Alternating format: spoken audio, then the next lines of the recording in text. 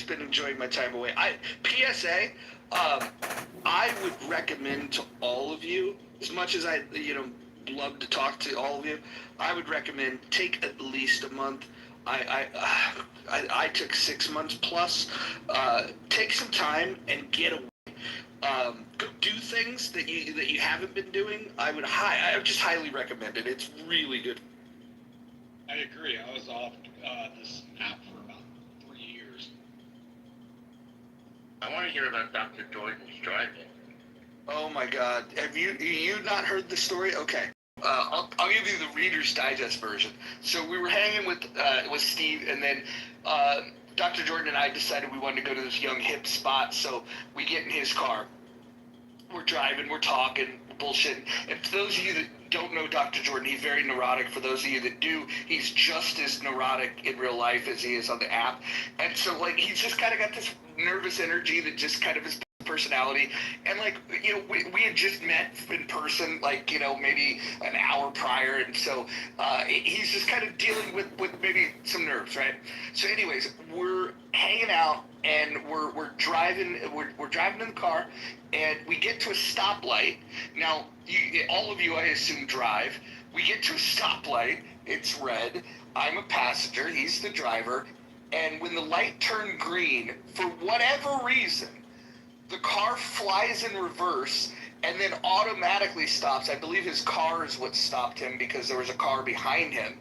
And, like, it was this crazy whiplash. It really was crazy whiplash. And I didn't want to say a word because, like, I didn't want to, like, I don't know, make Dr. Jordan any more nervous than he was. And so I didn't say a word. Then we go, we're at this young, hip, fun place. We got to get this rock star treatment because, I don't know, Dr. Jordan and I are a little out there. And so after a while, like, it was just a fun little scene. I don't mention the fucking incident at all. And then when we're wrapping it up and I'm about to take off and he's about to take off, I go, hey, dude, so you guys convinced me. I'm going to come back to the app, check some things out. And then he's, oh, that's really cool. And I go, we're going to have to talk about this car incident. And he just died laughing. And then the first time I told the story, he was on the stage, but he was with his dad, and he hit me up privately, and he was like, oh my God, your retelling of the story was hilarious. The only problem was now I had to get a lecture from my dad about my driving. So, anyways, I think his car was in reverse though at that traffic light. How did it go in reverse? That is the two questions I had for him was, why on earth would you be at a traffic light with the car in reverse, and why, when the light turns green, would he literally punched it? We flew into reverse. I have no idea what he was trying to do. I couldn't explain it. I've asked him multiple times. He doesn't. Automatic transmission or standard transmission?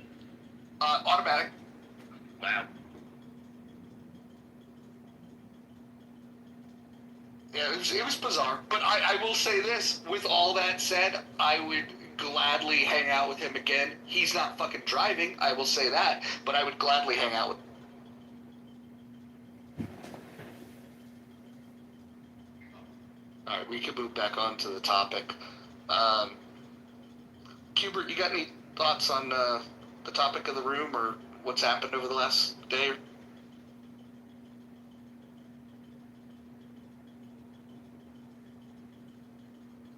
All right. Anybody else want to jump in? Go right ahead. Yeah, hi guys.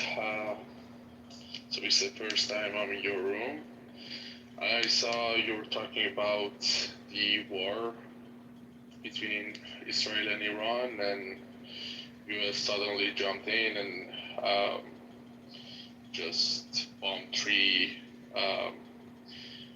nuclear plants. And as an Iranian, I wanted to thank the US for doing so, because it is what all Iranians want. We are peaceful people and don't want to bomb anyone.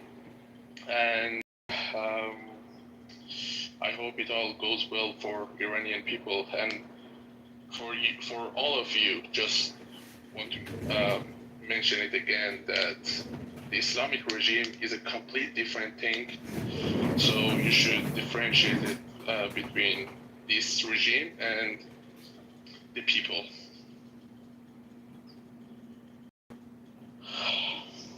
think that's fair. Rash, can I ask you a couple questions? What do you think could be next? What do you think the people at Iran need? It's a $1 million question, bro. The problem is that people really do not have the power, or they're not really have the ability to change the regime themselves. You know, IRGC have weapon, as one of you just mentioned earlier. People don't know what to do, and they don't have any real leader inside or outside the company. The exiled crown prince is someone who people can rely on, but the problem is that he's not that much charismatic, so he couldn't really draw the people's attention to himself. So we don't have anyone to lead this regime change. So I have a One question. scenario. Yeah. I have a question for you, Arash. Okay, so Yeah.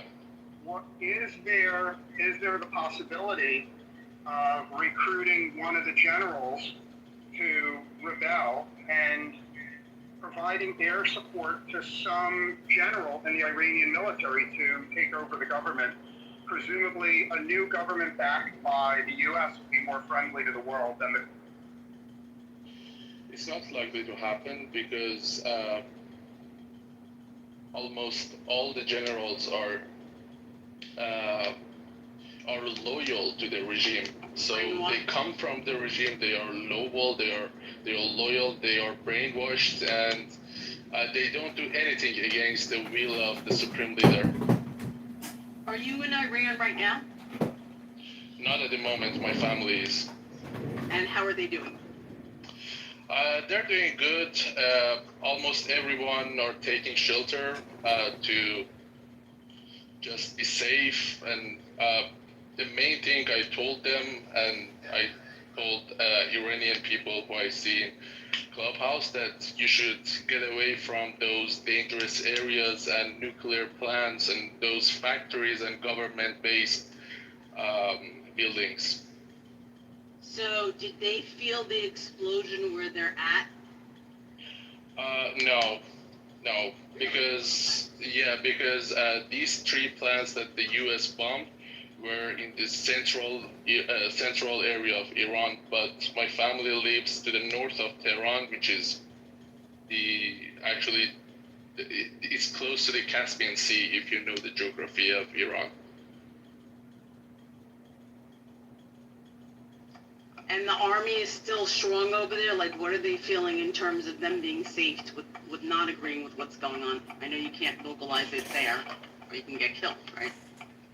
Yeah, so the Army and IRGC, they've been merged for a long time. They just have different names. So we don't have really a military and an Iranian army and IRGC. They are both the same. The generals are both come from the same organization, and they don't really have the power to go against the bombards.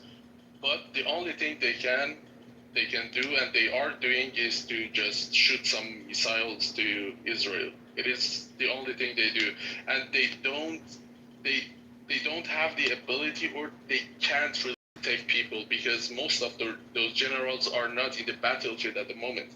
Most of them are hiding hundreds of meters under the ground, especially the supreme leader.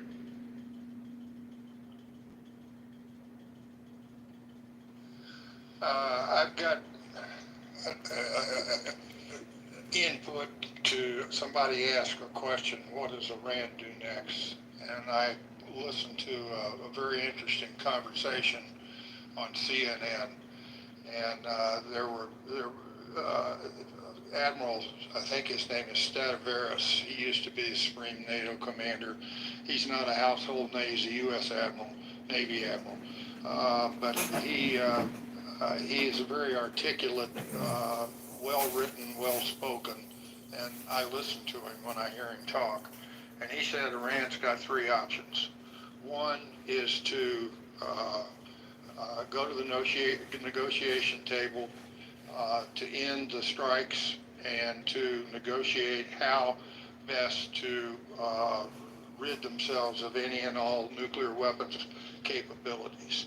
Second option is continue as they're doing right now, continuing to strike Israel and hope that Israel gets tired and the world gets tired of continuous air warfare between Israel and Iran. And the third, he called it for Iran to go big, which would include striking U.S. bases around the Middle East and also closing the Straits of Hormuz, which I notice is a New York Post link up above in this room right now. And I can't think of any other options than one of those three for Iran. And Admiral Stradivaris thought that it would be option two, that Iran would continue to pursue at least in the short term. But I could also point out that if they close the Straits of Hormuz, what should the U.S. and Israel do and the rest of the world do about an act like that? Which cuts off 20% of the oil supply to the world immediately as soon as they start putting mines in the Straits of Hormuz. So if, in my opinion, if Iran wants to close the Strait of Hormuz, they're killing themselves. It's a economic suicide, because 95% of Iranians' economy is through this strait. So through the Persian Gulf, this strait, and then Oman Sea. So if they do it themselves, they are just imprison themselves. I don't know what their plan is. Do they want to put pressure on themselves more, or I just don't get the point of doing so. That's, they could be certainly shooting themselves in the foot, if not killing themselves. And but let me also ask a different question for the room to discuss. What if they start striking our troops? What if the United States established a naval blockade against Iran and did not allow any ships to enter or exit Iranian ports? That's something we can do. Should we do it if Iran starts striking U.S. facilities in and around the Middle East? And what would China have to say about that if we cut off all the Iranian oil supply going to China? That's my question. Why the United States or Israeli troops go to Iran when they are bombing them from the Iranian sky? What's the point? Well, to blockade the Iranian ports, you're not putting boots on the ground. You're doing what the British did to Napoleon during the Napoleonic Wars, a naval blockade. Since that's what happened in the Cuban Missile Crisis too. That avoids any idea of boots on the ground. What's the consequence? Just, It's an act of war. I mean, if we did, that would open up the whole, it is, a naval blockade has always been considered an act of war for a long, long time. So a naval blockade is not something you do for one day or one night, like the bombs that we just dropped. A naval blockade is an act of war, and I would argue to do so would require an act of Congress to authorize such a move. But if such a move is taken as a result of Iranian attacks on American forces, that's got to be one of the options that would be available to the entire National Command Authority, which I would include Congress in that mix.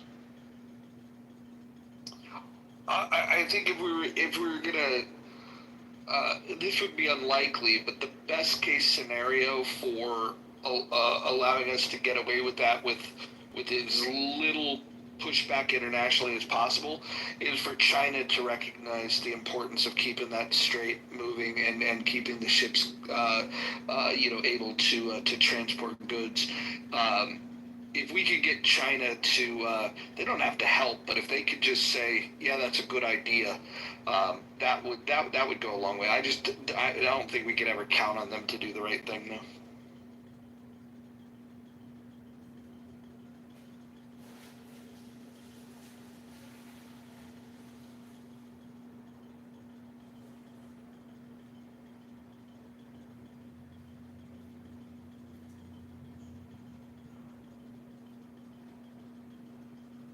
I got a quick question for Hanson.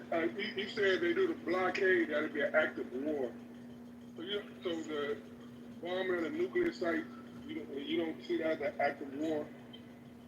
I personally, I do. I was wondering how you do it. Yeah, it is. It's an act of war, but it's a one-time act. I mean, I'm not arguing that Congress shouldn't have done. I think Congress should have been involved in the decision. They shouldn't have had a veto power, but they should have been involved in the decision at the classified level, not at the unclassified level. But a naval blockade, to be effective, takes months, if not years, to slowly strangle the economy of Iran. I mean, a naval blockade it's not like dropping a bunker buster bomb on a underground facility and destroying its ability to produce enriched uranium. That's a one-time thing.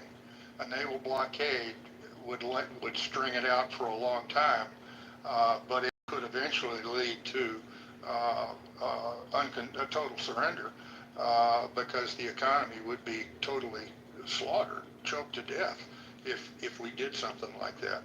And I think with two carrier battle groups, and nobody's mentioned, but I will sort of gloat a little bit because it was the service that I was in.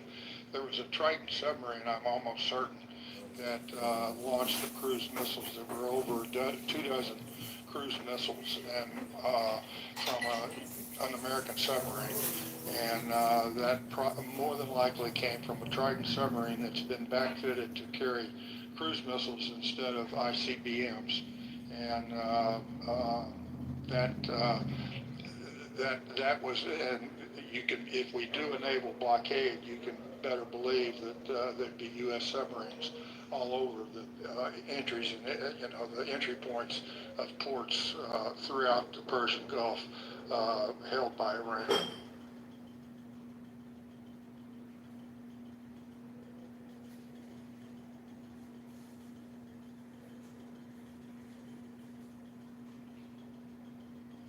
One thing I can unequivocally do right now, though, is hand a salute to the members, well, to the U.S. military in general. This was truly a remarkable feat pulled off by the American military. And you can say what you like or don't like about the American military, but my hats are off to that whole chain of command, that whole organization, that they were able to pull off and execute something as flawlessly as this did. It was not easy to do, but they've been training to do things like this for 30 or 40 years, and they showed the ability to do it, and I'm proud as hell of those men and women. Right, one more question. What if it be revealed, like some reports, of course, America saying one thing, Iran is saying one thing. What if it comes that they didn't destroy those targets? Like, would that be a huge embarrassment to the country? Like, would that change anything if those targets still exist? Well, it's going to take a while, to have the targets totally obliterated. We won't know for sure until we get boots on the ground to dig through the rubble, and God knows how long that's going to take. It's 300 feet, right, Anson? They're 300 feet down.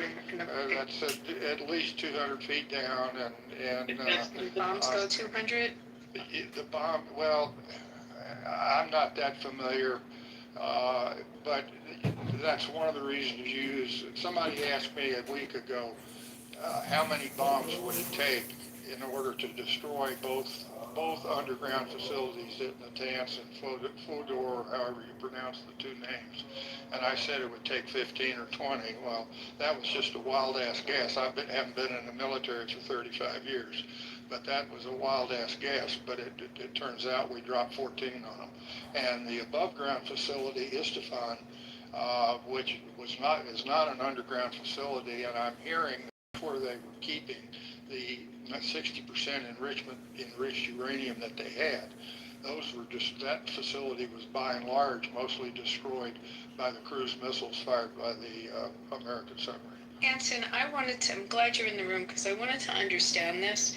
The refueling in the air is extraordinary to me, how they pull that off. And it sounded like they had to do it several times on this trip. 3 times. Can you shed some light on that? Yeah, 3 times. And the amazing thing is they did it with hardly any communications. We had 125 airplanes involved in this, according to the TV, and 7 of them being B-2 bombers. And they carried out this 36-hour mission from start to finish with planes in the air. They carried it out. Well, nobody detected them. That's amazing. Over a 36-hour period, there wasn't a single shot fired against them because nobody could detect them.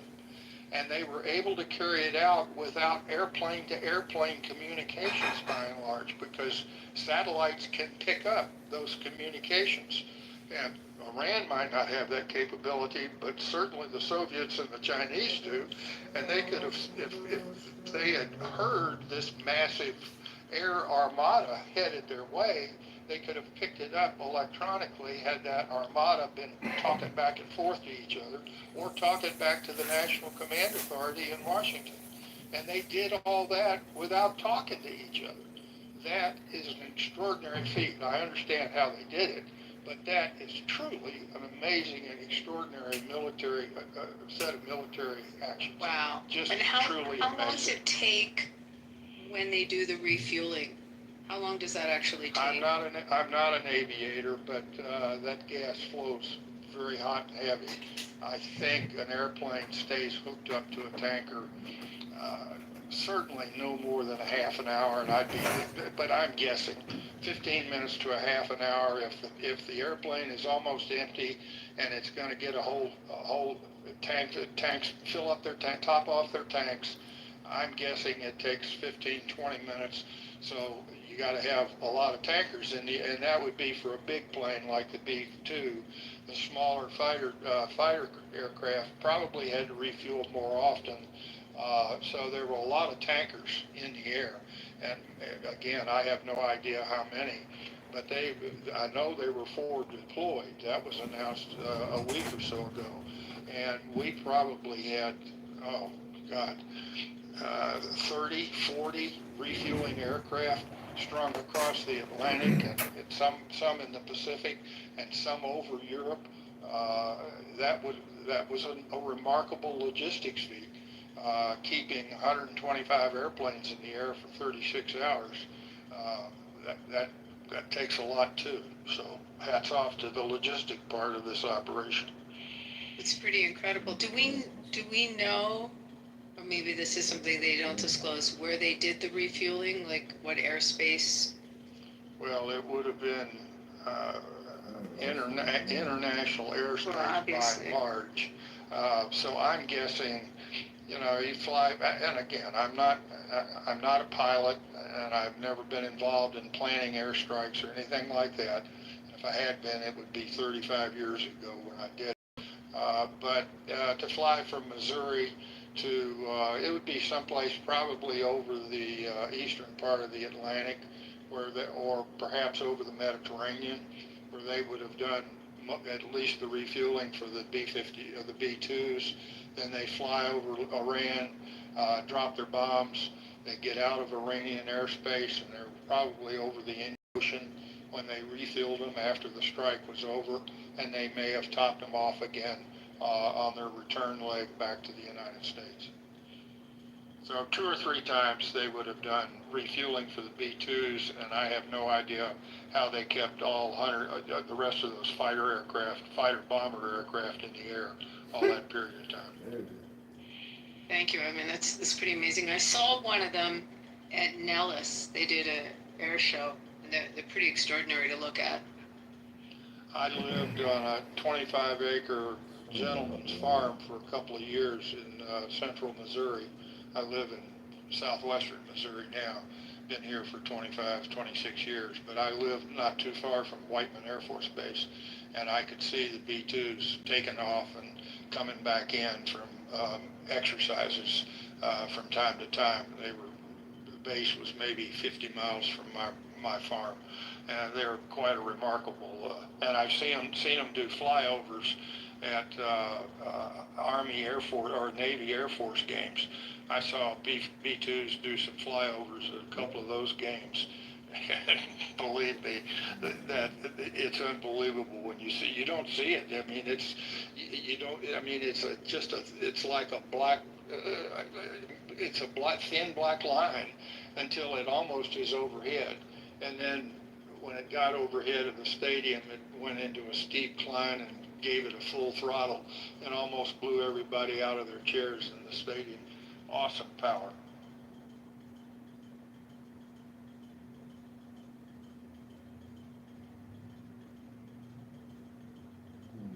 Thank you for that. Hey, so what stocks should we keep our eye on that are going to go up this? It's an interesting question. I hadn't thought about it. What do you think? What's the question? What stocks are going to go up when the market opens? I don't have any idea. That's not my area of expertise at all. Defense contractor. We're too late. We're too late. All that was already planned, bought, purchased. I get it. I get like that. If you would have bought it a week ago, a month ago, you're better. I understand how the market moves, but there's gonna be a spike, a big spike for a few things tomorrow. I'm trying to figure out what those things are gonna be. You know what? I would follow Nancy Pelosi and basically all of the senators, all of them. There's a couple of websites to go to, but what they do is they follow all of those different accounts, and you can see kind of what they're buying and selling. So. And even if you did Nancy Pelosi's trades 30 days later, you're still going to do well when they're made public. I'm not a stock market person, but if you can invest in oil, that might be the way to go. Oil is probably going to go up. I don't know if you can do it, but if you can, that might be the way you can make some money. Yeah, with the Strait of Hormuz being closed down, the price of oil is going to go up.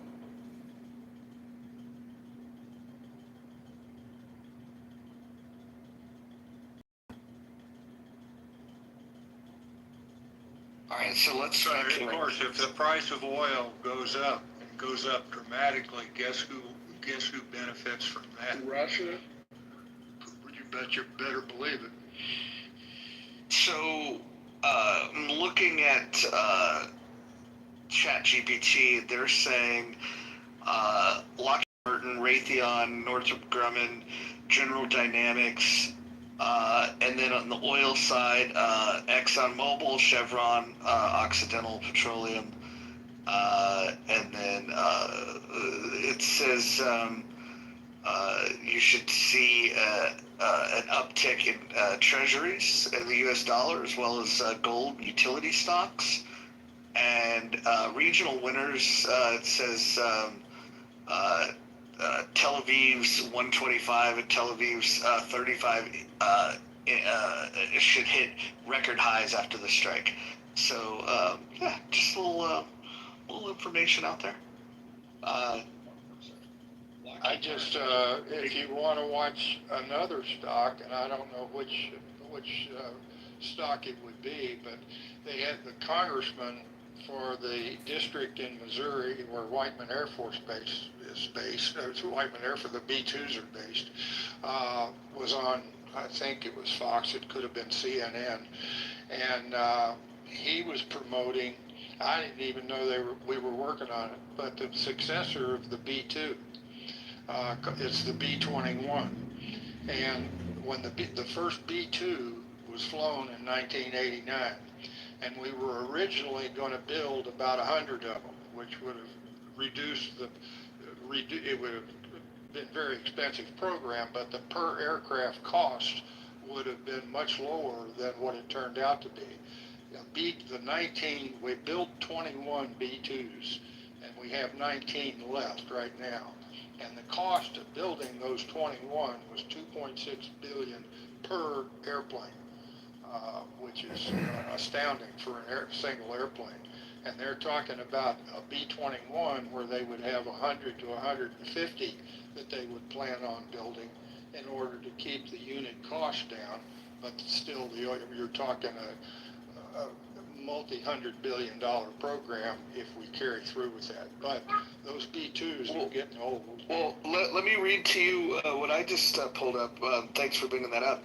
So the B-21 Raider is built by Northrop Grumman, and says that there's also several key suppliers, Pratt & Whitney, BAE Systems, Spirit Aerosystems, GKN Aerospace, Collins Aerospace, and Janicki Industries.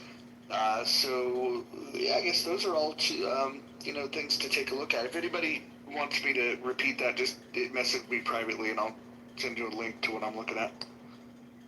Hey, Anson, I was reading what you were saying about the B-2 bombers. The 21 made, 19 left, and they lost one. I'm not sure after the other one. I'm sure you know. But is it true that only 6 to 8 is operational, and they only keep 6 to 8 of them operational out of that 19? Right, Hakeem, didn't some fly to Guam and some flew, and the ones that were in the operation came out of Missouri? So there has to be more than. How many flew this mission? 6 of them? There How many flew in the mission? There were 7 that dropped the bombs. So how many went to Guam? I heard 2 or 3 on TV, but they're all based in Whiteman Air Force Base in Warrensburg, Missouri, sort of in the west central part of the state, not too far from Kansas City. And that's where all the B-2s are based. And how many of the 19 do they maintain operationally capable? I would say a very, very high percentage of them, because they don't fly them that often. I'm not down there. I was reading it. They say 6 to 8 because they cost so much to keep them intact. So I read they only keep. It's an estimate, of course. Who knows? But they say they estimate 6 to 8 are operational at any given time. I guess, of course, they could amp it up when they want to, but I heard the norm was 6 to 8. You know, Hakeem, it's funny.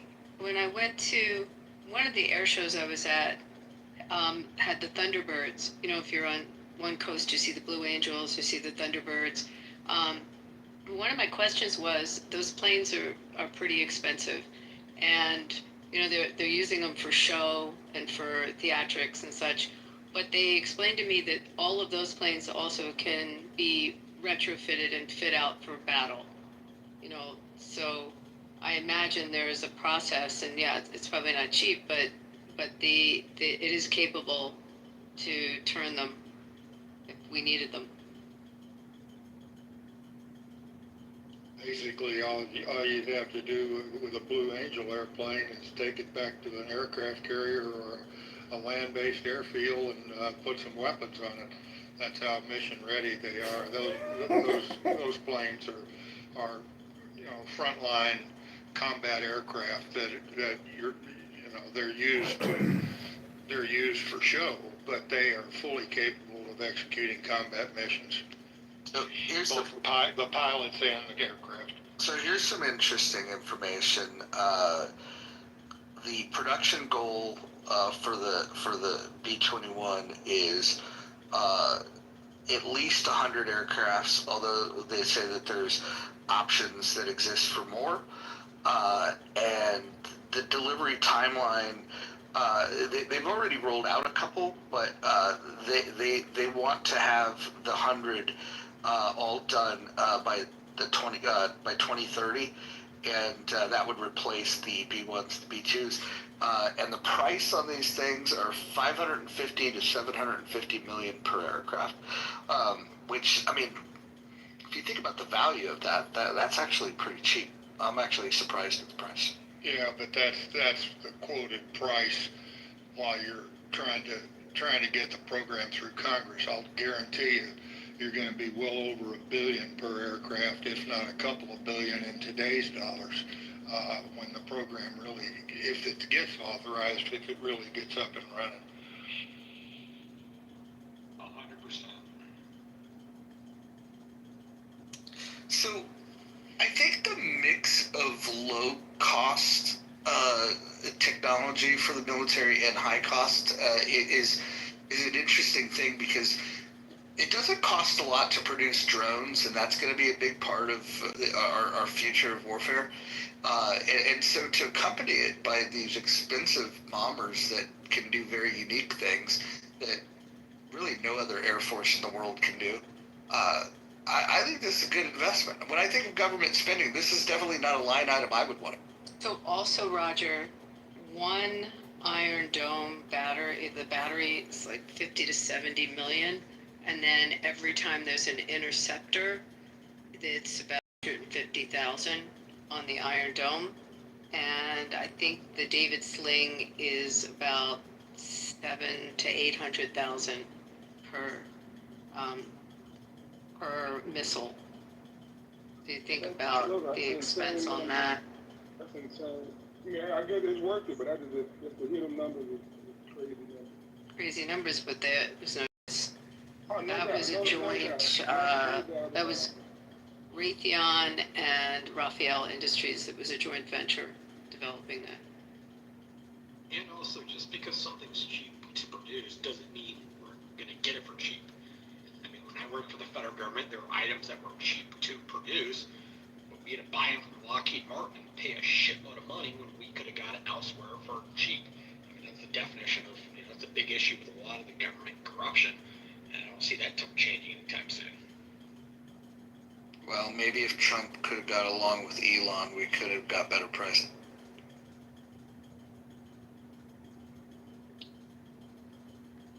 Elon definitely wasn't giving us discounts.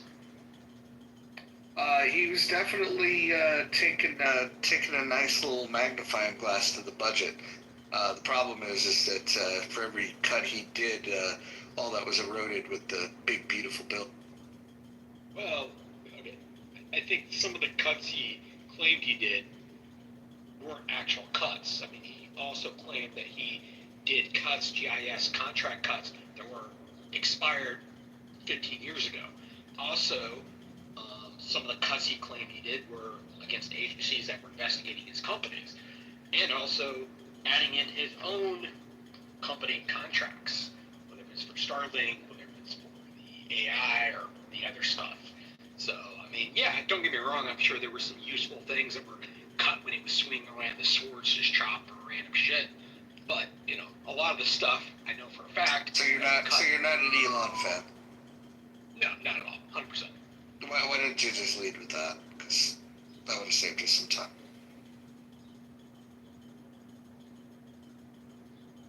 Has he been tweeting about this? I don't follow him. Yeah, I think Trump punked them out. Like, I haven't heard much of these houses since they look better. Yeah, make no mistake about it. As much as I'm happy with Trump over the last couple of days for what he's doing here, I'm 1,000% Team Elon with any conflict between Elon and Trump. Elon is the greatest entrepreneur in the history of the world. Wait, didn't we used to have the dipshit rooms? Remind me, was it that? Yes, there's this whole contingent of people that think Elon is a dipshit, and then when you start asking them about like their background, like they're really cool. Like they would say he's a terrible businessman, and then they've never opened a business themselves. It's just hilarious. Well, he is a con artist. I mean, you look at even his reported sales on Tesla. A lot of that, what year was that? I can't remember. A few years ago, 25% of his sales for Tesla or his net gains was from pump and dumps, from whether it was Dogecoin, Bitcoin. I mean, he was just lying his ass off. People were going You're to talking about stock, not car sales, right? Can you please differentiate? You're talking about stock, not car sales. talking about When you say sales, Bitcoin. He actually added in Bitcoin to his sales on the company's revenue. That actually did happen. I think that was on the process. I think they took it off later too, or they sold the stock, the Bitcoin. Yeah, and well, he also, I mean, when he did that, that also added false valuation for his company. Also, he was a pro at getting the government contracts. And yeah, I mean, it was a bipartisan thing. Biden gave it to him like no issue. Trump gave it to him like no issue, or for certain things. And, Biden and Trump gave him difference. But, I mean, Biden wouldn't mention his name, sir, for the first 2 years of his presidency. Buttigieg didn't even invite him to a battery conference. So whatever Biden did, he tried to do for Legacy Auto, and by accident helped Tesla. That's what Biden did. well, okay, then you are correct on that. Make no mistake, it helped Tesla, but not on purpose. The reason. Yeah, you are 100% right on that. And I can make one contribution to this Elon conversation. Read his biography by, I've forgotten his guy. Walter Isaacson. Larry Isaacson. That was an astounding biography. And let me tell you, I was commissioned in 1965, and my whole career was in nuclear submarines. And it lasted until 1988. And I was a student of a program run by a guy named Rickover, Admiral Hyman Rickover. And I have never heard of a bigger asshole that was more effective than Admiral Rickover, the father of the nuclear navy. And let me tell you, it was a tough program to live under. But absolutely, he was a genius. And as I read Elon's biography, I thought, this is a clone of Admiral Rickover. The other thing is Elon, we're fans, but we understand his faults, and he's got a lot.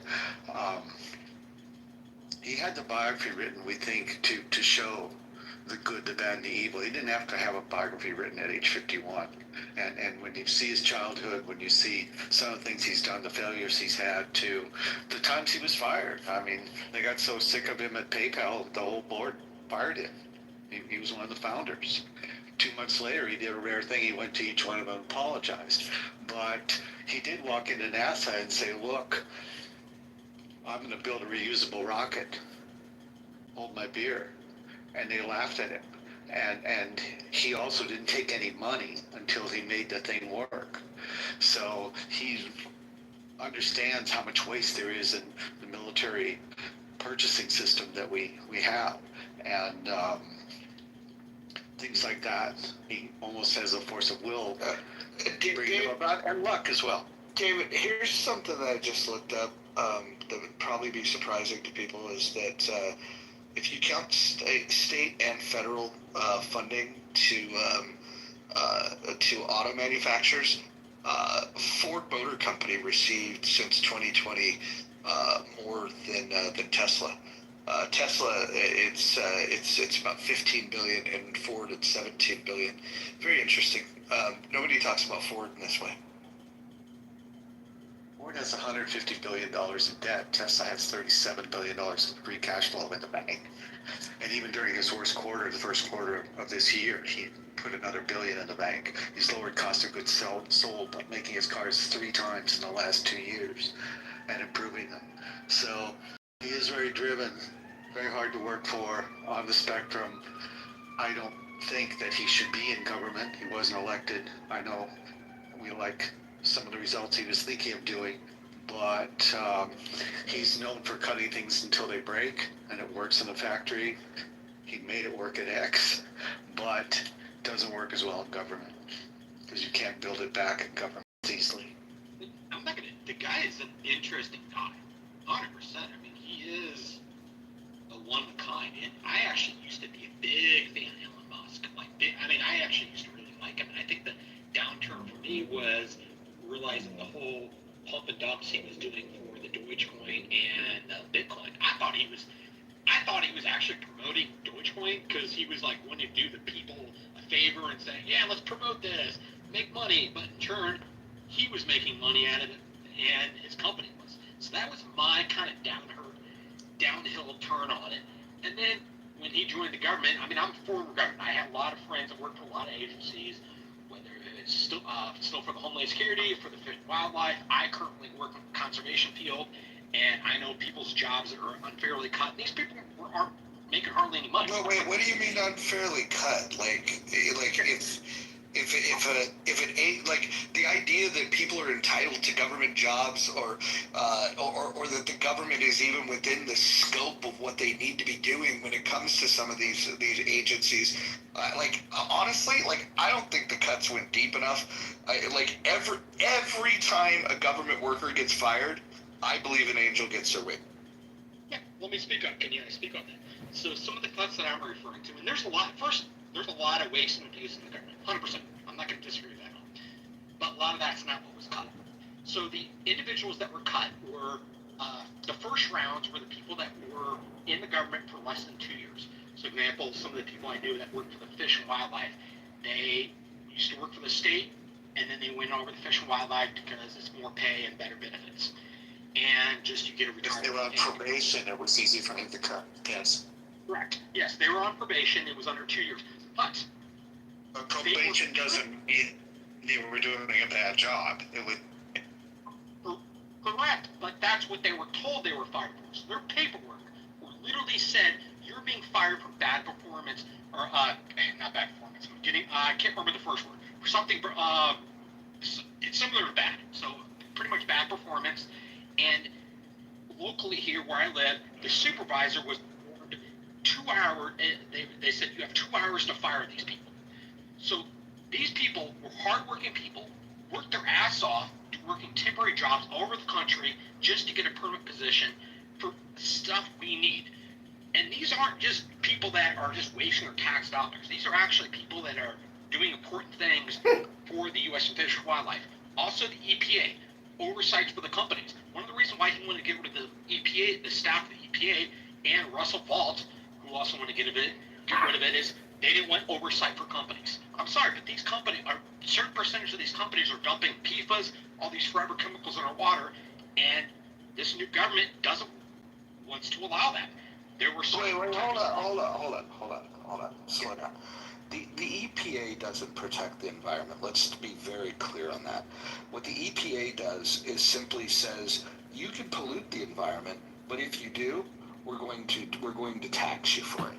And so I would rather see a system that is more punitive for people that do poison the environment, and allow the court systems to do what they're supposed to do, and make companies afraid of polluting because they can be sued in court. I think that's a bigger fucking way to handle this. I think anybody that simps for the EPA doesn't understand what the EPA. So what you just said does happen, and it happened here in Green Bay, Wisconsin. They were sued. There was a paper towel manufacturer and a fire foam manufacturer that were doing PFAS in the Fox River, Green Bay. And you can look this up. I provide information. Thanks to the help of the EPA for providing that information, they were sued and they were ordered to pay millions of dollars, I should say, not billions, millions of dollars to do a cleanup of it to try to help with the cleanup. Now that when you do that cleanup, you have things pretty much a big vacuum that sucks the debris in the water, because those chemicals will be there forever. They don't just dissipate. To suck them out, was it a perfect solution? No, but it did help the water quality and the quality of the fish. So that actually does happen, and the EPA is involved with doing that, and that does happen in companies. So if we can go backwards before government, he built an electric car company that should never have existed. No one's successfully built another car company in the last 50 years. We have Neuralink. We talked to patient number 2 who has ALS, totally paralyzed. It's a chip in his head. He can talk to his family, experience his family, live at home, and live a much better life. We have battery storage going on. Shanghai just bought a $500 million backup battery that can power their entire grid. Robotaxi is coming tomorrow to Austin. Optimus, no matter how you feel about robotics, AI, all of these things are things that he's pushing very hard. Space exploration, one of the hardest things to solve. And he has great people around whom are mission driven. So yes, the government part, I think he's not suited for. Many other things before that, by his force of will and being someone who hires great people. Obviously he didn't do it by himself. He saw Sam Bankman-Fried in a meeting in the first 10 minutes and figured out he was a fake. Those are accomplishments that we wouldn't have, certainly not have assumed without Elon. Yeah, he is great at all that stuff that you mentioned, 100%. There's no denying. I think. So I agree with the side of him. I agree with the side of you that, there is a side of him that he's not suited for.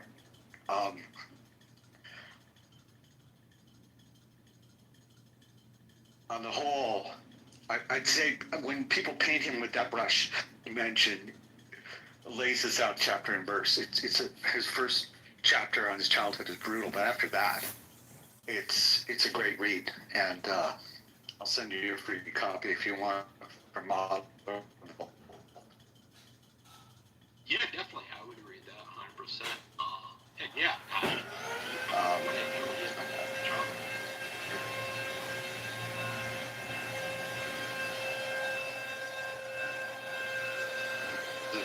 his work in government, his argument with the current president. I mean, you're going to call the president a pedophile. Most people don't forget that. So, just had to walk back some of that stuff. Yeah, how dare you call someone a pedophile? It's a pedophile. That's so wrong. You think that Donald Trump is a pedophile, the king? Yeah, that's the accusation of it, 100%. Oh, so if there's an accusation of something, we should then assume that the accusation is true. And then you go with his history and the things he said out his mouth, you see how he's actually locked in with a mystery in this thing because he could hear. Yeah, it's when he started using such evidence to prove the thing. Yeah, I don't even feel this problem. And it's this air of guilty before proven. We've gotten away from guilty, innocent until proven guilty. You guys like the guilty before even going to court. An accusation is not an admission of guilt. It's not evidence of guilt. What you guys typically do is you find somebody that you don't like already, and then if there's an accusation, you weaponize the accusation. I would just say hold the same standard for everybody, and we'd probably be in a better place. Hey, I got a bit of news flash for you, Roger. America have never, despite their rhetoric, have never been innocent until proven guilty. That's never been a thing in America. Well, I agree in certain contexts. I mean, the whole bail situation. It's somebody's not proven guilty, and we hold them there as if they were. I agree. There's certain elements of that, but that's the spirit in which we were supposed to embrace. But now what we've done is we've just thrown out the entire spirit of it, and we're not charitable at all about. As soon as an accusation comes in, we're just on it. How many of you guys stopped watching Kevin Spacey movies because of accusations? And now that he's been exonerated, none of you guys want to even apologize to him. Mojo, you're not wrong 100%. I agree with a lot of what you're saying there. But also, I would be shocked if his allegations against Trump are true. But you are right. Actually, Elon did this once before. I don't know if you remember. I don't know, it's 5 or 10 years ago. We had the man who was in charge with a lot of kids, adolescents, who were caught in a cave, right? And they had to swim out. And I think the Navy SEALs, someone went to swim with each one of them to rescue them. But it was a matter of days. And they were in an area with air, and their leader taught them to breathe slowly and yoga and somehow Elon called that guy the P word, and he was sued. Elon won in court. I don't know how, but this has already happened once before with Elon. He got a little mad because he wanted to go in and save them, and they didn't want to use his system.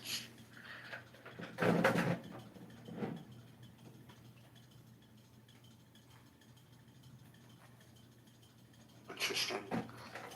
Pat in the chat says, wait, that's how ICE is handling court in the streets. Brown folks guilty until they prove they're supposed to be here.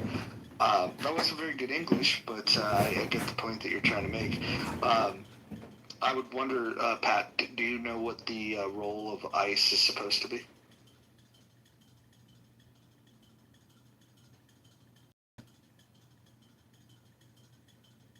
I'll wait.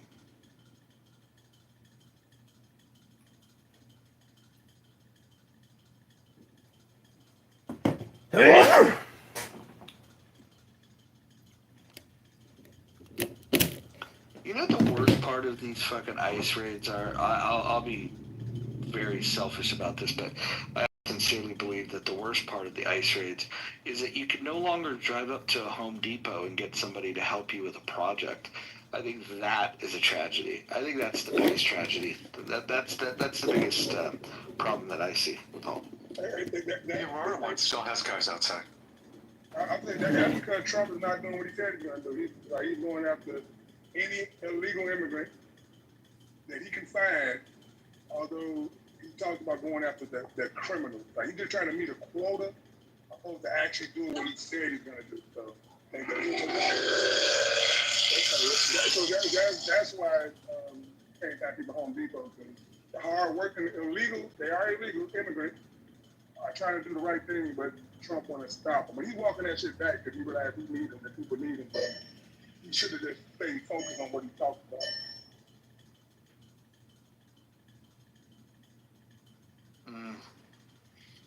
Interesting. Look, the problem with immigration in this country, Trump doesn't really want to fix it. Republicans in general don't want to fix it. Democrats sure the fuck don't want to fix it. The problem is not about illegal immigration. It's become about that because we didn't have a thoughtful solution to legal immigration, making it more efficient. I'll say this as clearly as I can. Anyone that comes in this country should be processed and inspected. Period. Full stop. And if we don't have the resources to do that, then we should reduce the number of people coming in. And I say that as somebody that I want to expand illegal immigration. I'd like to see 1 billion Americans. I think America's too small. I think we need more people. I'm a huge advocate for legal immigration, but I have zero and I mean zero tolerance for illegal immigration. In fact, if you left me in charge of it, if somebody came in illegally, I wouldn't just send them back to their nation of origin. I would send them to Antarctica, just to make the hurdles more difficult for them to try to do it again. I think if we fix we do have to fix the legal immigration problem first, and then we could take an extreme hard line on illegal immigrants. And anybody that simps for illegal immigrants, like, just kindly go fuck it.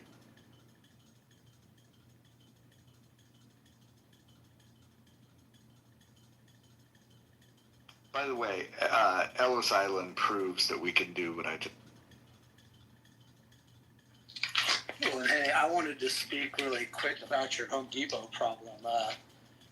Post-COVID, 2021, I got kind of canceled and pushed out of my industry. 24 years dedicated, I kind of got pushed out because of the mandates in California. And I could not find a good job. Everything is all minimum wage and higher with my high school education. And my experience, could go do some hard stuff, which I'm not afraid of. But anyways, starting to do a labor type hauling business, because of the shortage, I've been so busy and I'm like overbooked, over a month, which is just something I never expected. And raised my rates, which they're still way low, so increases on labor rates. Yeah, so there are people out here doing the work no one wants to do, and I appreciate what's going on because I've gotten a raise, and let's see, 36 days out of work. I've worked in the last 55 days, I've had 2 days off. So I'm super thankful, and it's all going great. Yeah, look, Shout out to the laborers doing the work none of you all want to do. Well, I will say this though, to the laborers, increase your knowledge, skills, and ability, and your income will also rise. That being said, we do need laborers. And then with that, we got to pay more for produce. I'm not saying this is a good or bad thing, but people complain about prices, of eggs for 4 years. So we're okay with strawberries going to $12 a pound, or you know what I'm saying? Just pick your poison. There's know what you're voting for. Their form of income. Income. Hold on 1 second. Okay, sorry. Hold on 1 second. I've been hearing this thing about oh man, if we crack down on illegal immigration, a head of lettuce will cost $10, blah blah blah. Listen, there's nothing wrong with inspecting and processing people and making them legal. And when the people are saying, hey, just be careful what you wish for, the price of a vegetable might go up. So what you're really saying is that you're comfortable with exploiting people that come from another country. And I think that's very interesting when I see a person of color that is advocating for the exploitation of labor of people that are brown. It's very interesting. Hey, definitely not what I said. I just said just know what you're voting for. You can't complain under Biden. I say you in particular. A person can't complain under Biden about prices and then be okay with higher prices at the expense of getting rid of what we call illegal immigrants. I'm not taking a stand. I'm gonna eat fruit regardless, but you can't complain about prices and want higher prices. Hakima, you know what I hope? I hope the price of dates goes up just for you. Hey, dates are expensive already, Roger. Shut the fuck up. I know they're hell of expensive. When you were talking, every dollar though. They are worth every dollar. So when you were talking about dates, I started doing some research, and I was like, dude, this might be the most legit superfood ever. And so, I started buying them, and, dude, now it's, a tiny little fucking package. You might get, 10 dates in this package, and it's, $10. It's, $1 a date. It's dude, this is fucking crazy. Let me help you, Roger. Add something to your date. There's going to be even more of a superfood. It's the best and the most healthy snack you will ever find. Add cashews to your dates. Eat them how you want. Eat a date, bite a date, eat a cashew, mix it up, chew them together. You're gonna have the most amazing experience of your life. It's better than any sweet you ever tasted, but it's 100% healthy. You can do too much, but mix some dates and some cashews. It's gonna blow your mind, I promise. Cashews and dates. Okay, I'm on it. Shit your brains out if you eat too much. No, I disagree with that though, because I mean it's a great mixture. I mean the sugar from the dates is being balanced by the fiber inside the cashews. It's the proper amount of fat. I mean, of course, like I said, you can go for it, but if you have a nice modest amount, a good handful of fucking cashews and like 6-7 dates, you're gonna enjoy that 10 minutes of your life, I promise. And it's gonna be healthy, completely healthy.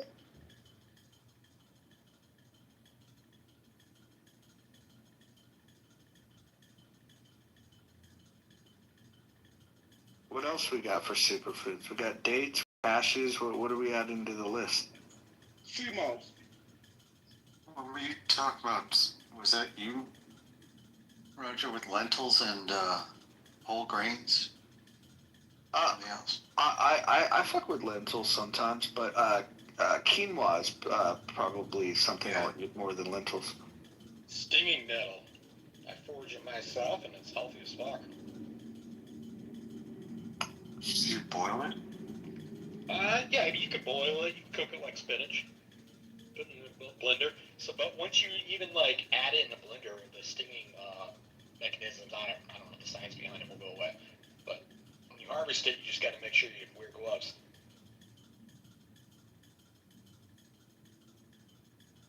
Interesting. I've been drinking a lot of bone broth. That's been the new kick. Try chicken feet, guys. Chicken feet. Do research on it. You're gonna freak out. Damn, you said chicken feet and Holly jumped in the room. It's amazing. I wouldn't take that, Holly, if I was you. And you going hard it. Like, come on, Holly. I don't even know what it means. That's what I'm saying. I just wouldn't be one to be associated with chicken feet. I'm sorry. I mean, I don't know. It doesn't sound that bad to me. Is it like some voodoo shit? No, I'm serious. If you guys somebody just Google it right now, the nutritional factors that you get from chicken feet, it'll blow your mind. It's huge in the Asian culture, and if you notice, they always look young. Well, until they don't. Hold on one second. Look, can we talk about Asian people? They look super fucking young, then they hit a wall, and then they look like they're 900 years old. They literally, they look young for like 75 years, and then all of a sudden, instantly, they look like Yoda. I don't fucking understand. That's hilarious. Hey, did the chicken feet have like collagen in it or something? Yeah. Am I? Yes. Okay. Yeah. Okay. But you gotta be careful, like where you get the chicken feet from, because when they inject the hormones, they inject it through the feet. So you have to, but it's packed full of nutrients. It's got the most nutrients you can get from an animal. You can have all of mine, and too many cashews are a problem too. So go easy on the cashews. I love them, but Wait, what's wrong with cashews? Well, everything in moderation, right? Nuts are high in protein, but they're also high in fat. Fat can be good for you if you're eating the right fats, but you can overdo anything. The other thing is if you have people in your family that have like diverticulitis or whatever, be careful with pretty much any nut. For digestion, yeah. You're a nut. Or if What you're about macadamia nuts? in general, most Listen to you. You know what's funny? I could, if you would have told me like what nut Holly would talk about, I knew it would be macadamia nuts. It certainly wasn't going to be Brazil nuts. By the way, is everybody familiar with what Brazil nuts? What their other nickname is? Anybody know that name? Turds. No. Akima, you're gonna love this one. Brazil. You ever heard of that? Yeah, it's something about toenails or something like that. About a nail. Inward toes. Yeah, That's right. Yeah. I forgot about that.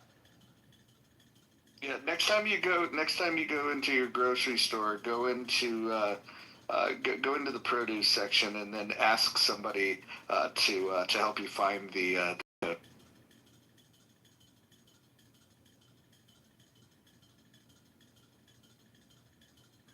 And since we're talking about nuts, just so everybody know what you might know, but if you don't, peanuts are not nuts, and they are not good for you. Avoid peanuts and peanut butter at all costs, unless you want to just try to bulk up and be unhealthy. But if you want to be healthy, avoid peanuts. So, I don't know if I agree with that. And I mean, Roger's right. That's a fact. It's objective fact. A peanut is not a nut, and they're not good for your body. Don't break it down right. They don't digest properly.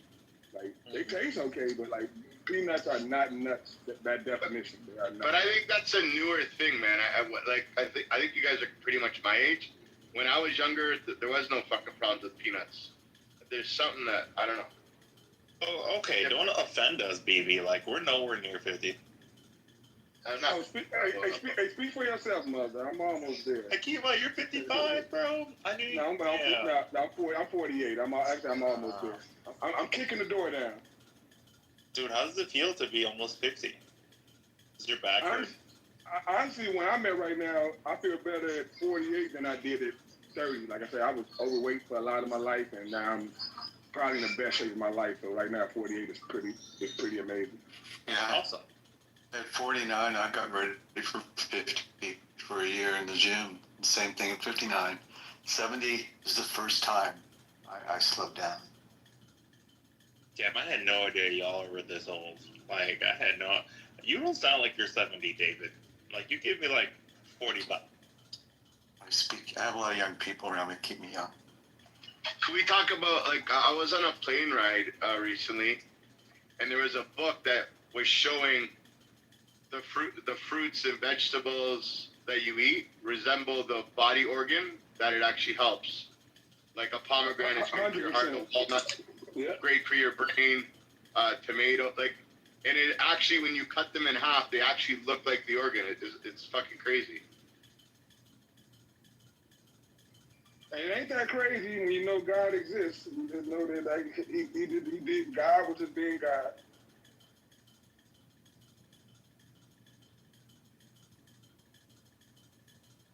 So let me ask this. I want to ask this question to Mother and Holly. Do you guys think there's any truth to the rumor that semen is good for a face, like for the skin? Do you guys use semen to cleanse your face? What? I don't know. Did I miss something? Oh no, you said that's to Mother and Holly. I'm sorry. Shut the fuck up. I don't doubt it. But I personally do not use semen on my face. I mean, doesn't sperm have a lot of, like, positive enzymes and zinc and protein, and, like, it wouldn't shock me It's if it was mostly good for your water and a little bit of those things, but I'd keep it out of your eye, that's for sure. But yeah, I mean, I figured it would be better than just water.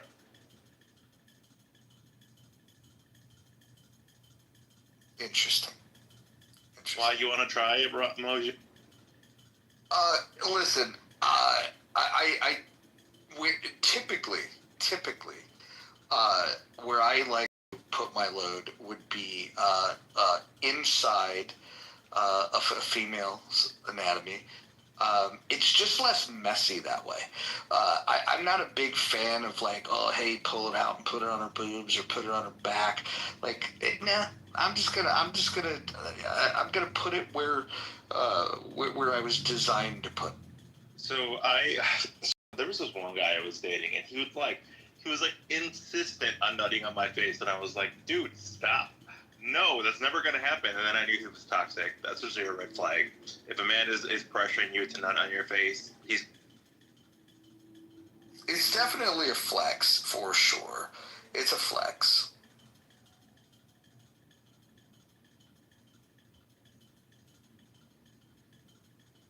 Holly went on mute because she doesn't want to get caught up in this madness. I mean, people love to pretend like they haven't tried it before. It's funny, I asked Holly and Mother, and Kima came off mute. He was like, let me speak on that. Yeah, I walked dead into a fucking alley I had no business in. I had to rewind. But to be fair, of all the people in this room, Kima probably has the most experience. He's got like 55 kids. 57. Don't say I'm me short. I got 57, man. Don't tell me. And they're all awesome. One more awesome than the rest, I would say, but they're all awesome. Yeah, they are getting better. This 1-year-old right there. This fucker is gonna be. I ain't talking about fucker, but he's gonna. I promise he's gonna be like 7'9", like 900 pounds, like all muscle. Like it's like just watch. You see, watching like 10 years, you're gonna see a fucking hurt. You're gonna see a fucking Incredible Hulk walking around in real life. Hey, what about your other son that was gonna get drafted? Did that happen? Oh yeah, he played for the Cowboys. He signed a contract with the Cowboys for $3 million, then got released, made some of the money, then had a trial with the Raiders. But not actually, he's in the CFL right now, working to get back to the NFL. So he did make it, but he got waived. Yeah. His name's Jason Johnson. If anybody wants. That's really cool, though. I mean, like, look. A lot of people don't give thought. Like, they'll see somebody make the NFL and get cut, or make the NFL and ride the pine, and they'll be like, "Oh, that guy sucks." And it's like, dude, if you ever get signed by an NFL team, you are one of the very best human beings to ever play the sport. I mean, people don't put this in its proper context. There's not many people that get to play or even get signed in the NFL, so that's good shit, dude.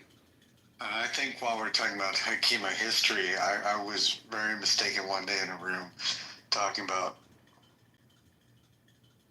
maybe how often people have been shot at, and Hakima mentioned over 10 times. Hakima, at least 10. I've been shot at. Yeah, I've been shot once. Shot at well over 10 times. I probably can't even count. Like yeah, well over there. So God wants you here. Somebody didn't though, but I guess God won that battle so far. So I appreciate it. I got a guy in my business group, and I have to say this really quickly. Baron Lee, L.I. You can look it up. You can Google it. He was going through a nasty divorce, and his wife, who was of Vietnamese descent, hired 2 high school kids to take him out, and they pumped 10 bullets into him while he was sitting in his car in his apartment house parking lot, and he's lived, and he's doing quite well. Runs a great handyman business. As you mentioned, I never remember, like the mother of my child right now, my 1-year-old, she was 4 years ago, she was shot 5 times. Yeah. Yeah, and she's still kicking, but yeah. Some people are blessed. We call that blessed, but yeah.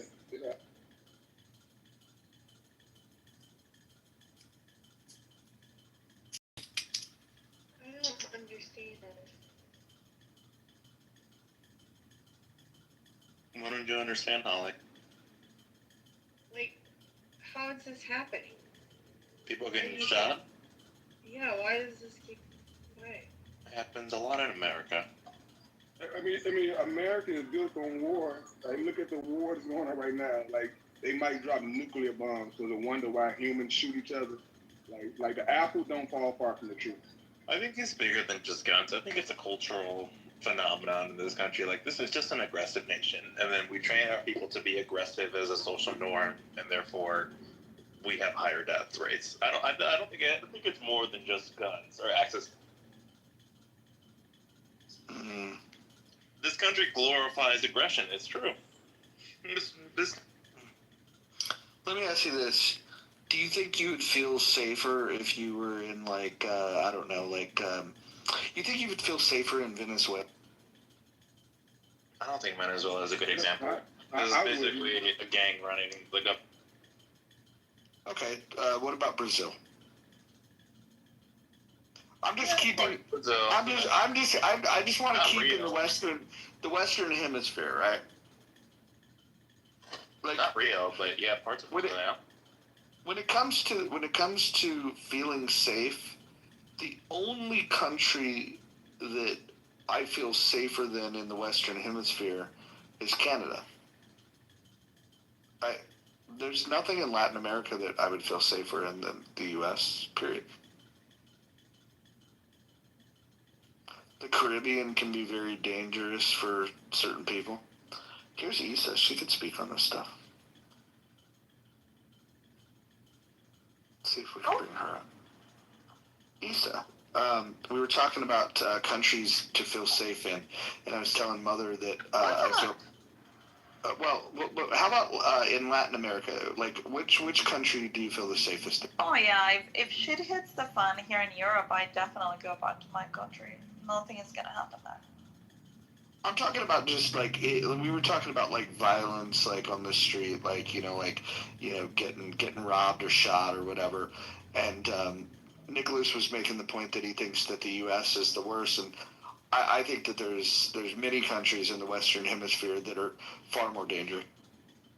I don't know, dude. I mean, in Guatemala, it's still illegal to shoplift. You know, it's not the case anymore in the U.S. They actually ended the whole allowing you to shoplift thing. That ended at the end of last year. I don't know. I don't know what to tell you. Maybe it's just like a mentality thing, but I feel safer in my country than in your country.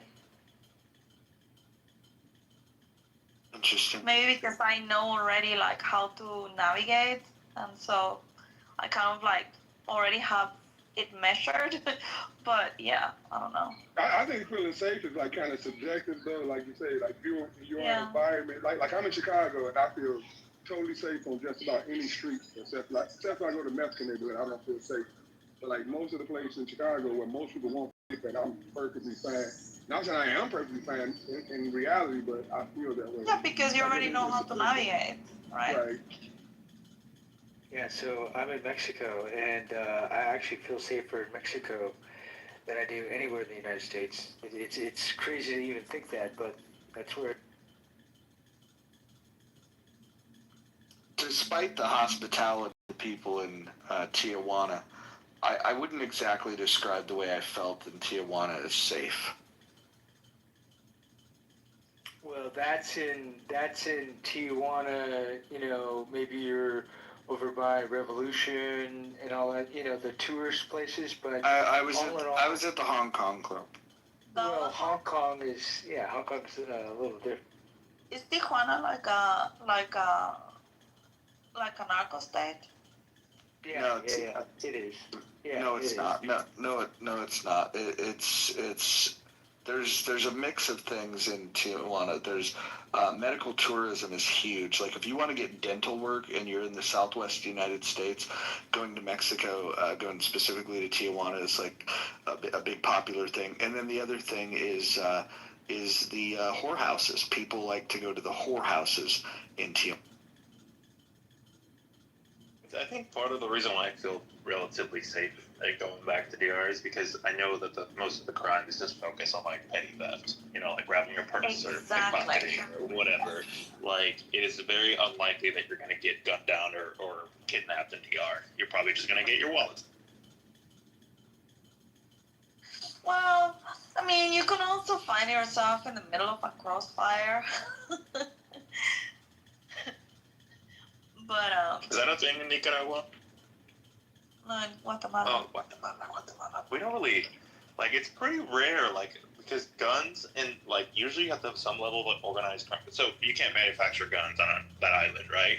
Haiti gets most of their illegal weapons from Florida or from the U.S. But for the most part, the people who have weapons on our side of the island are police officers. They carry the big AK-47 type of weaponry you see in Mexico. And that's why when Americans flip out about military weapons for the police, I was like, that's just normal for us. That doesn't. Oh yeah. You see a lot of guards and police on air with the big guns, but people carry guns in my country.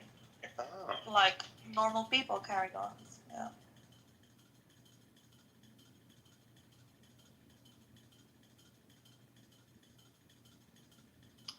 I just, we were talking earlier about stock market on Monday, what it's going to do. There's this article I just opened up that says S&P 500 NASDAQ futures set for volatile open as traders brace for sector rotations after Iran strike. Brent crude may approach $90 if Iran's supply drops. Goldman Sachs outlines oil price risk as trading reopens. Traders expect energy gains and tech pressure as markets reprice geopolitical risk at Monday's open. So I'm going to buy some Northrop Grumman tomorrow. That's what I'm going to do. I don't know about You better get them oil stocks. Get in them oil stocks. I told you, and you just confirmed it. You better get in them oil stocks. So I was gonna say a deal. I don't know who called me. The stock market in Israel was doing pretty well today. Yeah, I think the world's going to respond positively to this. I think. Everything was green in the stock market in Israel, I think. So I was gonna say real quick. Oh, sorry, Issa, go ahead. Did I cut you off? Sorry, I was at the Matrix. Can you guys hear me? No, you didn't, Ty. It was just like a quick phrase. Go ahead. Oh, so I was gonna say the only thing that I'm concerned about, right? Like, so I feel like as Latinos we're kind of removed from this Middle East situation, but the oil price situation is detrimental to my country, right? So we import a lot of our oil. At the moment, we don't have a lot of domestic manufacturing, so they signed an agreement with Guyana, right? And they want to get more oil from Guyana, but they don't have the infrastructure in place to replace other sources of energy. So they're working towards that, but this will cause inflation to go up in my country, and that's a bad thing. So that's one thing. But correct me if I'm wrong, but I'm under the understanding that 90% of the oil produced by Iran goes to China, and that accounts only for somewhere between 15 and 17% of Chinese consumption. Now, the key thing here is that most of the oil of the world goes through Iranian territory. And so the fear is that they will block, or make it hard for it to pass. But I doubt that they are. I mean, I think that if they do that, it would be a foolish move, because then the whole world will be even less supportive than it is right now. So I don't think that Israel or the U.S. or whomever, will allow them to just like block the channel, or how do you call it? Strait of Hormuz. It's like a double-edged sword, in my opinion. I mean, they're gonna blow up the revenue stream. So they're helping Russia. Like Iran and Russia are allies, and if they do block it, oil goes up, and Russia makes tons of money. So I think this is me. I think this is really. Yeah, but if they do anything like that, Hakima, they would get even more in trouble. So it's not in their favor if they do something like that, because they would be messing up with the whole world. Clearly, they don't care. They've been messing up the whole world for 50 years. So I don't think they care about that. You know what I'm saying? If they daddy, which is Russia, is saying like this will help us, I think they're going to do it because it's going to help us. Hold on, guys. I think the point that Issa made that you might have missed, Kima, is that if 90 to 91% of Iranian oil is sold to China, if Iran cuts production or stops oil moving through the strait, the biggest impacted country, the country impacted the most, will be China.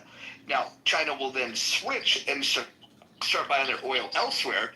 That's true, but they will be cranky as fuck with Iran if that large of amount of oil is cut off from them. So I think Iran has to be very. So it's 90% of the production of Iran, but it only accounts for 15% of the consumption of oil in China. Yeah, but 15% is a lot. Yeah, I guess it's a lot. I'm not minimizing it, but it's not like like over 50% or even close to it. It's what they get from Iran.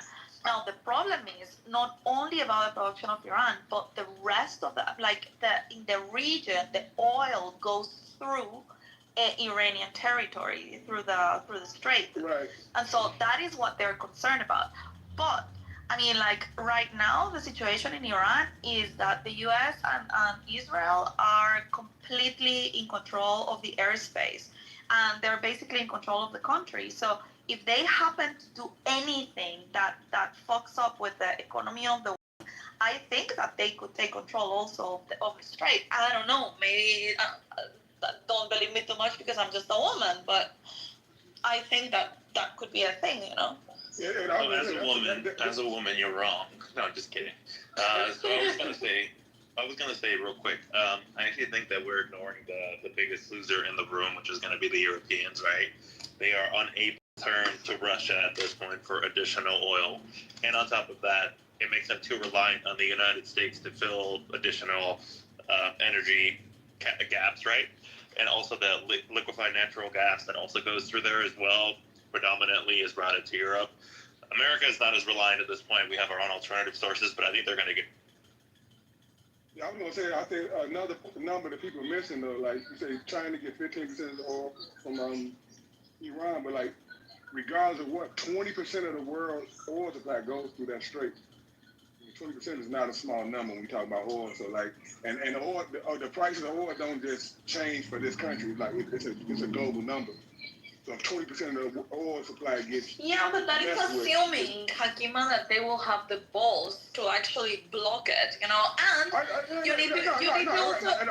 I'm not making the position they're gonna do. I'm saying if. Like I have no idea what they're. But also you need to think about their capacity right now, because it's not only that they want to, but it's also what they're able to. Because right now, I mean, like their government and their administration has been completely decimated, right? So if you will need the military and some resources in order to block the strait, I mean, they're not just going to put their sign that says it's blocked, right? No. I actually read and looked into it though. I mean, 'cause I ain't dig too far into it, but they saying there's a way that Iran could just simply sink some ships or boats or whatever, and that will block it. Like they don't have to physically be there. They can do something that will block it by sinking ship. Like I said, I ain't dig into it. You can look into it if you care about it, but they don't have to have a military there. They can just literally block it. I almost feel like this would be the beginning of the end for them, because if you're going to block all your revenue streams, at some point, how are you going to make your income? You know, like no one's going to give them a loan once they run. You can't say no, man. They got Russia and China. Yeah, but the way I see what's going on with Israel and Iran, of course they do got issues amongst themselves, but I think this is a bigger proxy war. Like this is the United States against Russia and China through Israel and Iran. I don't agree. I don't agree. But I mean, you can disagree, but I'm letting you know that that's how I see it, and if you dig into it, it's a credible thought. Like this exactly. The truth is, it's 100% a credible thought. Okay, I partially agree. Sorry, I jumped the gun there, and I didn't mean to cut you off. I gotta relax a little bit. But what I was gonna say was, okay, Russia is preoccupied with Ukraine, so they are gonna talk the big game, but they're not gonna send any troops or weapons or whatever, because they currently need them to bomb the fuck out of Ukraine. The Chinese are very transactional. They are not gonna risk their $600 billion of trade a year with the United States to go get involved with Iran. And then you have Hezbollah, who just said, we're not getting involved with this. I was shocked. They were the first people to be like, nope, we're not getting involved with this. And they were supposed to be like the axis of resistance, their number one ally. They were the first people to basically tell them, you're on your own. Which I found to be fascinating. If we ain't learned nothing else, like, fuck what people words say. Like Trump act like he was gonna wait 2 weeks. What someone says does not matter. We have to sit back and really watch what happens, because people can say anything. Well, I said by the way, I called this strike. I'm just saying, the moment that the B-2 bomber left Missouri, I was like, we're going to pull the fuck out of them. I said that yesterday before we attacked them. Nobody believed me. I was like, would we be moving the B-2 bombers if we weren't going to bomb?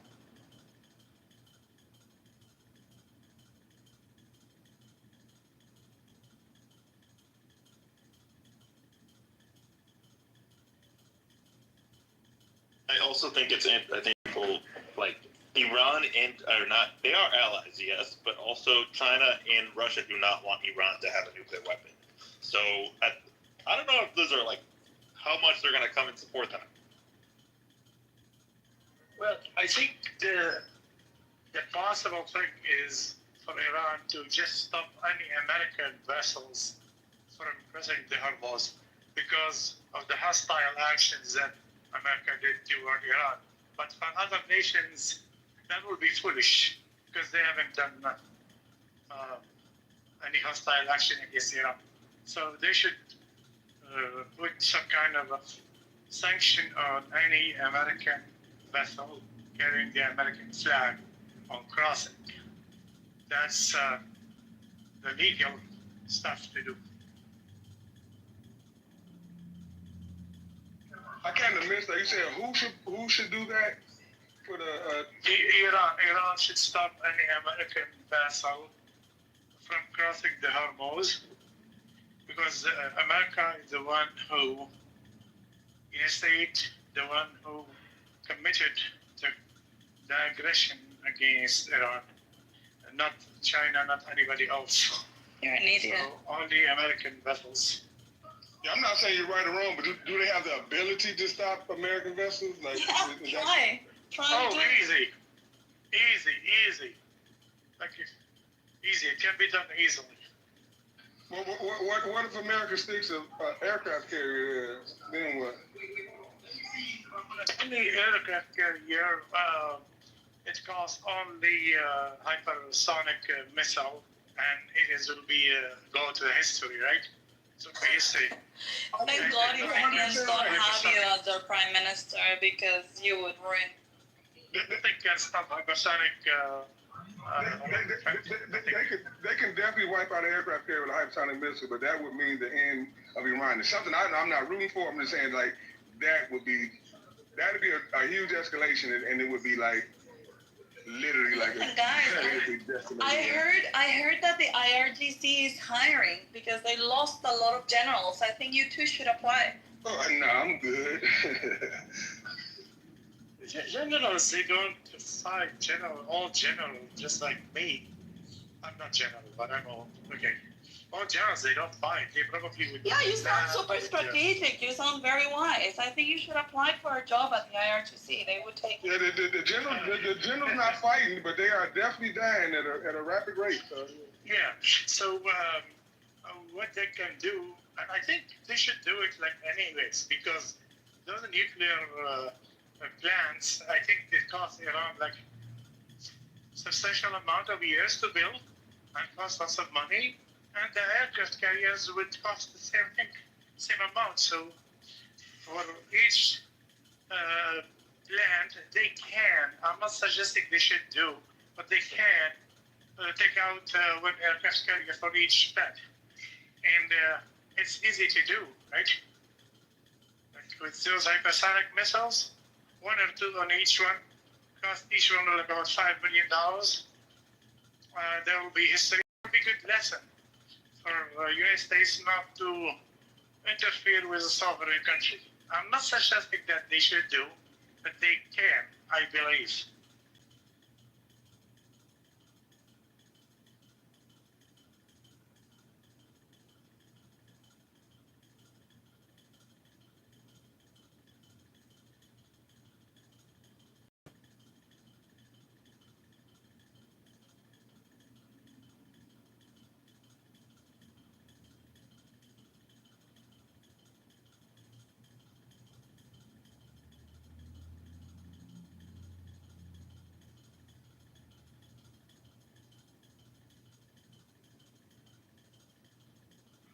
Those hypersonic missiles that we see every day, they're really, really strong and unstoppable.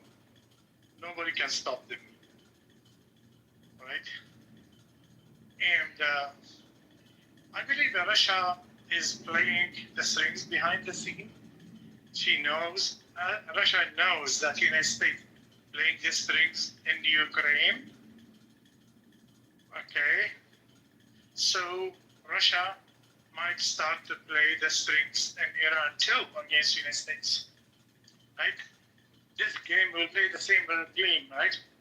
They'll play the same game, okay? You hit me with Ukrainian hand, and I will hit you with Iranian hand, right? So this way it will be just even. What do you think?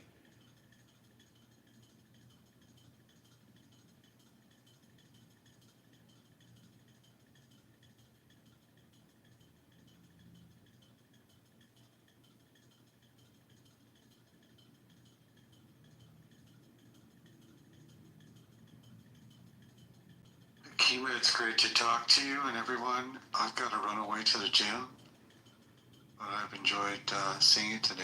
Hey, David, shut it down before you go, because I'm tired of it. Just shut it down. Okay, thanks everyone. We'll do it again. Anytime you see Mojo, we know him as Roger. It's usually going to be an interesting room. Thank you, Wallace.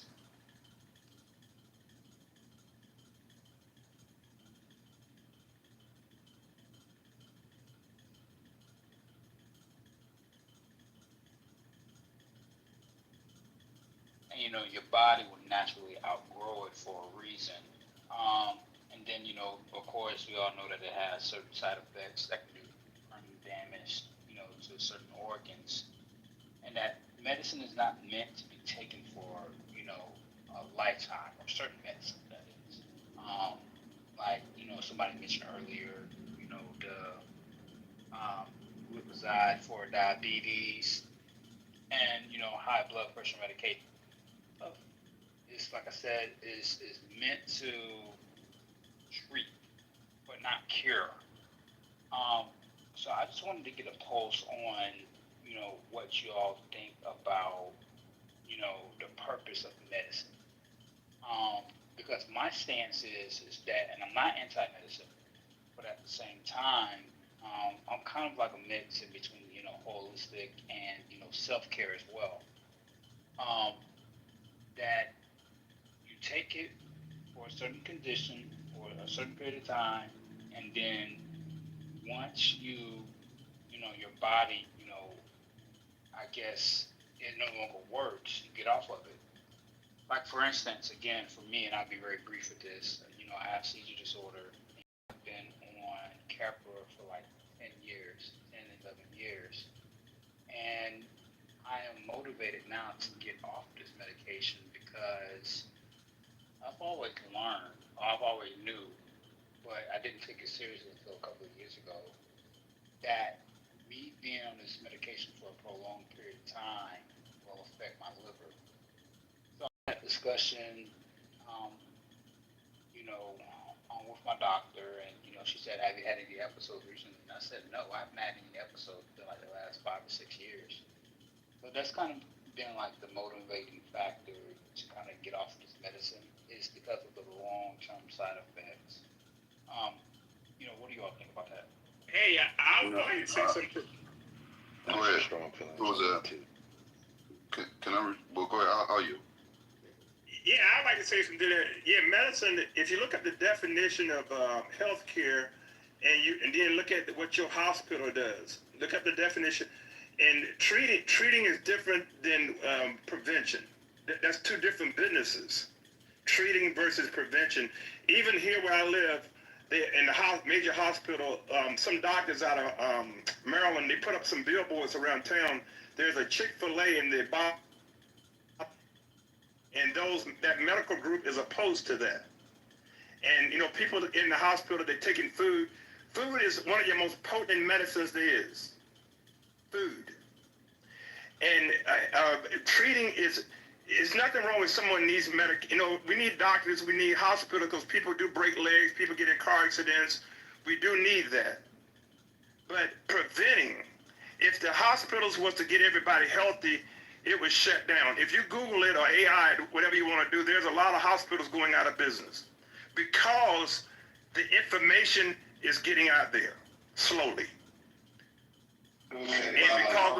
Let me just go with Mr. Royal, because I let him go before me, and I want to. Yeah, I'll go after you. It's me, Gemini. Go. My bad. First, I want to acknowledge Miss Lisa in this moment, because that is our local medical expert, and I know it's burning her up inside to hear any misinformation medically. So for her to be able to dying over here. That's why I came off my mic. We got that. I put my head. I went and took a shower. I got up. I went back in the shower and washed my hair. I can't. Come on, guys, stop. I gotta jump in. Gemini, I just want to acknowledge her in this moment, but I do want to say, yeah, Gemini.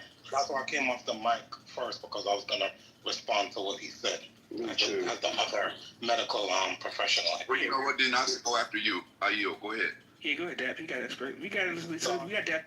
So, some of the Quiet. I am talking. I'm special. No, you're not. So, Chris, so one of the things that you said was correct. The thing you said that was correct was the food within itself. Yes, that's a fact. That has an effect on our system overall. It does. It really does. And the environment as well as genetics. It the processed foods, the foods that are even sometimes when it says organic, but they still use some form of pesticides, all of that. So the reason why a lot of hospitals are closing, it's not because of what you stated. A lot of hospitals are closing because of factors of funding. Certain a lot of corporate hospitals are buying out other hospitals, and when certain hospitals are in a rural area, they don't have a certain amount of patients. They have to close certain amount of like wards per se. So those are the main reasons why hospitals are closing. A lot of doctors are forming together to leave the hospital system, and like let's use City MD here in New York, or like they go into other practices within each other, because a lot of them want to come out of the hospital system because there's a lot of good doctors that's still out there. And a lot of the things the hospitals, they, especially when they turn corporate, they do so much regulations that certain things, the doctors themselves, they want to give a certain amount of advice.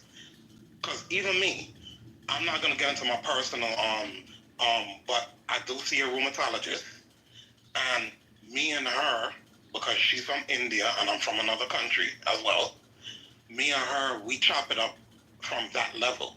There's a lot of surgeons that's born here in America. We chop it up at that level too. We all do. Because some of them, they know what's going on in the health system, and me, myself, as a medical professional person, it's bullshit. Do you know what I tell some of the my patients? I let them know, I refer them to herbal stuff. I really do. When we could talk before we go into where we bring them, I refer them to like herbal stuff. When I go and pre-op them, I speak to them in a certain way because I have to look in their chart first to see what's going on, and I speak to them on a lot of things. So, Chris, I'm just going to give you pushback with that. No. The hospitals are closing because of money issues. And if the corporate hospitals don't see it fit to buy out that hospital because they're not going to profit from it, they're closing it. But the reason, the number one reason a business go out of business is because of cash flow. It don't matter what business you're in. I'm in the real estate business. I own a lot of real estate. It would shut down if I don't have any cash flow. And there's a reason that I don't have cash flow. Were you done with your submission? Yeah, that's why I didn't tell him. Thank you for that, though, Gemini. I was finished, Chris. That's why I didn't respond back to you. Well, go ahead. And Chris, don't be too long with it. These other people want to talk, or you want to. I want to get in after him too, because I was going to go, but you're the expert, so it make more sense for you to respond. Can I just say one thing? Okay. One thing. Yeah, go ahead. This is a medical portion, so we're going to concede because Lisa is burning her up and she's the expert, so go ahead. No. I just wanted to let you guys know this is a really important room. I mean, I don't know if people are taking it lightly or seriously, but I just want to say there are approximately 21 I did research for this room. There are approximately 21 million black men in the United States. Black men suffer far worse health than any other racial group in America. Let me tell you that one more time. Black men suffer far worse health than any other racial group in America. There are a number of reasons for this: racial discrimination, lack of affordable health services, poor health, education, cultural barriers, poverty, and employment. Meaning that a lot of giggers and people kind of work that, a lot of our young men do, they don't offer health insurance. So that's another big thing. If you don't have health insurance, trust me, there is something out there you can afford. It might not be at the level that you want it, where you zero for everything you go in, zero meds, zero copay for physicians, 000. But you got to start somewhere. You just can't be out here without any type of coverage, because once something does happen to you, it is major money and they're going to come after you. 23% of Black men 18 years of age and older smoke cigarettes. 40% of Black men 20 years of age and older have hypertension. I was shocked at this number. 40% of Black men 20 years of age and over have hypertension. 40% of Black men die prematurely from heart disease, as compared to half of that with white men. And I was surprised at this when also 38, but it all depends on whose metrics we're using. 38 of Black men 20 years of age and older are obese.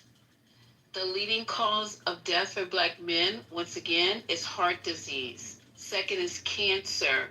3 is stroke. Stroke seems to be a lot going on in our communities lately. A lot of people are stroking out in the Black community.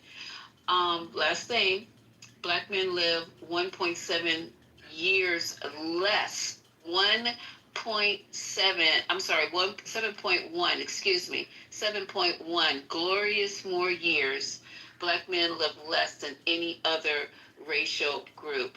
So I've got some things for you guys, and hopefully you guys are getting something from this and learning. Love you, Lisa. All right, so she's not going to give us any more submissions until the end of the room where everybody comes in, and that was a wonderful submission. Thank you for that, Lisa. I got more. But no, thank you for real though. That was very valid information. What I did want to say was, one thing I've noticed is a lot of the medication is tended to treat the problem temporarily, and it has negative long-term effects if you stay on it. So what I've learned, and from family members and personal, is lifestyle changes. Not going on a diet or something like that, but lifestyle changes. Go convert yourself to a low sodium lifestyle, right? You can have a cheat meal or two, but go low sodium. Try to be conscious of the type of protein that you ingest and things like that. Like, don't just try to be active. Try to commit yourself to working out 3 to 5 days a week, even if it's just for 20 minutes, 30 minutes. Just start there. You know what I mean? Once you build that habit, after a couple of weeks of doing it, you won't even think about it anymore. It'll be a part of who you are. It'll be a part of your routine. You'll feel weird not doing it because it's Tuesday and you usually go to the gym, right? So I think those elements make a big deal. Those are just small changes to have large, long-term impacts, because even if they put you on that blood pressure medicine right now, it doesn't mean that you want to stay on that for the next 5 to 10 years. That means you want to start working out. You want to start eating low sodium diet. You want to do things that can take you off of that medication and your body can function without it. How you?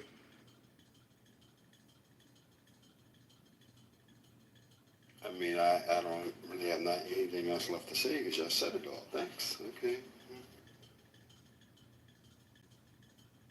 Yeah, what Jim and I just said was really important.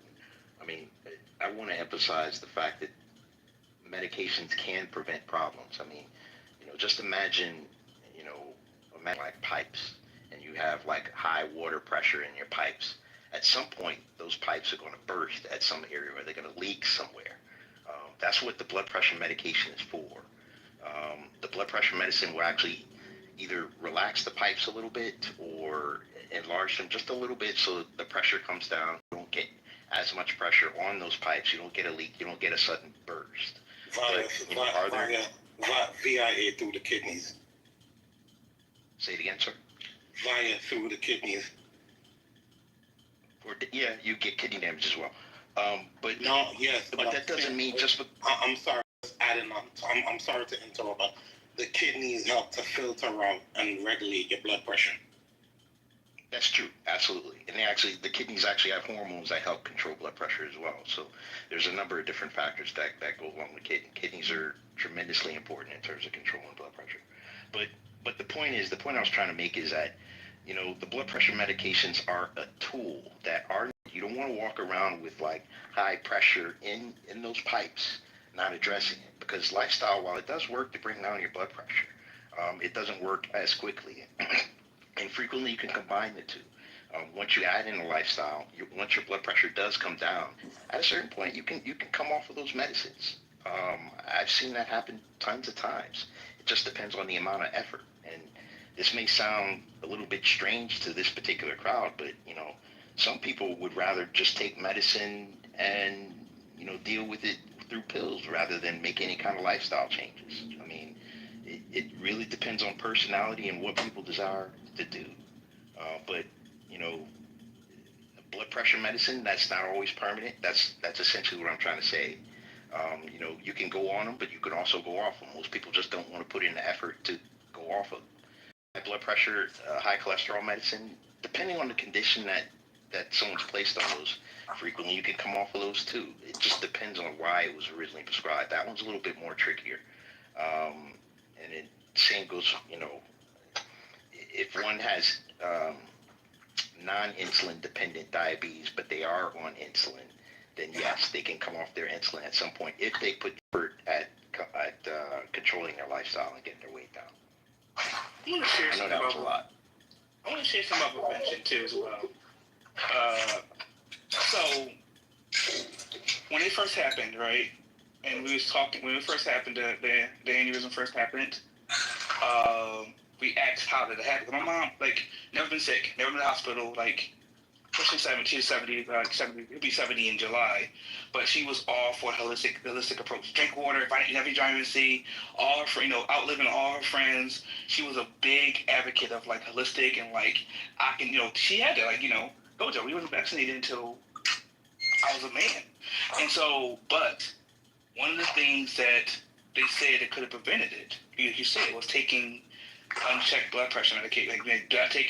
She was diagnosed with she had prescribed blood pressure medication years back, and she was like, I don't need this. I can just I know what I gotta do. No, eat no salt. I'm just gonna do myself. Not understanding that the older she gets, she can't do the same thing she did in her 40s or in her 50s. The older you get, the more assistance you may need. And so that right there was really important, because if and buts, whatever, but that prevention medicine medication, they cited that if she would had took the medication that was prescribed to her, it could have, alleviated. It made this episode may not have happened the way that it happened.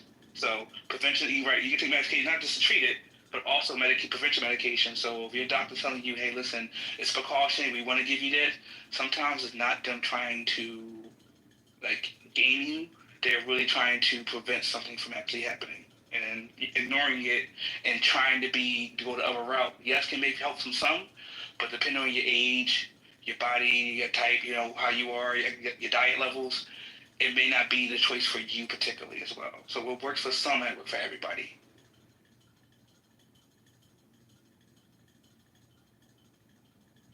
Okay, so to sum up a lot of things that were said, I think people still have the notion that you go to the doctor, you get a medication because X, Y, Z, and that's how it goes. And if you don't go to the doctor, if nobody goes to the doctor, the hospitals will expel, they'll just close down. You got to go to the doctor regardless. You got to see doctors just as checkups. The key word is checkup. You always want to make sure your health is on point, because there are so many different ailments that can be diagnosed from each individual that there is no way that you could possibly know what is going on with you as an individual. I forgot how many mutations that a human being have in their lifetime, but we go through all of these different changes, and it can mean anything. Okay, seriously, it can be anything. It can come from your environment, habits, things like that, or it can come from genetics. So you got to go to the doctor. You got to get checked just to make sure, just to see what ailments could be ailing you. At the same time, Again, hospitals will not close because of this notion that people won't go to the doctor. They will always go to the doctor. And that doesn't mean you'll be prescribed a medication. They might give you a lifestyle changes. Doctors always recommend lifestyle changes. I don't know how people think this notion that they never give you like, oh, reduce your food intake, have, so much a portion of sugar or salt or whatever. Like, these doctors say this all the time. Maybe it's my imagination, but I've always gotten this information from my physicians throughout my life. And I did pretty decent. So, yeah, hospitals will always exist.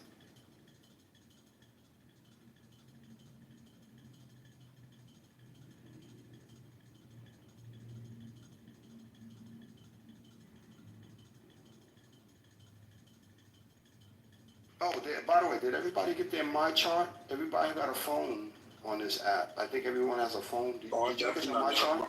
I definitely have my mind chart. Yes, please get your My Charts, everybody. I need to stay on point and go to it right now and look at it. Schedule that appointment that you didn't schedule, because I know all of y'all didn't. The one I talked about last week, so schedule that, get your My Chart, make sure everything's on point. Always look at it, make sure you're not missing anything, and make sure every hospital is connected that could be connected. You took the words out of my mouth. I was going to wait to finish to say that, right? Yeah. So please do that. I'm an advocate for that. So, go ahead. Next.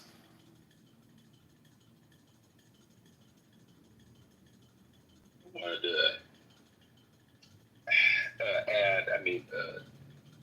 add or overlap, our physical health and the focus, of the dialogue has predominantly been on, men and diabetes.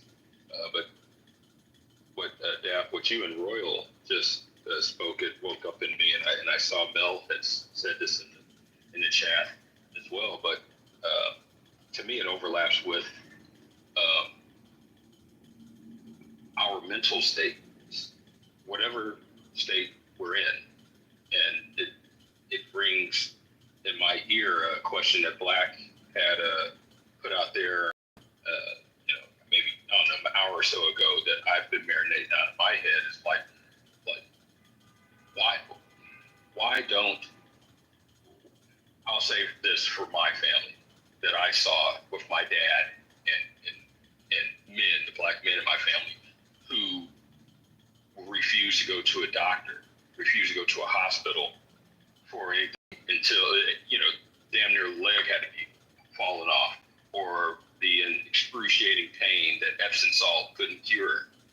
And so that had me thinking, and I just bring this up as the evolution of the conversation, and hopefully in a solution. Not going to the doctor, what causes that? Is it just a fear? I've talked to my dad about this, and I think he's, in his older years, we've become closer and closer, because he's just like, son, I was scared. And I was like, okay, so you knew something was wrong with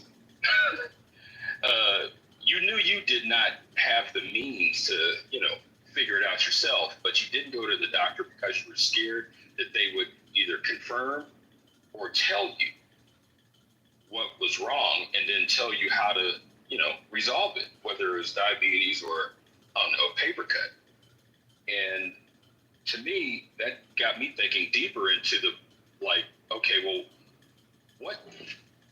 what trauma or what happened in his life growing up, obviously before he became a parent to me and my siblings. And is that something that other men have seen in the men in their lives or their own?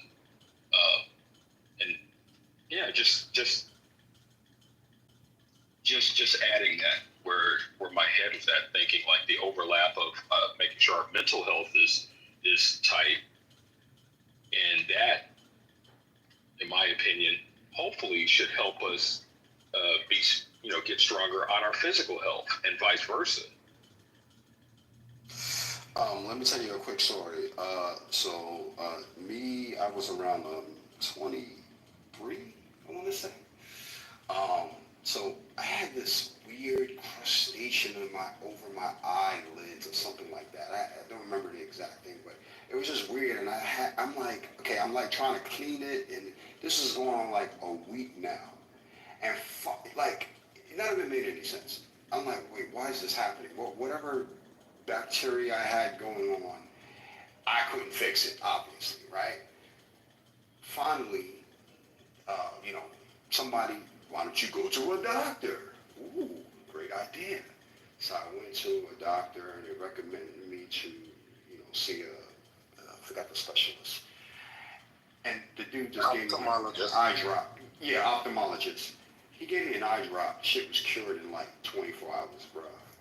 I want you to think about this. The bacteria was gone in 24 hours. So I was living with this thing for a week for no damn reason. And if I would have lived with it further, it could have damaged my eye. I want y'all to think about that for a second. Something took 24 hours to heal once they applied the right medication that I let sit there and fester for a week. And if I let it fester more, it could have damaged my eye.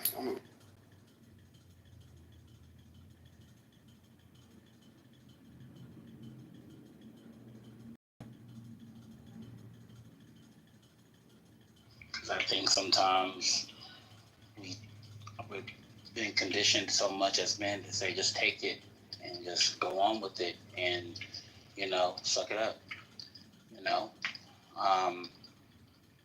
this whole vulnerability thing is new for us as men. I think all of us can agree. And being able to tap in, just to ask, are you okay? Is everything good? Are you going to the doctor?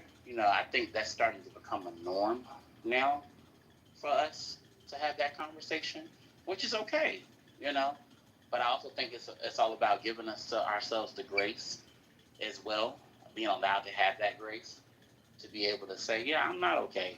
And to your point, my eye has been twitching, or what's going on with my eye. And I've been self-medicating it for a while, and I just don't know how to say I'm not doing too good, I'm not feeling well. I don't know who to go to. I don't know if I need to go to an ophthalmologist, or I don't even need to go to the ER. So yeah, I think it's a pattern where, 9 times out of 10, if our fathers, we didn't have the representation of our fathers, seeing our fathers get regular checkups or be told, hey, you need to go to the doctor and get your normal checkups, 9 times out of 10, their father didn't have that representation as well. So it's decolonizing, the mindset that it's okay to mask when it's not okay to mask, but to be okay with having open conversations and not feeling ashamed if you don't know something. The only stupid questions there are the ones that are not asked. That's my take on it.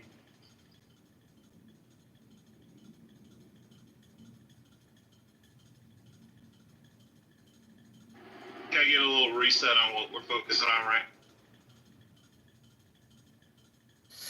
Individuals not going to the doctor, resolving health issues of many kind, and that could be mental or physical.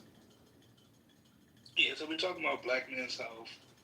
Some of the barriers when it comes to proper dieting, going to see the doctors, it could be financial, it could be emotional.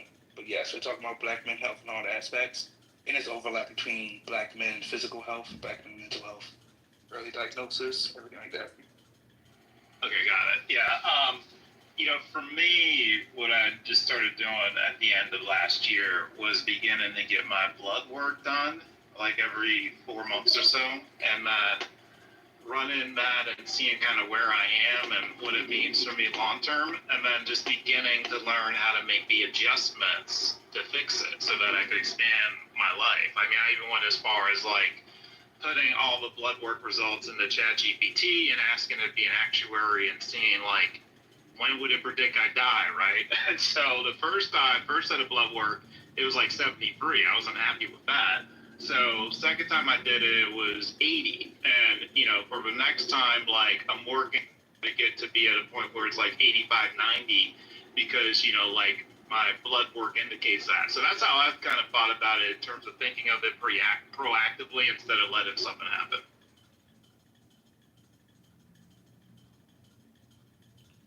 Just curious, CEO, did it use something called an ASCVD calculator for that, or do you know?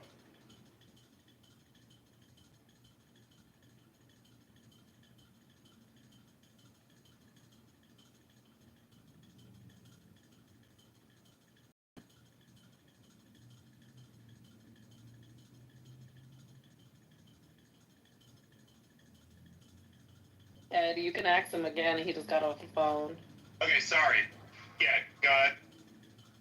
Yeah, I was asking if you would ask the AI and it used something called an ASCVD calculator, or if there's also something called a Framingham. Did it use something like that to give you those numbers? Oh, I'm not sure. I mean, I basically put in all my blood work, and this was like everything, full panels, vitamin D level, ASD, glucose, like everything, right? Very comprehensive. So I put all that in and just asked it to act like an actuary, and it broke down what my trouble areas were, where I was doing well, how to address that, and based on where I am right now, like what I can expect. And the first time I got it, it also even went as far as to say that, like, in your 60s, you might have some mental decline, right? So I took that real seriously. So that's why, I ended up like making some significant adjustments. Yeah, there are some medical calculators that doctors have access to that can kind of give you numbers like that.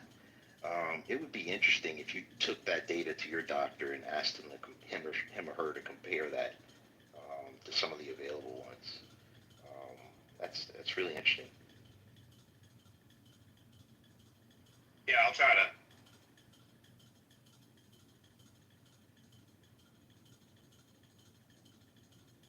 Some powerful stuff today.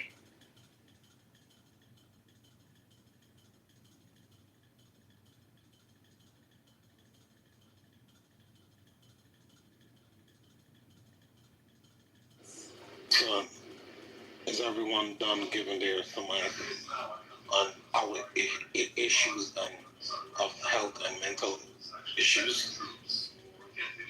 I only have one more point I wanted to mention, because I think for some reason I was thinking about dialysis. Maybe somebody had mentioned it or not, but just keep in mind, at least in terms of dialysis, diabetes is the number one cause of dialysis.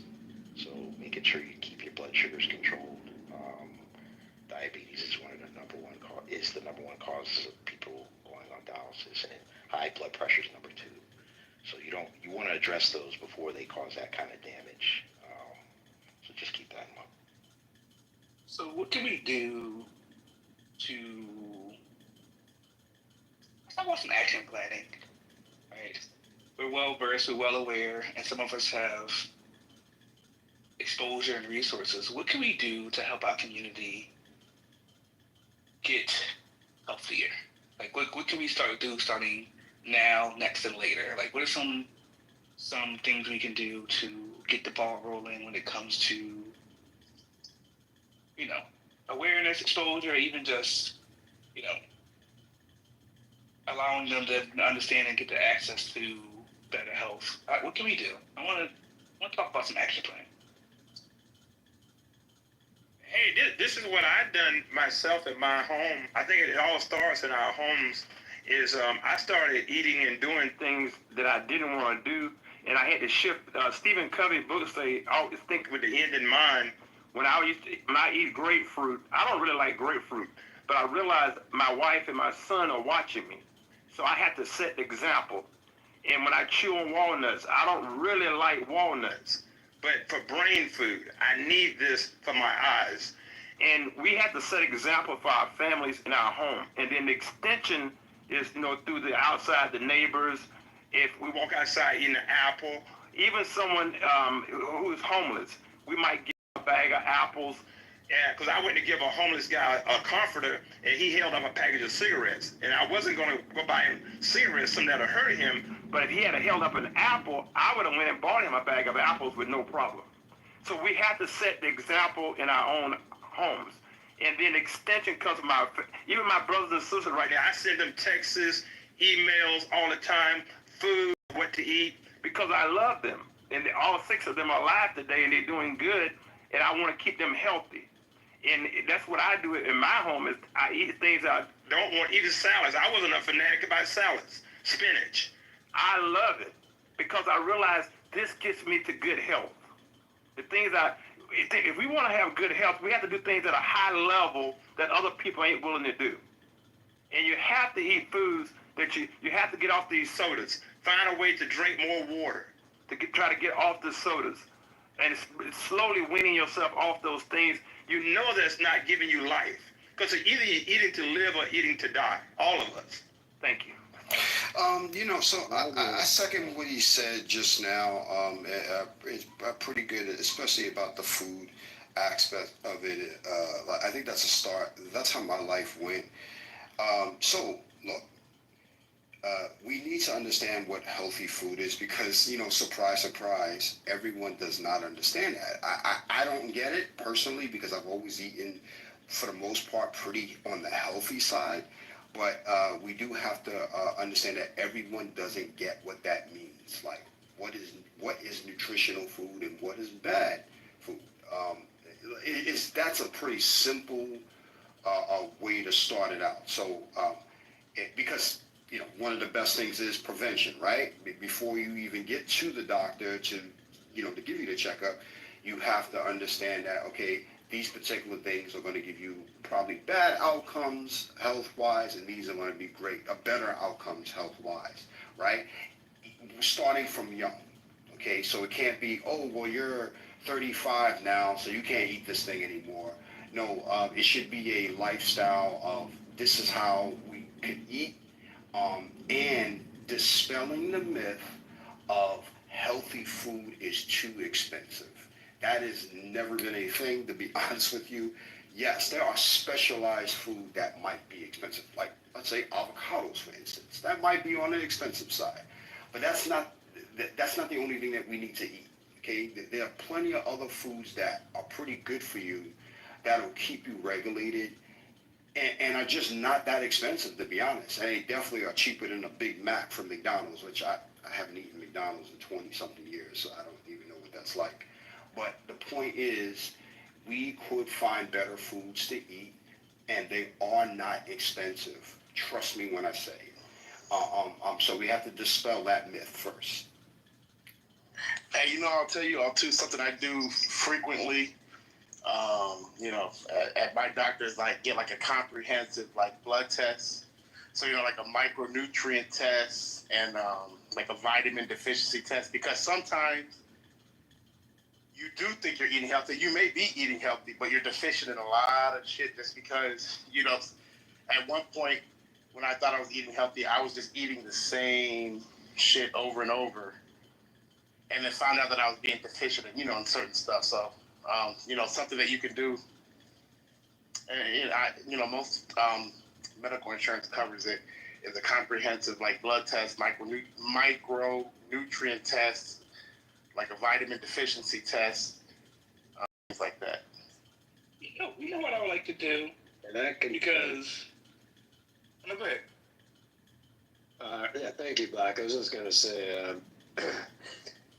so to the point about community, for those of us who don't have kids, you can still spread the word, right? You can spread it with your friends if you have a partner in your life. Something as simple as how was your weekend? Good. What'd you do? Well, actually, I played some tennis, went for a run, did whatever, right? Just putting it out there. You meet up for lunch. Maybe you pass on the cheeseburger and fries, and you have a salad in front of a friend you haven't seen in a while. Just putting it out there, just kind of get the conversation going. Be like, because it's funny. I don't know if if other men have experienced this. But if you're ever at a gathering, barbecue, or a party, It's funny. You'll see women sometimes when they're like, there's like a bunch of sugary stuff out there and treats, and sometimes some of the women will be like, it's like they have to justify taking one more cookie or something. They're like, okay, well, just I've been good all week, so I'll be good all month, so just one more. You don't really see men doing that, right? We just take what we want. We want that sugary thing. We're going to do it. But on the flip side of that, I don't have a sweet tooth. I'll do desserts once in a while, but I've noticed sometimes that if I'm at a gathering like that, and someone offers me like a really sugary dessert or something like that, and I pass, they're like, "Oh, Moose, what's up? You're trying to get into that, bathing suit this summer or whatever." And it's like it's almost like a low key criticism because you're not taking, the sweets, and I think that's some projection on their end, but. I don't know. I don't know if other guys have ever experienced that. But I'm eating bananas every day. It's good for potassium. Apparently it's good for the heart, which I didn't even realize. And I don't know if people have talked about it, but just good old fashioned. You just drown yourself in water every day. Like set like 8 to 10 glasses minimum per day. It has a plethora of health benefits, just hydration in general. But yeah, it's just kind of funny. And I've noticed that sometimes when it's like, all right, I'm going to be good going to this party, but I'm not going to go crazy. Maybe I'll have a couple of sweet things or some, maybe some French fries I haven't had in 3, 4, 6 months, whatever.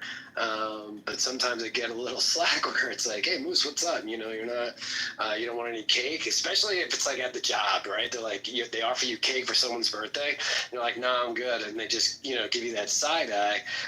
I don't know if anyone else experienced that. Yeah.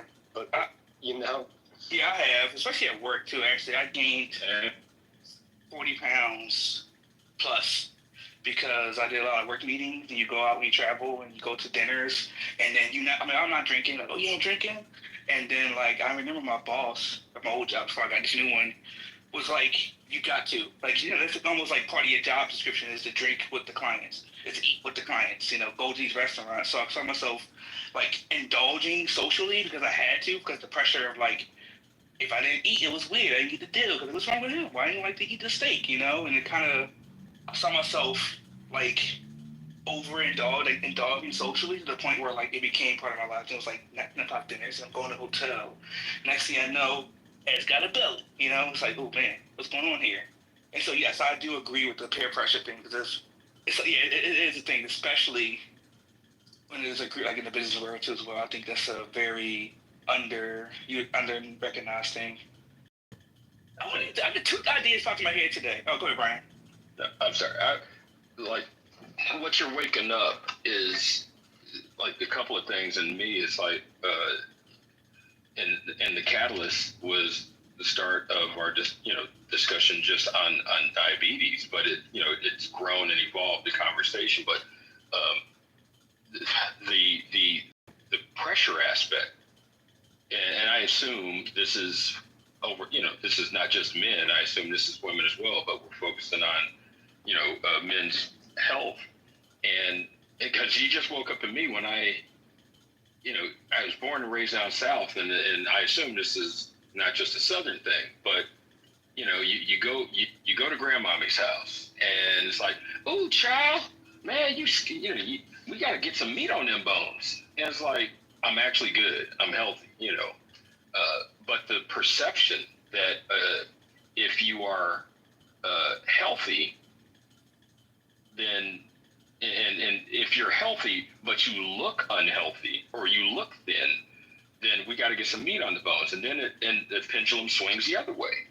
At least, and I'm speaking from an experience in my family. As I'm listening, I'm like replaying moments in my life of observing how, like, the men in my family at gatherings are taught. Brian. Oh, my bad. No. Continue. Okay, my bad. I'm saying Royal said something similar to what you just tweeted. Oh, okay.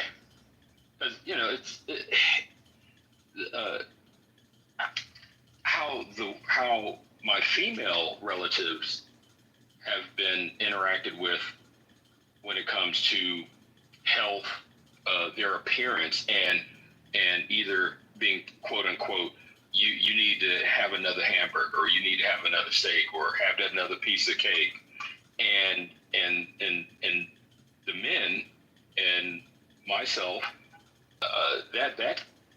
that's another layer. I feel like that you guys are waking up, is that it's not just us being, dealing with our own internal issues or whatever they may be, as to why you may or may not believe in one, going to a doctor or not going to a doctor, or and then the outside factors of maybe that one comment that the one auntie says, or the one comment that the uncle says, or cousin. It's like that has an impact. And then, like you're saying, when it's a social working event, and I've stood my ground on some of those personally, where we had some bosses that would always come into town, and they're like, "We're going to this barbecue joint." I'm like, "Oh man, yeah. I'm gonna have a salad, and I'm gonna have the lowest thing that will impact me."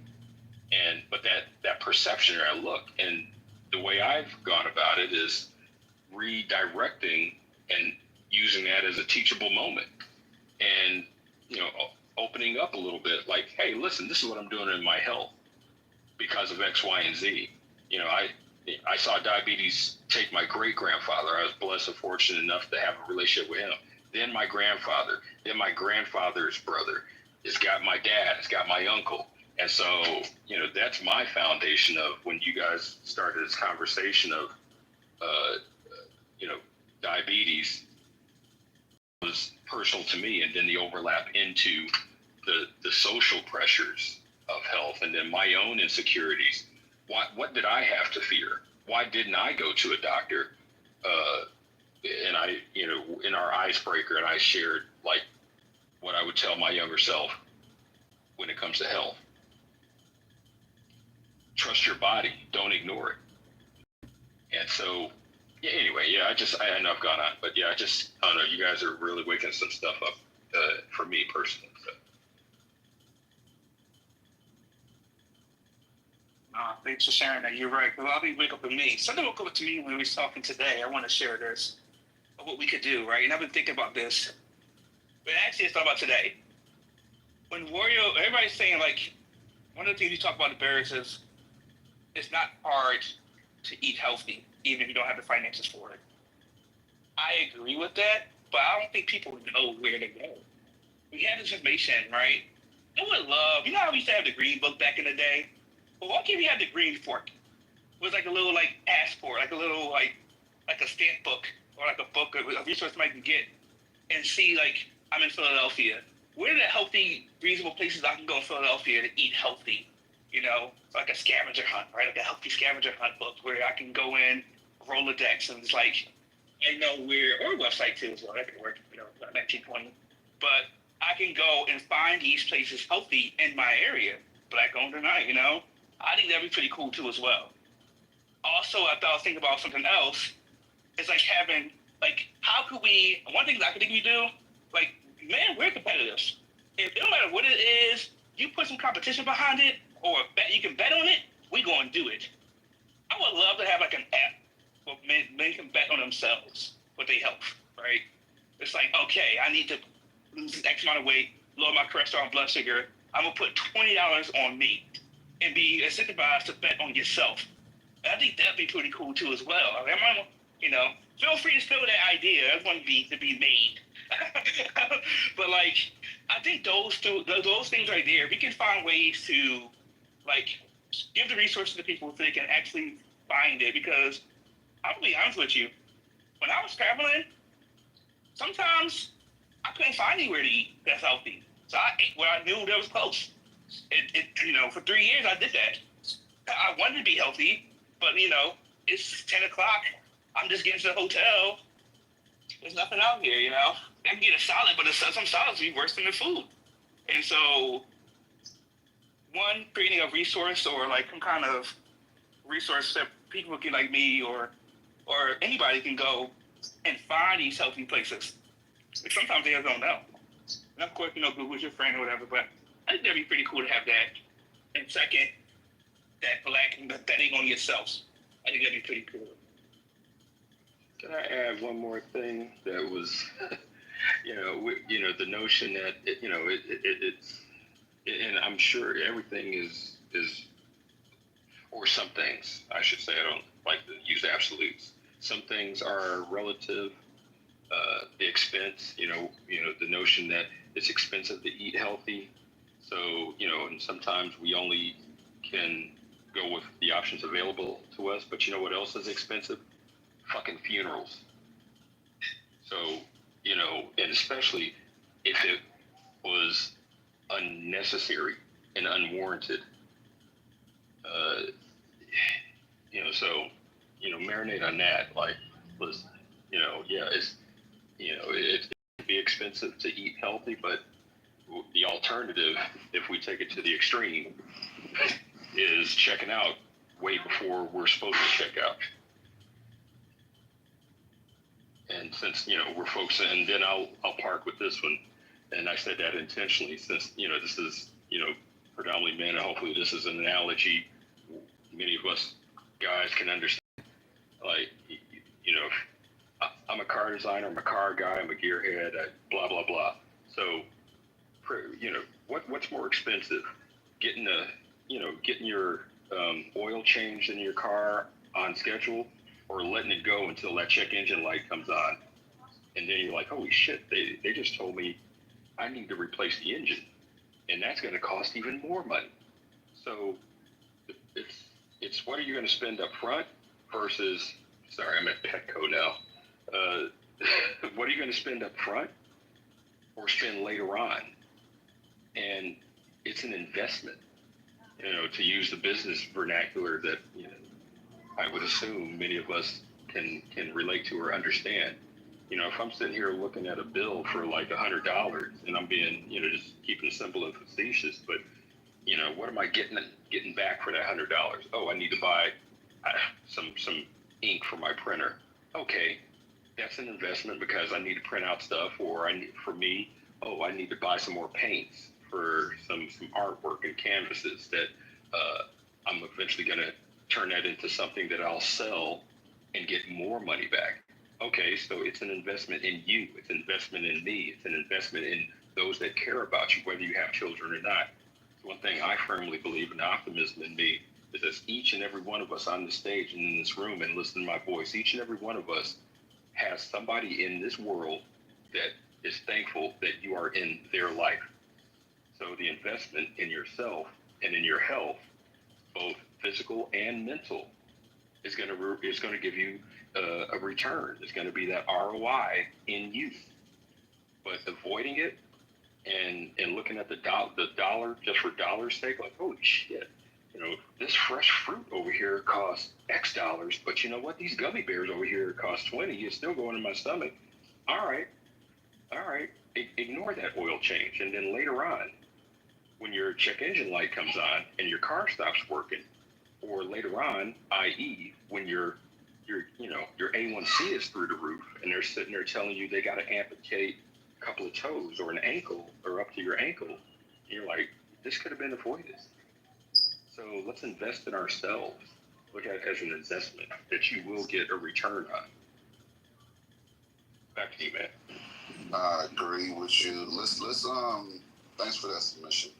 Let's take a look at the chat, because we were doing that in previous rooms and we kind of haven't done that in this one. And there's already some interesting things being said in the chat. Somebody was referring to our comments about whether it's expensive to eat healthy, and they were saying that the Whole Foods by their house is actually nasty. They were saying that it's went down, the quality have went down since Jeff Bezos' acquisition. 001 said something pretty interesting. He said, well, if you're dead, you don't care about the cost, right? Let's stop there, because that mentality is one that we have to combat. We can't allow that type of ignorance to coexist in this space. You absolutely have to care about the financial burden that you leave on your loved ones if you were to pass, right? I don't ever want to be a financial burden to anyone, right? I absolutely believe in having, at minimum, last will and testament, at best, a living trust, right? So there's different different routes you take to make sure that in the unfortunate event that you're not there to be able to continue to provide, which I hope you're already doing, for your loved ones around you, that you don't become a financial burden and you don't have the mindset of who cares, I'm dead, I don't care about bills anymore, because that's not us acting in our capacity as men to be protectors and providers, even post-mortem. I yield. Hey, this is Chris. I think people should shift their mind when they get to the grocery store or get wherever they're going shopping and they're looking at price. Because, check with your hospital where you're located, see what one night costs at that hospital. My brother was in the hospital about 90 days. That bill was over $100,000. And medical is the number one cause of most bankruptcies in this world, is medical costs. So when we look at things, that's why when I say I eat things I don't want to eat, I have to shift my mind to think that just like an athlete, when they're running hard and going the extra mile, they're thinking about that championship, what it's going to be like to cross that line when we get that trophy. And that's what you have to look at. If you're looking at price, should I get this junk food or should I spend an extra dollar get the good right food? The right food will take you further. Like you say, you won't be a burden on your family. Even when my brother got sick 12 years ago, do you know if me and my sister hadn't stepped in, he would have been done financially. He had a house that was too big, a car he couldn't afford, and me and my sister stepped in financially and saved from drowning. And if you Google it, the number one cause of bankruptcy is medical. So we have to think about that when we're looking at these prices. Don't get me wrong. I know if money is tight, you have to get what you get. But always have a heart for the best. I want the best grapes. I want the best salmon. I want the best this. And it helps your self-image too. You'll start feeling and thinking better about yourself because you are worthy of the best. Everybody in this room is worthy of the very best that life has to offer. Don't divulge yourself and put yourself down and say, I'm an ant. I only need this for 1 cent. You deserve more than that. God don't make no junk. Think about that. God don't make any junk. We decide what we're going to be in life. Everybody is worthy of the best, man. Thank you. Okay, so I want to say that Well put, bro. Yes. One of the things that we have to be cognizant of is that people really don't make a connection between the food they eat and their health for the most part, or whatever bills they might accrue during some type of health issue, stay at the hospital, anything of that nature. They just don't. And I think we, in general, need to change the relationship with our food. For some reason, we have a necessity to eat a mindset, and that means anything, right? Opposed to eating for nutritional value. So, yeah, we have to change the social aspect and which includes our relationship with the food that we eat and why we eat. Until that, it's going to be hard to make those connections. It just is. So, when it comes to eating, let's say broccoli, for instance, opposed to gummy bears. Somebody brought up gummy bears. I don't know why people eat gummy bears, but okay.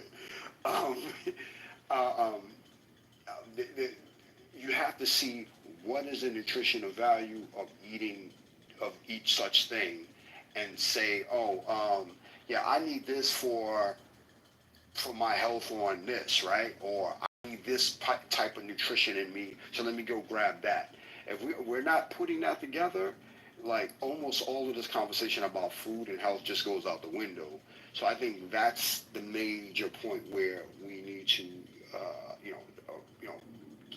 disseminate this type of information to our loved ones, our friends, and things like that, co-workers. making that obvious connection that should be there, because it's not being put together. There's no puzzle piece being put together with this. I'm telling you this from experience, not from my own, but from watching how other people talk about food and cooking or eating that hamburger from McDonald's and whatever. They're just not making the connection. And I'm talking about people who actually work in the healthcare industry. People actually ate gummy bears as a fucking meal? No, Who's doing that? No. I was being facetious. I was just like, it was in jest, but my point was like around the conversation, and there was something earlier, Ty, but around not as a meal, but my point was that the notion of it's quote unquote expensive to eat healthy, and I brought that up as an extreme of, well, hey, you know what else is expensive? Well, it ain't like the gummy bears is cheap either. No. The motherfuckers being honest, right? Food, period, is expensive. Bring that levity. Yeah, that's what sorry, yeah, I was just gonna say real quick that I'm sorry, Black. Do you want to go? You go ahead. I'm going in. Okay. I'll come after you. So I was just gonna say it's this stuff isn't always as expensive as we think. Like you can get a dozen like protein chip bags for $25. What's that? $2 a bag? That's how much a donut costs. A donut's $2 now, right? You can get hummus for like $5 and it lasts you like a week and some change, right? I mean, so there are options. Zucchini pasta, right? Like there are different things you can do that are affordable. And you also have to think about, you can't always frame it as broccoli versus gummy bears. You got to think about like, what is it that's going to be tasty to you and work that also is healthy? So that makes it much easier. And the last one I'll say is I think they got like these soja drinks where it's like, they got kale and apples and whatever in it, but it's really healthy. It's like the equivalent of making like a really good smoothie for you, and it's like $3.50. So, I think there are ways to eat healthy and to not kill you. Hey, I want to introduce a I agree. Go ahead, bud. Yeah, I'm going to say this, though, because I agree with a lot of stuff. We got to be fair. One of the things that we're missing out on is the exposure, right?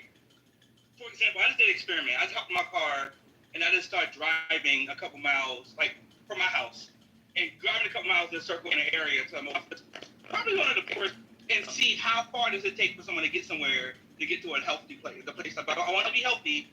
Where can I go and eat at every single day, right? Some of this stuff this food doesn't exist. Some of these people don't have access to these foods. To be fair, like if you go from Dolphin up to like Lehigh, there is no around to getting something healthy for yourself. And so while some people may have, and I've seen this with people like growing up, right? Like they're hungry, yes, absolutely. You got $5, $2.50 cheeseburger special, right? Boom, you're done. But there wasn't a way to go get that kale salad or get that thing now. Now it's more, so exposure is a very important thing to look at as well. Food deserts as well, right? And so while I agree, yes, they should be doing that. Some people don't have the access to, or at least don't know where to go. So give us some grace and looking at that aspect of it and going, okay, some people may not even have it. How can we, combat these food deserts? How can we create more awareness? How can we bring more, healthy Black restaurants to these areas where all you see is Chinese foods? Black. I want to wake up a different aspect of it, and the reason why I'm waking it up is because I'm about to go to church service, right? And I kind of want to bring something to the light. I'm not about to make it a church service. Don't worry about that. I think that we've been talking about feeding our bodies, right? And feeding our bodies healthy food. But there's two other aspects that we haven't really discussed, and that's like feeding your mind and feeding your soul. You know what I mean? When I talk about feeding your mind, I mean like social media has programmed us to have a bunch of mental fast food, right? A bunch of bullshit that really has no relevance and no substance and no nutritional value. I think we could read. I like to read a lot, read daily. You know what I mean? Books, articles, anything like that. I like to challenge myself to try to learn something new. I try to stay in student mode as much as I can.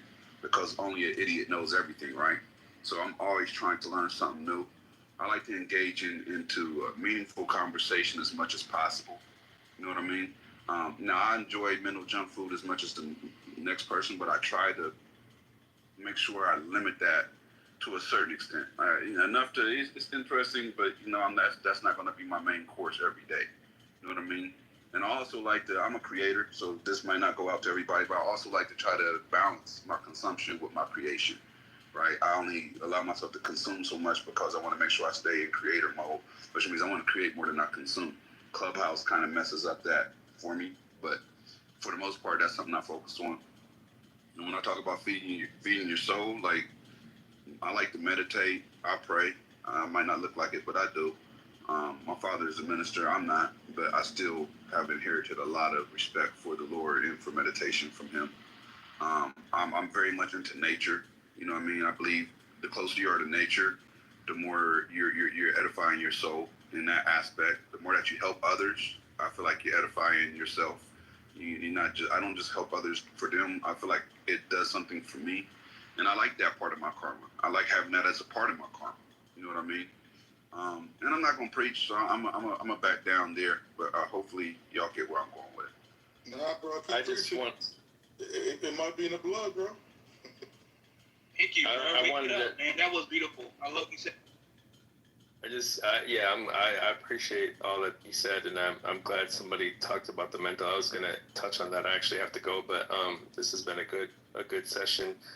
But I wanted to say that, like, therapy is really important to keep your mind healthy in addition to your body. I'm personally trying to help with that. I'm actually right now I'm working on my personal statement for application to grad school to become a therapist. So get therapy, complete. Absolutely, food psychology is very important. When I was in my journey, we talked about before, like when I realized how things were affecting me and how my diet was affecting my mental health, I really looked into mental psychology, like food psychology, like what I eat and how does it affect my brain function and how it affects like how I feel during the day, and how does it motivate me versus make me think a certain way, or what adds to my aggression, and so yes, you're absolutely right. It's yes and Yeah. in the mind right. Well, and having a good soul and make sure your spirit is right. It's all those things involved, and so it's extremely important though. But yes, food psychology, yes, is extreme. My wife found out that she's not like sensitive to gluten as far as like her gut or anything like that. But when she eats gluten, it makes her depressed, so she avoids gluten for that. Yeah, my friends and my.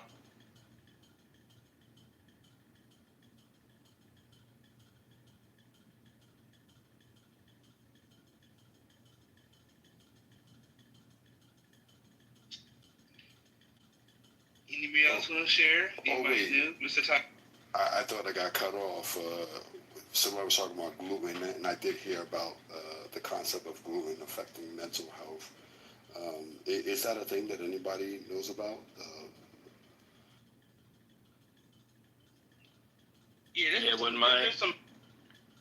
I'm sorry.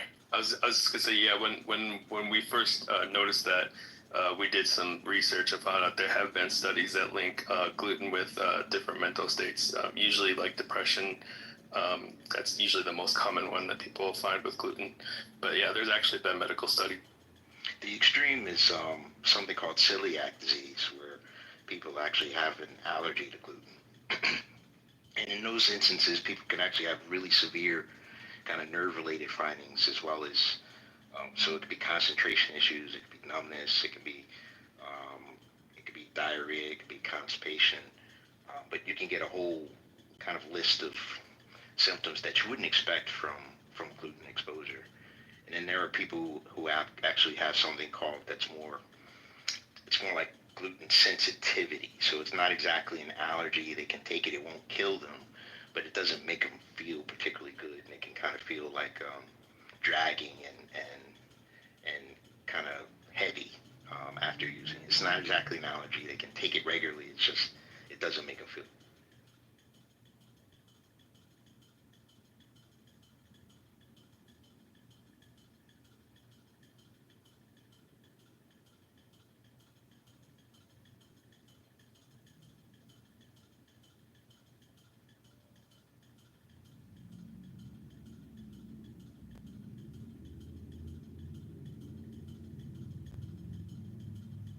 I know we kind of veered off, but I wanted to bring back. I don't know if this was like your closing, Black, but the last challenge to move us into action, and you had asked, posed the question out there for us to think on was what can we do today? I think you worded it what today and then tomorrow, and then for not literally tomorrow, but what can we do today and then like in the future. And I think Chris had brought up some points, and I wanted to add to that is having setting realistic goals. Setting realistic goals. If and I'll use push-ups as an example. Just if you've never done push-ups and then you set a goal of like, all right, I'm going to start doing push-ups and my goal is 100 and you can barely do 5. That may impact you a certain way. But if you have a goal like, hey, by this day and time, this marker out there, X number of months in the future or a year or whatever it is, by that point, I want to be at this stage or this level. And then, work backwards from there. Okay, and setting realistic goals, whether they be food goals, mental health goals, and we're talking about our health goals, and then being mindful of those goals. That's something I've for me evolved from both my therapist and my medical doctor, my primary care physician. When I was told about my diabetes, I thought everything went Charlie Brown after he said that to me, because it brought back a flood of trauma from my childhood and past that I had to come to terms with, on top of trying to navigate this space moving forward, and setting realistic goals for myself. Like, okay, what's your guilt? Mine is my sweet tooth. All right, chocolate. I jokingly said gummy bears. That was one that was my guilty pleasure. Like, okay, so I had to set realistic goals, achievable goals, and then have some check-ins with myself, and then actually communicate it to my circle of friends, my ride or die brothers that I, rocked with for decades, who I feel safe with and who wouldn't clown me when I shared with them, all right, listen, y'all, this is what I'm doing, and this is what I think could help you because you're a fellow father, and we ain't 20 anymore. So just setting realistic goals, achievable goals, and mapping out a plan. I would assume many of us men are, in some capacity, have a lane of strategy. Like, okay, if you're doing the books for your business, or if you are leading your family, if you're leading a meeting, you got your bullet points. Let's do the same thing for our health. So I just wanted to leave on that notion with what action items we can do. Like, let's try to have some goals that are achievable goals, that are realistic for us individually.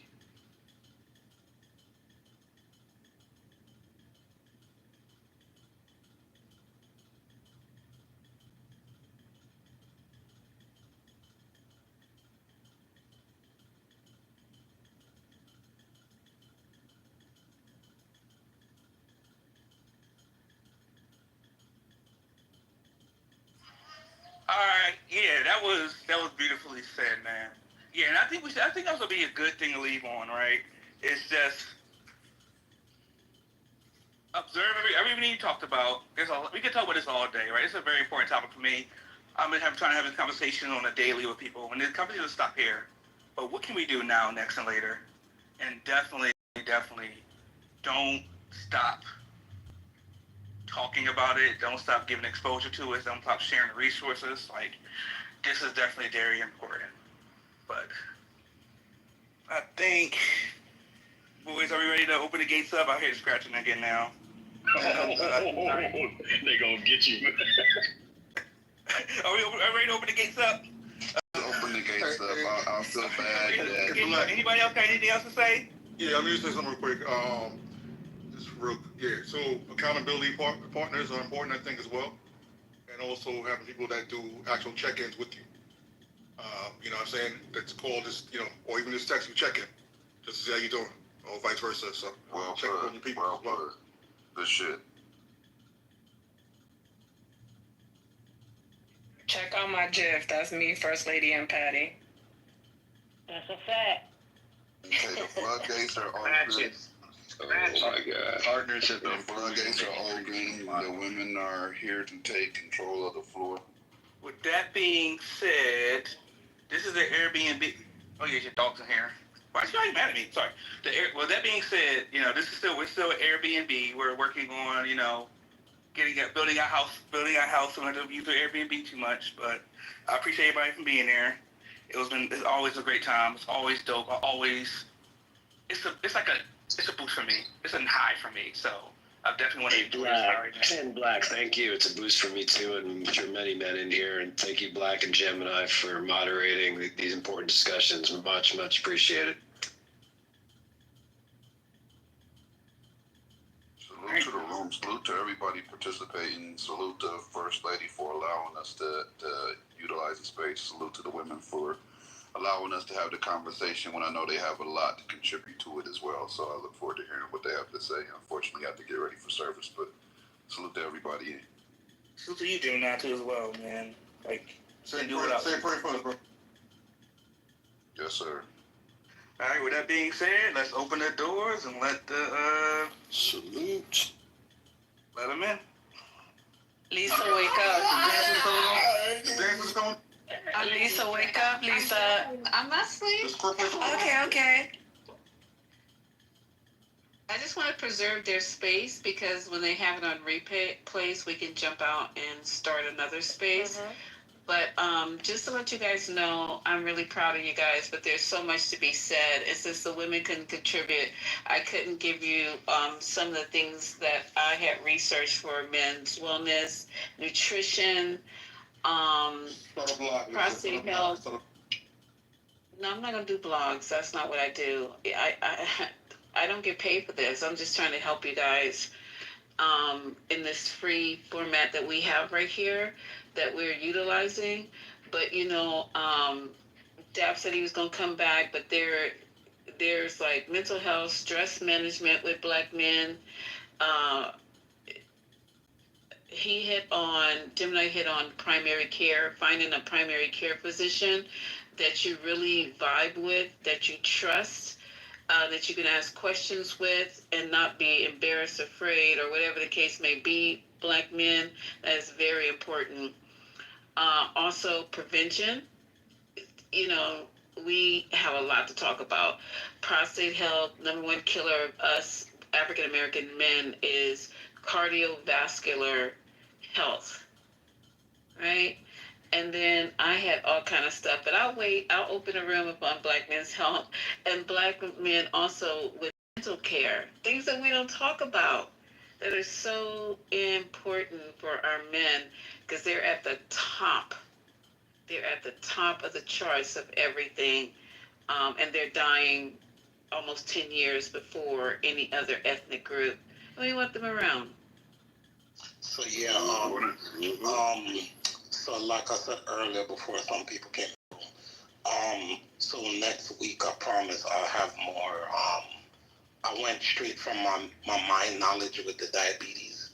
I hope I did good, but next time I'll have more, thank you, next time I have more information. So like I said, next week I'm gonna do the medications with diabetes, and I'm gonna touch base on prostate, and I'm gonna touch base on cardiac, and then the week after that I'm gonna go in depth with cardiac, because cardiac issues, even for women of color as well, it's also an issue.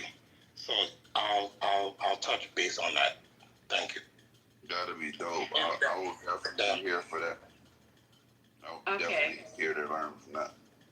So next week we're agreeing so far with a working agenda. We're also we're gonna do mental health again because we can keep on going with mental health in our community. Stress management for Black men. Locating a primary care doctor that works well for you, not for your wife or for anyone else, but for you. Nutrition, we'll try to bring, I'll try to see if I can reach out to a nutritionalist. We talked about sodium intake, fat intake, all the stuff that contributes to diabetes and cardiovascular health. We're going to do that again.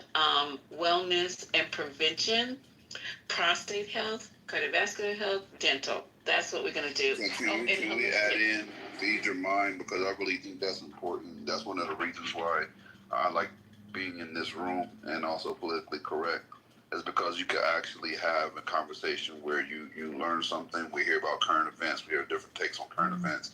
And it's not just your typical the male-female battle or, a bunch of bullshit or toxic shit, because whatever you consume mentally, it affects your health as well. Your mental health is affected by what your mental diet is, so. Yeah, I mean, and I do also want to nudge this idea of knowing your blood work, because that does help you get ahead of it. That is really important. Go into your primary care, depending on what your other situations are, get your blood work drawn.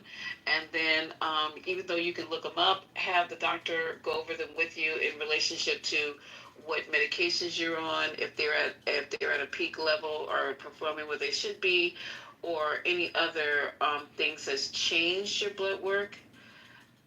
Yeah, very good indicators. So I have a little bit of I'm going to call it a guy hack, especially a busy guy hack. So what I do is there's an agency that will come to my office, draw the blood work, send it in, and I get the results. Like, I just find, for me, that's just like so efficient. Because like when you go to the doctor, then they refer you to get blood work, then you got to go to the lab, and blah, blah, blah, right? So I do like the efficient.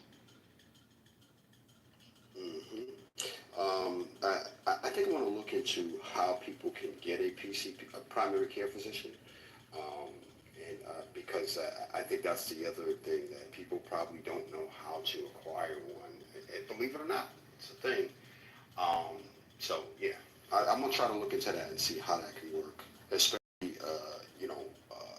when we have regions in this country where there are not many healthcare facilities. Yeah, also, people could go on their insurance, for the most part, website, and it typically has a list of providers based on the specialty. Yeah, that'll be one of the ways. That part, Asian, that. You request to have an African American male doctor if you guys want that. You can request that also of your search in your insurance portal. That's a fact. And sometimes you don't need a referral from your internist to go to see a specialist. You could just go to your local specialist. Like, you have an issue with one thing, people Google warriors for sometimes the wrong reason.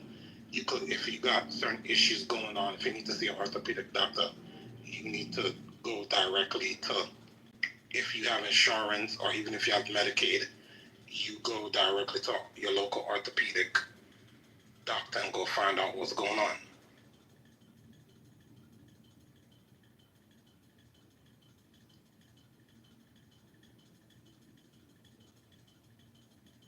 Okay, so there we go. Anybody else want to jump in and say anything before the men close it out? And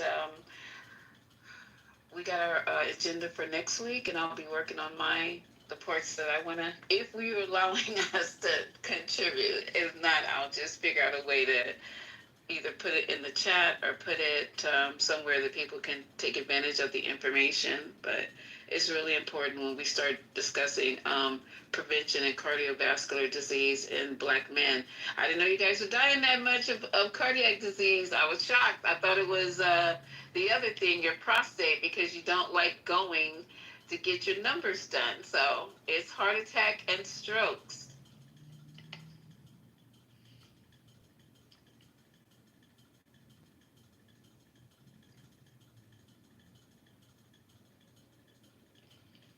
And grab you one of those little blood pressure machines at CVS.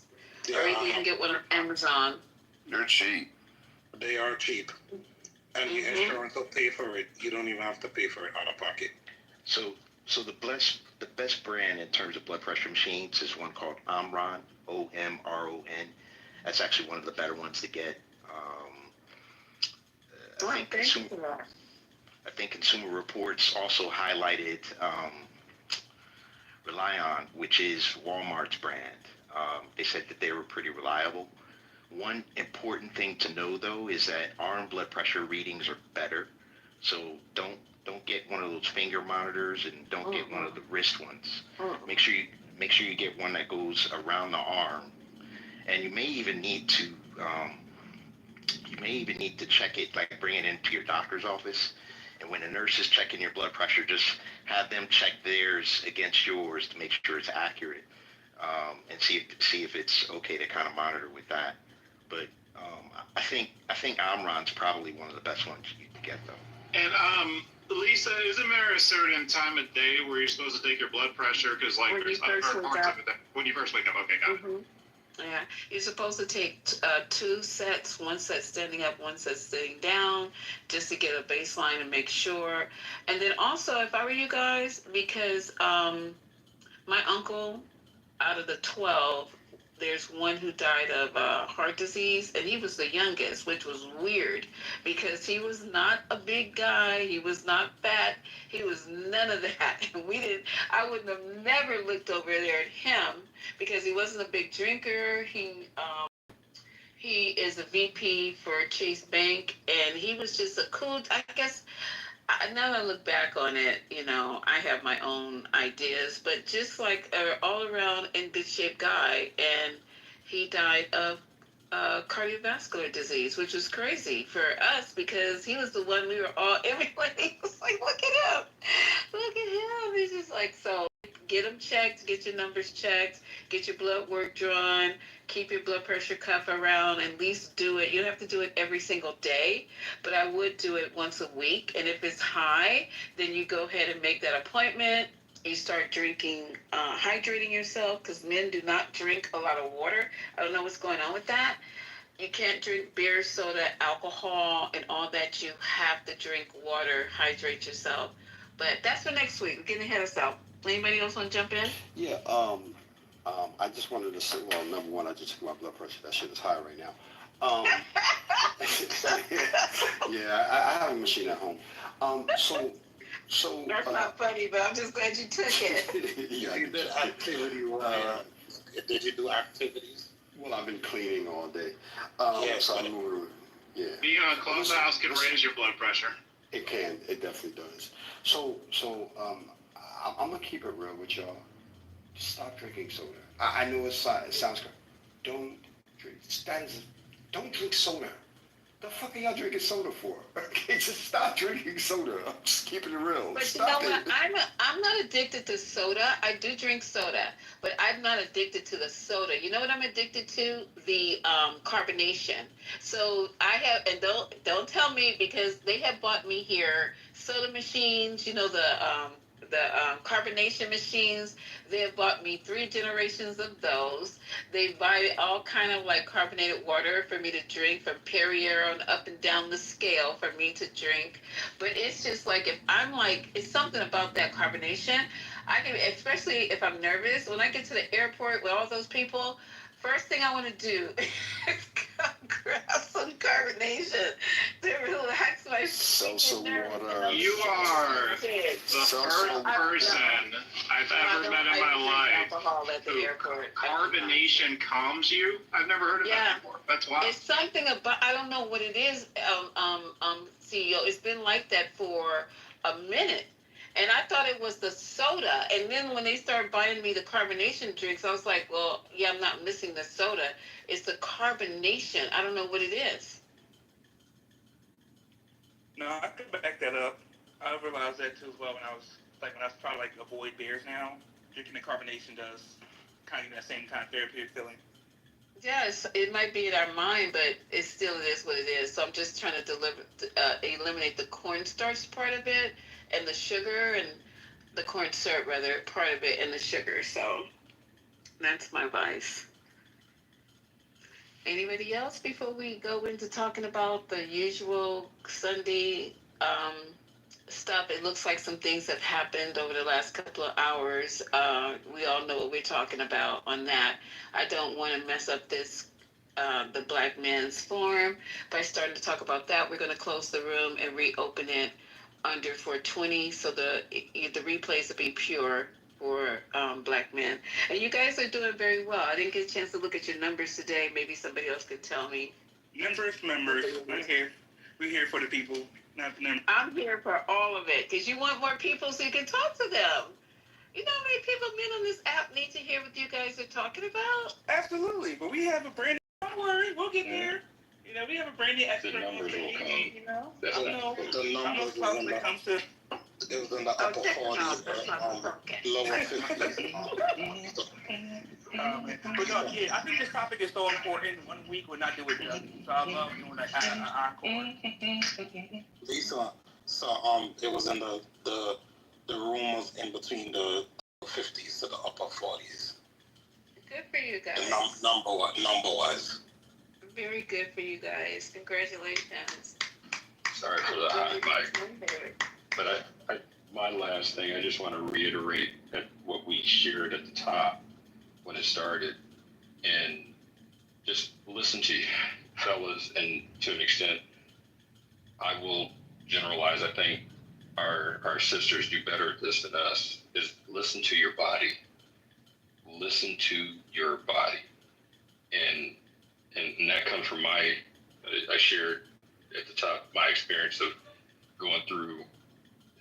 I call it a drive-by with breast cancer, but I ignored it, and it didn't go away, and it kept getting worse.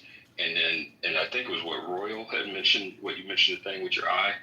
And if I would have came in to the doctor sooner, my treatment would have been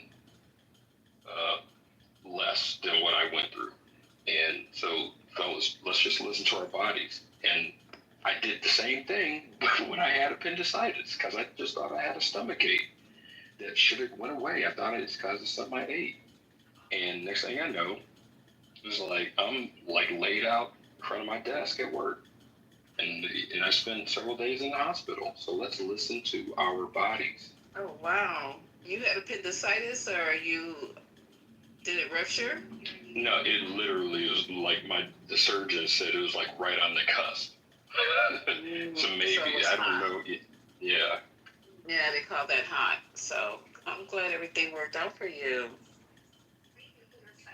That's some pain. Yeah, I guess as my dad would say, hard head make us off behind. So let's not do that, fellas. Like, you know, I've had several experiences in my life, you know, scattered throughout of following that thing of I'll just ignore it. This will go away. It'll heal itself. It'll like, nah, dude, just go to the doctor.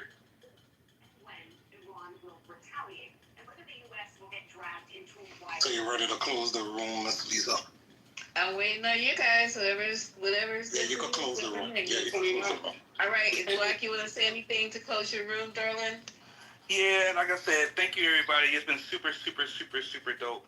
Like the dopamine, like you can't get this anywhere else, right? Like the amount of energy and just like hearing everybody's stories, man. Like it's nothing like this. So us, thank y'all for being y'all. Thank y'all for coming in. You can't, thank y'all for giving you our time, right? That's the most important currency we have. So I appreciate everybody's time, man. It's been great. Like this makes my week. I look forward to this every day. Like thank y'all for sharing. Like it means a lot. Thanks for making me feel guilty for my fried chicken. Yeah, where JD at? We out here slinging out the poison to our community. That's crazy right there. Fried chicken. Who are you talking about? Oh, my talking about you and your fried chicken. Okay, what was saying? What were we doing? I forgot what I was doing. Okay, guys, let me just close the room and let me set up the other. First, let me set up the other room, and then you guys come get the link and bring it back. That'll be easier for me. Hold on. Yeah, so, Brian, since we waiting on that, so I'm gonna tell you something. I'm a medical professional, and sometimes I still do the same thing. I gotta go to work, because I gotta do this, I gotta do that. I gotta do stuff for my daughter, I gotta pay this, I gotta pay that. And I'll literally go to work in intense pain instead of calling out. And I do have well, when I was where I was, I did have a lot of sick time, but, we do shit like that all the time. We do, man, no matter your country and culture. And it's not ignoring, it's just the drive to, we gotta do what we gotta do for the house, you know? Yeah.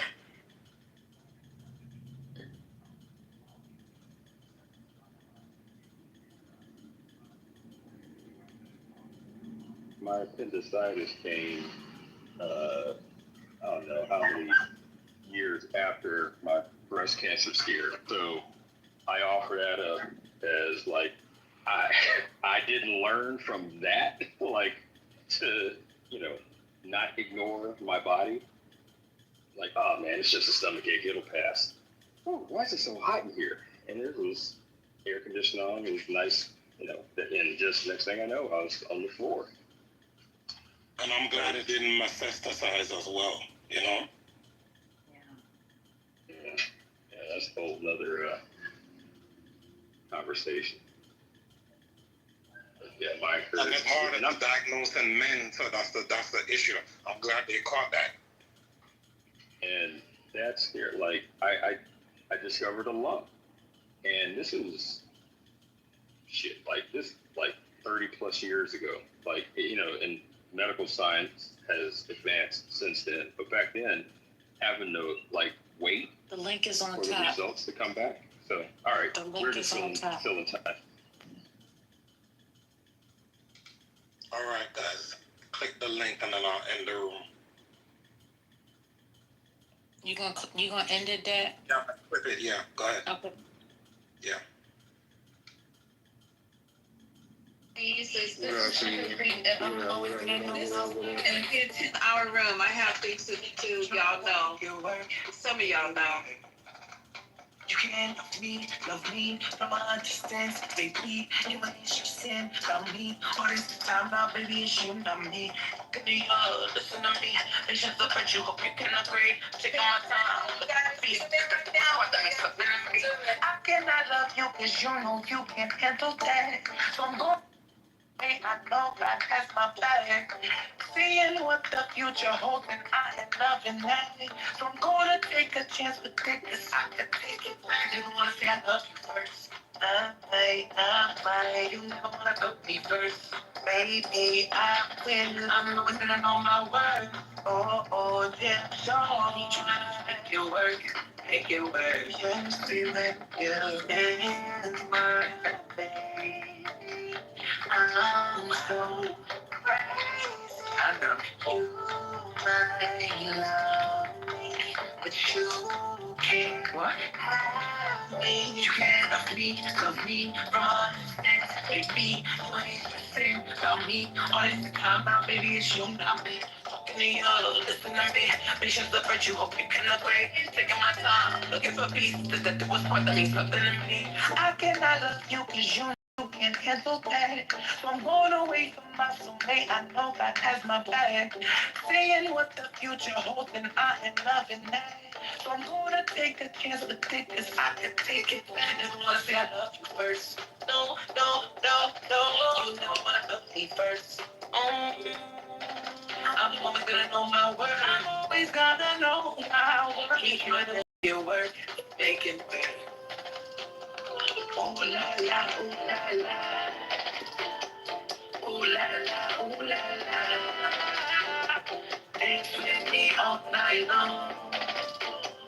Baby, just sing my song. Ooh la la, ooh la la. Ooh la la, ooh la la. gonna be all night long, baby. Just sing my song, yeah. All right, everybody, welcome to the 420. We are going to try to end the night with more talk on what's going on across the way, across the street, across the world. Ping your people in. Where is everybody? Ping your friends. I have pinged until I got to the red meat, which meant the system was overloaded. Y'all, ping your friends. Ping your friends. I am going to try to ping more people in a minute, but woo, this is crazy. Let's start off with breaking news. Hey, everybody on the stage, what's the breaking news? Anybody got breaking news? Breaking news? Because I've been researching men's health for half of the day, so I'm stuck. Anything going on? Yeah, that so-called successful strike on Iran wasn't as successful as they made us believe. Do tell. Why?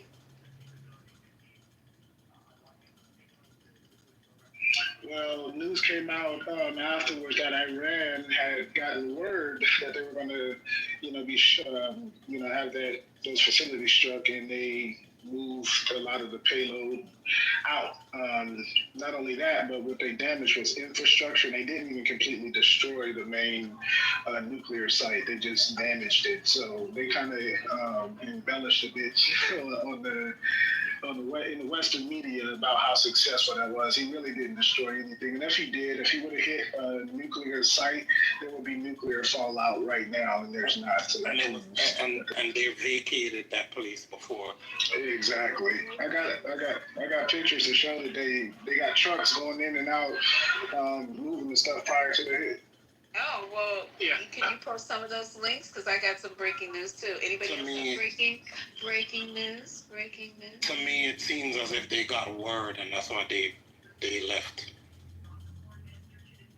Well, you got the president on his social media telling him what he's going to do, so it wasn't too hard. Like, he's an idiot.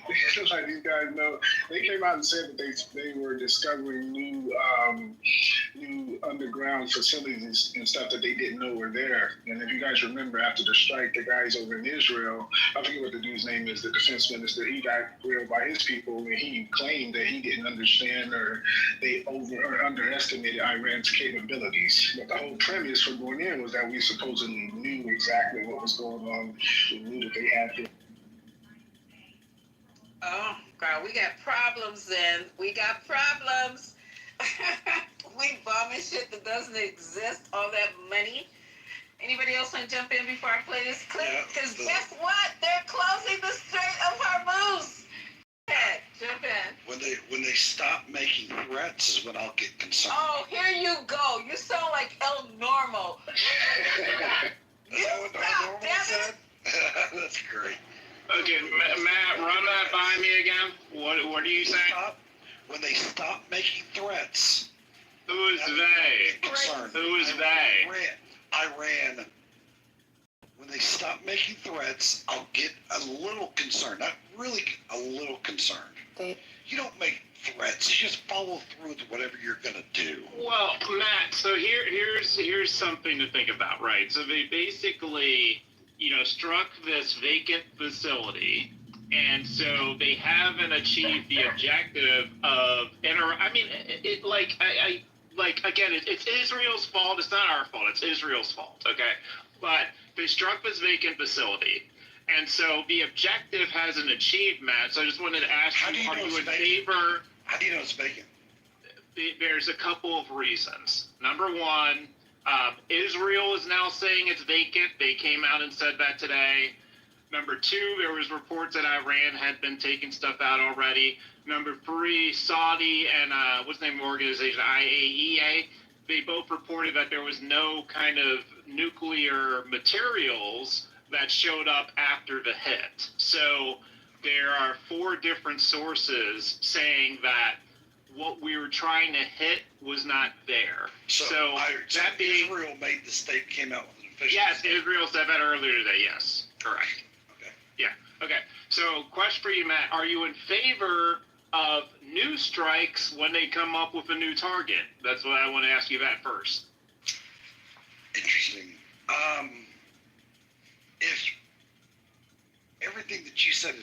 correct, not saying you're one, but if the information that you've received is correct, and depends upon what the intelligence is, and in the strength of the intelligence, and that's what this all boils down to. We're trusting that a lot of this intelligence is correct. Now, we do know that Israel has badass intelligence. Look at the 1,500 beepers they had. Look at the way that they attacked Iran from the beginning. Well, this was their intelligence that failed us this time, not ours. Theirs. I would like to see. We don't even have confidence in our intelligence. This is some weird. I would like to see how this unfolds over the coming days before I jump to conclusions with my opinions. Well, no, but I'm asking you a question. I'm saying, let me just get Matt to answer the question now. If the intelligence was bad, yeah, I'd be pretty fucking pissed. If the intelligence was good, then yeah, but Matt, that's not what he's asking. Still be excited. That's not what he's asking. Yeah, so Matt, I'm saying that we've had a failure here, okay? And like again, I don't think. Yeah, we do. We do. Israel has said so. Okay, I'm driving right now, but I'll get you. I'll get it all over you. I'm just I haven't seen it. Okay, so Matt, what I'm telling you right now, I promise this is the case. Okay, I promise you this is the case. So, what I'm asking is, if Israel said to us on Thursday this week, "Hey, we got like a new target. We know where the uranium is now." Would you be in favor of the U.S. doing strikes? My knee-jerk answer is no. But that's just a knee-jerk. That's my knee-jerk. Because they had the opportunity. If this intelligence was bad, they had their one opportunity. And we stuck our ass out in for them. And if we went on bad intelligence, then man, they're on their own. That's the good answer, Matt. Good answer. Good answer. Good. That's my knee-jerk answer without having to process any of this. Hey, but good answer. If he can say no, CEO, that means there really was concern for the initial strikes. Well, no, I don't think it's so much that, JD. It's more that it was such a exercise to do this in the first place, and I think he's right. If Israel blew this, then you just don't trust them the next time. I mean, I think that is Israel's consequence now. And what I think Trump should have approved their plan of they were going to go in there and send their special forces in there, right? And then that could have been their embarrassment. They go in there, they don't find nothing, and we wouldn't have had any egg on our face.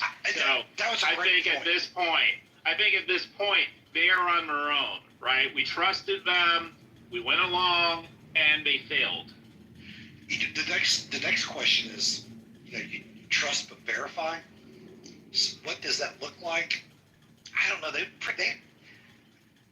I would like to see some of this reporting is going to be coming. Obviously, if that's the case, then you're going to see a bombardment of reporting about it. You're going to have congressional hearings. This is a pretty. CNN reported it multiple times last night. Matt, CNN reported it multiple times last night. I don't know why and no other outlet did, but CNN consistently said it even late last night. Consider the source, but let's see what comes out over the coming days. Here to land the plane, regardless if it was empty or not, their capabilities of making a nuclear warhead weapon is diminished to probably zero. So that we know. But yes, to your point, CEO, if this intelligence was bad and we trusted Israel that this intelligence was good, no. Let me tell you something. The fact that they did what they did, they're going to race to get a fucking warhead now. They're going to look for the They've always been racing to get a warhead. Yes, they're going to race to it. You don't understand. We'll agree to disagree. No, Patty, well, let Patty give her full explanation, because I do agree with her. Patty, why do you say that? Because we put them in a situation. Honestly, I believe they started upping their uranium enrichment because of what Trump did on purpose, right? And then they haven't, like, we know for a fact back in the early 2000s, late 90s, they did have plans where they could actually internally build warheads, but then, or the warheads. But that shit is, I mean, that's old. They could have been did something, trust me. They've got an agreement with fucking Russia. Not a defense agreement, but a trade agreement to include equipment for defense. Like, they're going to be in a race. And they're going to get it done. What you just said is so funny because of it. 1 second. So Russia is trying to work with Ibrahim Traore to build a nuclear. Patty, what you just said is right. You hit it on the bullseye. I mean, I agree also. I think they probably will end up getting more aggressive about it now because the other side of it, Matt, is the political capital it took Trump to do this strike was significant. You have Laura Loomer and Candace Owens just ripping each other to shreds right now, right? Tucker Carlson and Ted Cruz. You have so many civil wars over this, and then what's ironic about it, and what's so ironic about it right now is that you have the neocon clique, John Bolton, Meghan McCain, and Liz Cheney, all like thrilled right now, and more of the traditional MAGA people upset. So it took a lot for him to do this, and his ability to pull this off again, it's a lot of political capital. Yeah, his base is fractured for sure. The base isn't fractured. Go look at all the polls. is the vast? Go look at the polls. Go laugh. Go look at the polls and come back. No, you're right, Matt. You're right in terms of right now. It's survivable, but what I'm saying is that if this keeps happening, it will dwindle. But you're making an assumption that this is, if CNN, let me finish, if the only outlet that No, that wasn't the only outlet. No, that wasn't the only outlet. This is Israel directly. Yeah, no, I just said last night CNN was the only outlet covering it significantly. That was all. Did we trust in Israel that the intelligence is correct? They've demonstrated they've had great intelligence, but that doesn't matter. At the end of the day, if the intelligence was bad, we're out. We're out. And I just read an article too, and that he has called for, Trump essentially calls for Iranian regime change as he holds crisis talks with the UK Prime Minister.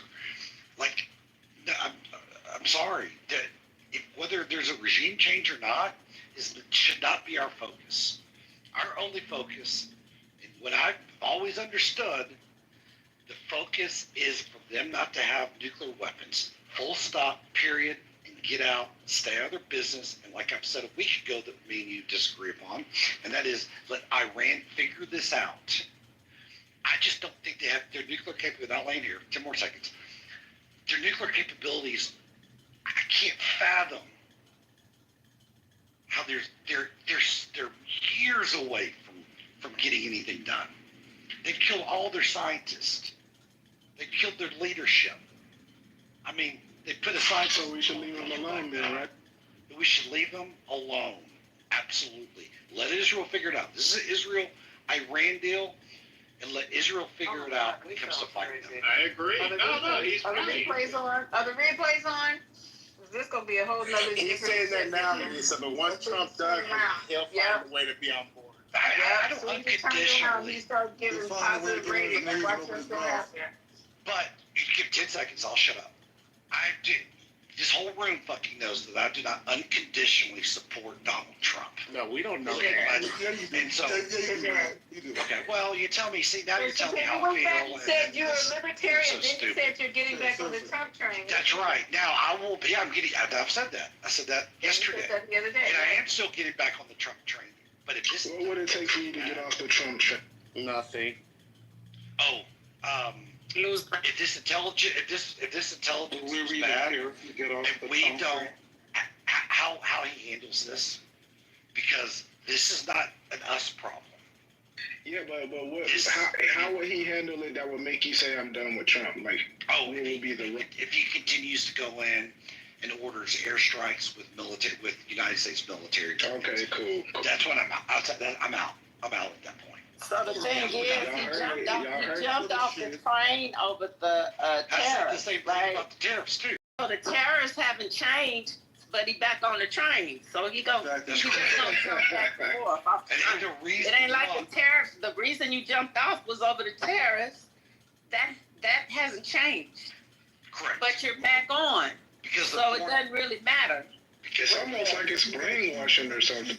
No, it's just right? It's weird. It almost feels like brainwashing, right, Raymond and Doug? No, it's called processing all of this. It's called You don't have two brain cells to process anything. It's called I don't support Donald Trump and his policies blindly. I never have.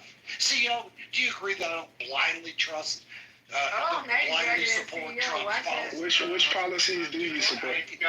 Hold on. Let me answer him. I would say that you almost follow him blindly. I won't say fully, but almost. Yeah, that's it. Putting it nicely. All right, well, Which policies of his do you agree with? That's the person who's the head of PR. Oh, the border, big time, without a doubt. The big beautiful bill, keeping the tax cuts, the big beautiful bill, but he didn't cut $2 trillion. He didn't balance the budget, and so that was disappointing. So But Matt, are you transposing the A to an I like the president did, like an adolescent on some sort of speed when he tweeted, I think last night, saying make Iran great again. You all about that? It is. Yeah, I think that'd be great to make Iran great again. Really? So what does that mean? Fantastic. What's that mean? What's that mean to make Iran great again? That's what I want to know from him. What does that mean? What does that mean? The poor MAGA supporters over there. Okay. And they can work. What does it mean? You all heard it, right? You all heard it. He doesn't know anything. He has to wait for what his brainwasher tells him. He will then perpetuate that message. I am not. So for now, all Matt knows is MIGA or MIGA, so he's going to rock with that, even though he has no comprehension of what that actually entails. I just said, quote unquote, let's see what comes out of the coming days. This had just happened 24 hours ago. So let's see what happens. And Matt, I texted you a few sources about the lack of uranium. Okay, cool, thanks. Coming from Europe, talking some thoughts in this discussion. Go ahead. So we astonished. I'm sitting on my couch here this morning and wondering what's going up in Germany. And then I thought, what can we do in Europe with the E3? E3, we are talking. So you're in the matrix. Can you come back when you're not in the matrix? No, this is just how she actually normally does. Come back next week, Bird. Next week.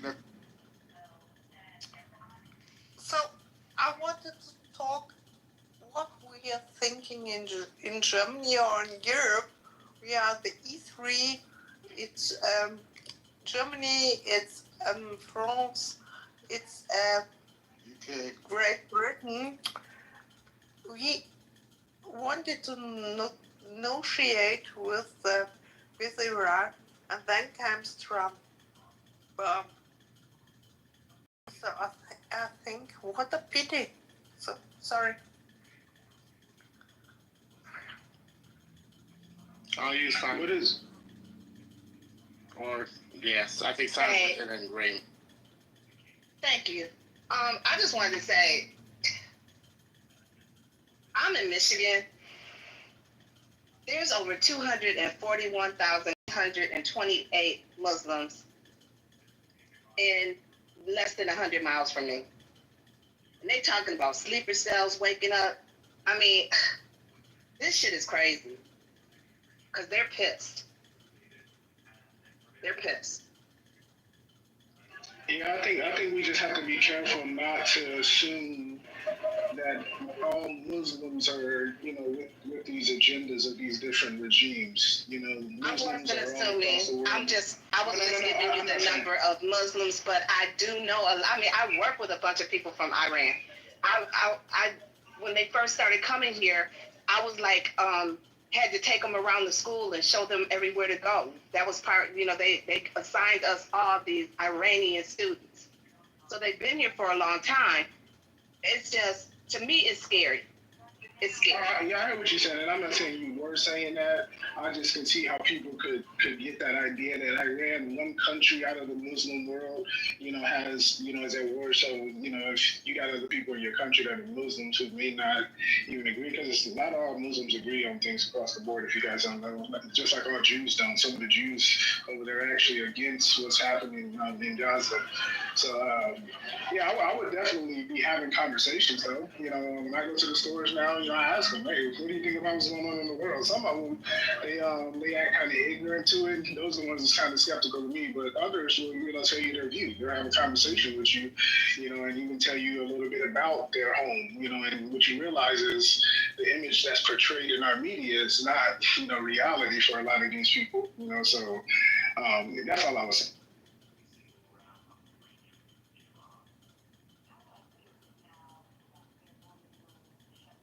Okay, let me make a quick comment. Can I make a quick comment? Okay. So when we talk about like these Iranians, because I know Iranian people, I grew up with some. It's like basically when we say stuff like that, it's like saying that every American is like his Klan or like Patriot Front or like skinheads or Nazis. It's a very small segment of the populace that does that bullshit. So, these Iranian people want none of that. They want to live their lives and just be happy and healthy and raise their kids and go to work and make money, come home and make love to their wives. They just want to live their lives. In what they call a decisive response. Sorry. I agree with that, but there can also be sleeper cells. I mean, they have the whole city. And we got the Klan too. I'm with that. We got Klan. Hell yeah, we do. Got radicals. You know what else, Michael? Though these sleeper cells are often, and we gotta really pay attention. The sleeper cells are often false flag. Like they're not really those people. You see what I'm saying? Like what the CIA and the Mossad do is they'll have these cells in certain places in certain countries, and they'll integrate into a group of people like the Muslims, right? And they'll try to radicalize people within that. So it's not necessarily that, hey, these are Iranians. What's going to happen is going to be blamed on the Iranians, just like 9/11 was blamed on the Iraqis and the people in Afghanistan, or the Al Qaeda, right? So that's actually what happens is that they're all part of the same team. Sleeper cells, they're all working for the same, small caps. Hey, let me say another thing too. We're just gonna let the 9/11 comment go. Yeah, it's real quick. So, one, there are sleeper cells. What you said, yes, could be correct, but there actually are sleeper cells in the country. They're already here, right? For example, last year in Philadelphia, they got a 17-year-old that was working with Al Qaeda. So, and the whole 9/11 comment, bro, please don't go there right now, man. And why not? Why not? Just because you got people that serve, just getting off of that for a second. I serve too. I don't care. Well, that's good, Ramon. Let me just go with this. I'm taking us away from that. All I'm saying is that shit. Be losing my dad. With the way that these people are or whatever, we are fueling this shit. Just like the Israelis will never be safe for what they did in Gaza. If we don't do shit, you won't get people that are gonna be radicalized and want to be in sleeper cells. Us dropping 3 motherfucking 30,000-pound bombs on a fucking country that we have nothing to fucking do with, that's gonna create. So we need to be scared, because literally, you think about that shit. If somebody dropped 30,000-pound bombs on us, I would be like, hey, where can I sign up? Let me go get some or whatever. We're literally fueling the fire of these people. So I mean, we need to stop tripping with that shit. That sleeper cell, we deserve to have sleeper cells here. So Michael, what would be the point of Iran retaliation right now? Seriously. Well, to what end would it provide them any value? I don't want them. I hope that they punk out. We keep thinking of like Trump, somebody who didn't serve, somebody who bone spurs. I got family members who went to Vietnam. It's like he could have taken his ass or like anybody else over there, either live or died. His ass probably would have been what the fuck. But it's like he avoided fighting, and now he's like putting American lives at danger. So I hope that Iran punks out. I just don't think they will. Like I hope that they're like, okay, why would we're it be gonna change the punking regime out now. though? Why would it be punking out? Like, what is the actual value of Iran attacking America at all? What would the value? They're not gonna. I don't believe they're gonna attack America. What would the value be? I don't believe they're gonna. There's no value. I don't believe they're gonna attack America. We're impenetrable. Like somebody said that shit earlier. We literally are untouchable. They're not gonna attack us. I don't feel like they're gonna attack. I feel like these sleeper cells are like terrorism things that they can do, but they're not. What are they gonna? How are they gonna attack us? Well, by attacking bases that we have in the Middle East. We have 44,000 soldiers in the Middle East right now. I'm with that. I'm with that. I'm talking about, because again, those are the lives that I'm concerned about. That's why I'm like so fucking mad about this shit, because of the Americans we have over there. But like to CEO's point, I don't think they're gonna attack us because I just don't think they want all that. I don't know why we've been doing this shit. It's like Trump shouldn't have dropped 3 motherfucking bombs. What are we even talking about? Like, what's the end game for them? We've attacked them, so whatever we get now is what the fuck we deserve. Yeah, but Michael, like, number one, I was talking about sleeper cells as part of it. I don't see the value of them doing sleeper cells. I think at most they do some very telegraphed, missile attack on U.S. bases that they know we're going to intercept. I think that's the most aggressive thing they do, because there's not a lot of value of them doing something that's going to lead to justified escalation. It just strategically provides them no value. So if we have somebody in office now in our country. So we are now a banana republic. We have a crazy dictator that does not about things. I heard Lawrence O'Donnell had a great thing on this, so y'all go back and listen to it, where he talks about like how Trump, how manipulated he is. Even in this, when he said he wasn't going to do it, and then Israel was getting all this press about like these military was so great, and they're saying that basically pushed him off the porch and onto the battlefield because somebody else was getting pressed. We have a dumbass in our country saying, what if Iran has a dumbass? What if Supreme Leader? What if they got somebody over there that's as dumb as Trump and just wants, where there's no benefit, like you're saying, CEO, but they're like, fuck it, we got bombed, let's get some. But that's not how their leadership thinks. And then also, I mean, you're entrenched? I know you know a lot in America. You're entrenched with the Iranian leadership. I didn't know that. You should listen to their speech. I'm just saying, look at their current pattern of behavior that they've engaged in, and tell me what pattern would lead to that, you think. And then second, I don't know why we're saying like this strike wasn't thought out. It's one of the most well thought out things Trump has ever done. I mean, there was a lot of thought that went into this, right? And the issue wasn't the strike itself, it was the poor intelligence from Netanyahu, right? We got bad, outdated intelligence. But the execution of this by our military, the whole idea of giving them a 2-week timeline and then going early, but that was the plan the entire time. There were a lot of aspects of this that were actually well thought. How was that well thought out to give people warning that you're going to get their nuclear facilities and allow them to move their nuclear material? How's that well thought out? I think we're not seeing this the same way. The 2 weeks, Iran basically thought that he was bluffing, right? Like the reporting came out that they thought he was, what do they call it, taco or whatever, right? Are you in Tehran? Are you embedded? I didn't realize that, CEO. Damn, I didn't realize you're embedded. I'm going off of the reporting.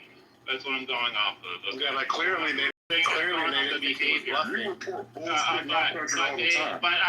think, they probably moved for stuff weeks ago. Y'all acting like they did it 2 days ago. What do you think, they moved it 2 days ago? They probably did it weeks ago. To think that they won't respond, I think, is a bit naive, and logistically for them. I said they'll do a symbolic response. Logistically, I actually think the best option for them is cyber. We have a number of infrastructure areas that are extremely vulnerable. We can't fix those vulnerabilities anytime soon. They include financial, they include electric. A cyber attack makes a lot of sense, and in the fact that they could deny it so easily. I think that's I agree with that. I agree they can do Yeah, what does a symbolic attack look like?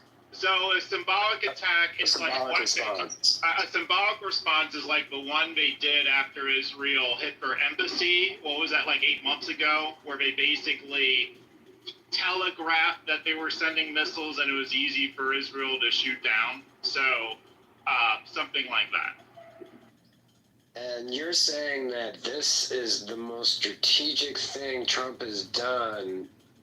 The same president who said he wouldn't go back, engage the U.S. in another military conflict in the Middle East. No. What I'm saying is that if you look at the amount of planning that went into the strike and the amount of contemplation, that it was well thought out. That is my only point. Because it was somebody else's plan. That's fine. Okay. Right, but I'm saying he's acting on an old plan, and he gave intel because he can't keep his fucking mouth shut. Like the other day, he said, can he appoint himself, what is it, chairman of the Federal Reserve Board? The motherfucker is stupid as fuck. So by saying that, you're giving people a chance to move shit. I just think he's stupid. So I don't give him any credit for this. I don't think it was smart. I don't think it was well planned out. I think nothing that he does is, even sitting in the fucking situation room wearing his fucking merch or whatever, is just stupid. And at the press conference, he's saying no regime change, and then he's tweeting like an adolescent on speed. Yeah, they're already parading somebody else. Why would there be a regime change? Like, with less than 24 hours, if I'm not mistaken. Like, this is not a stable man, and he's engaging in the Middle East, in this Middle East conflict. And you think Iran's good? Like, they're just like, oh well, that's just crazy, Trump. We're not gonna retaliate. We're not gonna take any action against the U.S. I mean, I know we have all the military, we have all the fancy stuff that can shoot, block, missile detectors, block all that stuff down. But you don't think you might be underestimating the boiling pot in this sea? I'm just saying that they are better off taking their aggravation out on Israel, right? I mean, practically speaking, right? They may end up going more aggressive with Israel, and they got a war with them already. So it would make more sense for them to go that route than it does lead us into more escalation. Like, why would they want to escalate more of the U.S.? There is no tactical advantage. They don't, but my thing is that somebody who didn't put his life on the line now has put, Haitian gave the numbers. There are Americans in that region. If we weren't over there, I had no interest. If nobody was over there, fuck it, do what you want to do. He literally is endangering people's lives, and he didn't have the courage to go do it. And not only that, but they came out and said, if you're an American citizen in Iran, we are not providing you with any help getting home. Like, you got to basically you got to get back yourself. So they wouldn't they flew them South Africans in, easily, but they're telling American citizens that's in a place that's about to be decimated, according to them, that, hey, you're... Yeah, but bro, how would they coordinate logistics to get people out of Iran right now? Oh, I'm sure they have one. Who are in Iran knowing the shit that's going on right now? Oh, they have ways, just like they coordinated to get those Israelis out of Israel in that war-torn area. They could do it. You are comparing the two things seriously? That's laughable. You're comparing getting people out of Israel and getting Americans out of Iran as anywhere near the same? Seriously? Yeah, you think they don't have protocols for that? Seriously, you think that's not something that's included in military planning? What, you want them to send in the SEALs team? Is that what you're suggesting? Send in the SEALs team? Or what are you suggesting? I ain't said nothing about no SEALs team. Okay, then how would they get them out? Then how would they get them out? Do you think that the military has protocol to remove citizens in war-torn places or places we're about to go to war at? Yes, but it also has to be thought out, right? So why go to Iran and get citizens out of Iran when the tension's already been high? Why the fuck would you be in Iran? People go to Iran. What? Damn. What the hell? Yeah, you could go. You hold on. You're saying we're gonna send our military in there? CEO, hold on. You could go to Iran. You go anywhere you want to go in the world, but certain places are on the do not travel list, right? I didn't say nothing about sending military in. I said that they're not sending aid or help. Hey, watch your mouth, little boy. Okay, girl. So if I go to Haiti right now and get caught up there with the fucking gangs, I can't expect no one to come fucking save me. Yeah, you can send them financial aid to help them, move around. I ain't saying send military in though. Like if you're able to get plane tickets and stuff for these, so did they send the military in to get the South Africans over here? No, you think people can fly out of Iran right now? You think people can just fly out of Iran right now? Yes, yeah. Bro, try reading the news like a little bit, just like a tiny. But if we're patting them on the back for planning, I'll just I'm not patting anybody on the back. I'll just say this. Yes, this has been planned for a long time. We forget the connections that Trump has through his son-in-law, Jared Kushner, to Benjamin Netanyahu in particular. Benjamin Netanyahu is said, and this is on the record, been reported in the mainstream media, when Benjamin Netanyahu comes to America, he stays with the Kushner family. Jared Kushner used to talk about how when Netanyahu would come to his house, he would have to sleep in the basement because Netanyahu would sleep in his bed. Jared Kushner also is good friends with the Saudi prince. And ironically, Trump has been in Saudi Arabia a lot and talking to the Saudi prince a lot in the last couple of months. So it really, when you look at the more you think about it, and I've definitely been ruminating, it's fucked. But you can see how all of this shit fits together. No, this was not just something that came about. This is something that Benjamin Netanyahu has been talking about for 50 years. And now that his guy, the Saudis guy, is the, president of the free world, and he has all of his cronies in the cabinet, and nobody to check him. Why the fuck not? Like, he's doing whatever he's done whatever he wanted to do in America as it relates to our laws. Why does he need to listen to the international community? He's already he's given everybody the finger. And so why not strike now? This is a perfect time. Because Netanyahu's a war criminal, that's why. Why you gonna stay with a war criminal that just committed genocide in the Gaza Strip? Why would you stay with him? Because he got you by the balls, he got that STD. They're friends. Mel Haitian, one of y'all. I put something in the Telegram. Okay. You want to play that? So Netanyahu is family friends with the Kushners, which is Donald Trump's son-in-law. Before you play that, can we get this one? They're closing the Strait of Hormuz. I've been letting you guys jump in the whole time. Hey, everybody, please ping your friends, and I've been pinging, getting articles, getting clips, getting everything together so we can have an eventful, knowledgeable, educational night. We're not going to be here all night because I have something to do later on, but we're going to do as much as we can. So let me play this for you guys if it's still available. Hey, everybody. Hey, Lisa. Hey, girlfriend. Hold on for a second. And here we go. Breaking if I could get it to play. Come on, babe, don't do this to me right now. What are you doing?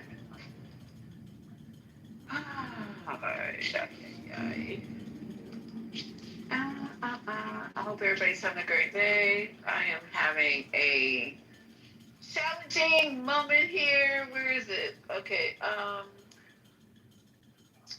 damn it.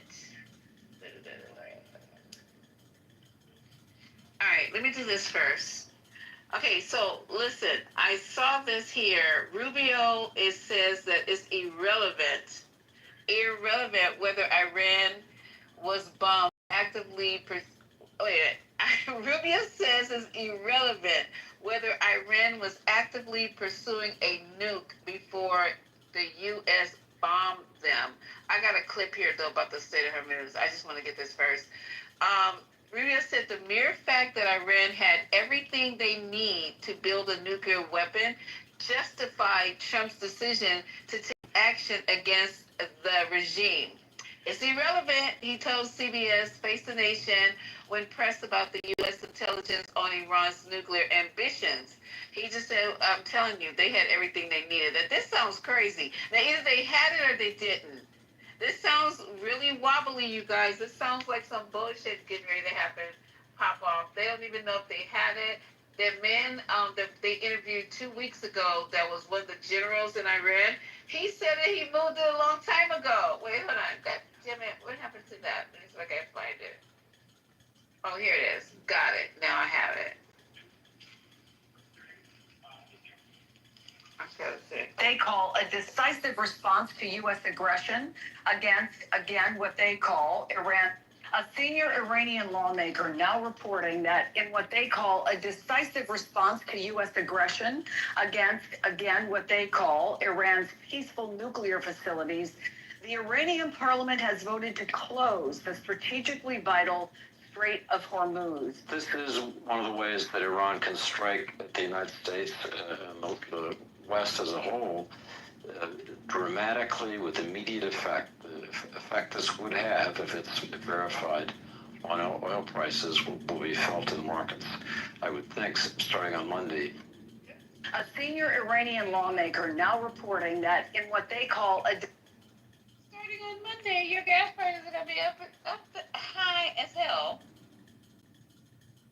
Well, isn't it lucky that Israel has like destroyed Gaza so they can start on the Ben Gurion Canal that they want to do? So they'll work it out. Okay, so on Sunday, the Iranian parliament approved a measure to close the Strait of Hormuz after the United States bombed 3 nuclear sites in Iran. The strait is located between Iran and oh my God, Oman. Remains Iman. Is it Iman or Oman? Oman remains a critical oil choke point, and closing it could have serious implications for both the global and U.S. economy. Then Marco Rubio jumps in again today and says, warned against shutting down the strait, calling the move suicidal for the regime. Rubio also called on China, Iran's most crucial oil customer, to encourage the country against. Oh, now they want to ask China for help. So they called China and said, can you guys call Iran and tell them not to close the Strait of Hormuz, please?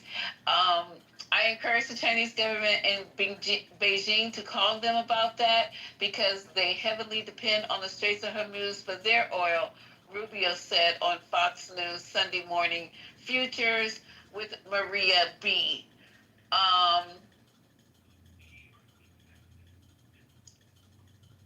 If they block it, there's going to be a war.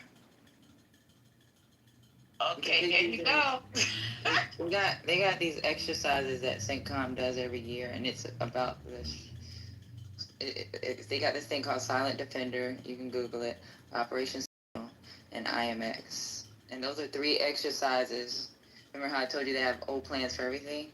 Those 3 exercises are exercises if that strait gets shut down. And you know who's involved in those exercises? We got the British. It's a bunch of our allies. the Royal Navy, our Navy, the MCM vessels.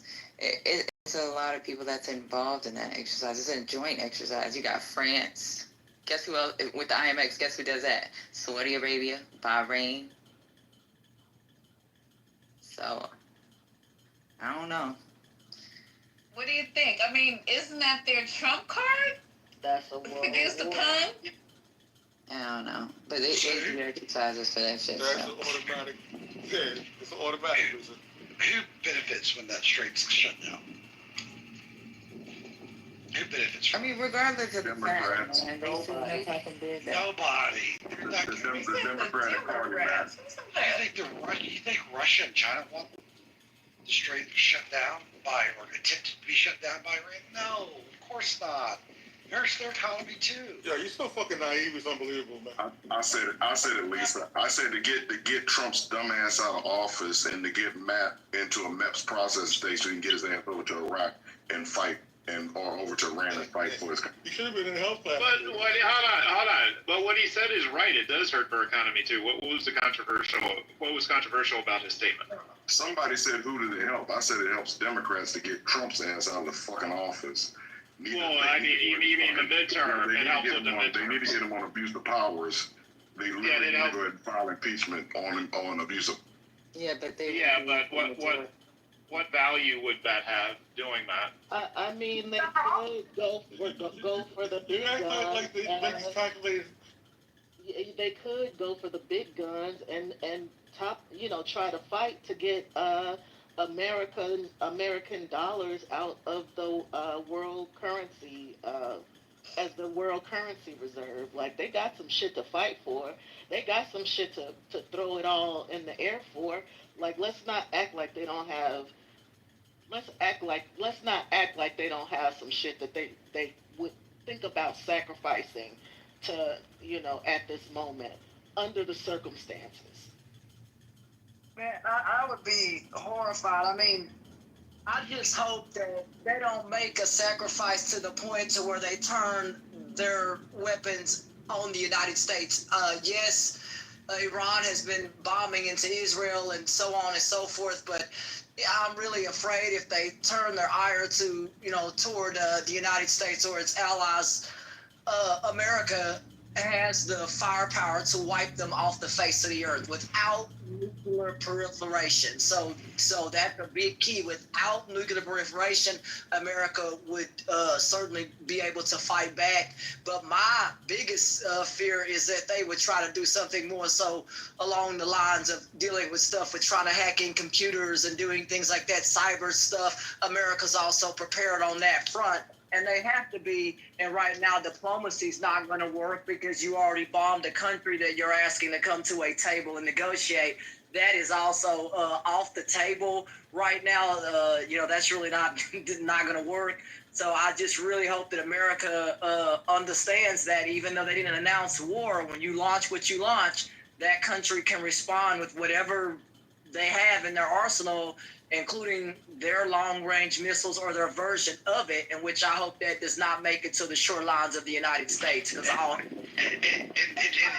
doing something that was going to hurt the United States more than what you just said. They close to the Strait of Hormuz. And if they do that, they said if they see any throttling back, and I guess this is America, if we see any throttling back of the Strait of Hormuz, we'll see a massive increase in the price of oil that will impact everything in the U.S.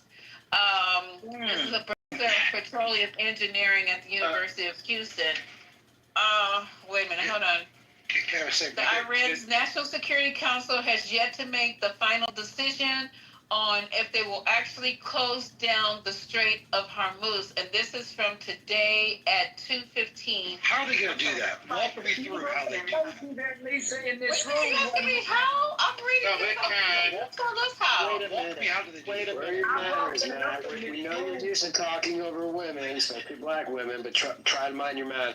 Wait a minute, Matt. If this is the nation that you guys swear is going to nuke Israel in spite of mutually assured destruction, like they are so off the hinge that if they became a nuclear power, they would do what not even North Korea or Pakistan has done.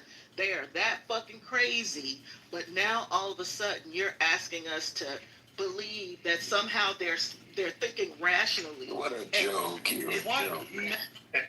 Hey, Quang, that's a really good argument. That's such a fucking joke. Hello. That's such a joke. I was just gonna give you the mic. Yeah, I was just gonna give you the mic. I know you've been in the chat, so if you have something to say, you could go now. What a joke. When I hear us repeating what the colonizers, imperialists, wicked, demonic government right here, nobody is worse than these bastards right here that we deal with every day. And we use the same fucking talking points that the liars are saying. And that's all they say is lies. Lies. They've conquered and conquered. It's all about oil. It's all about control and power.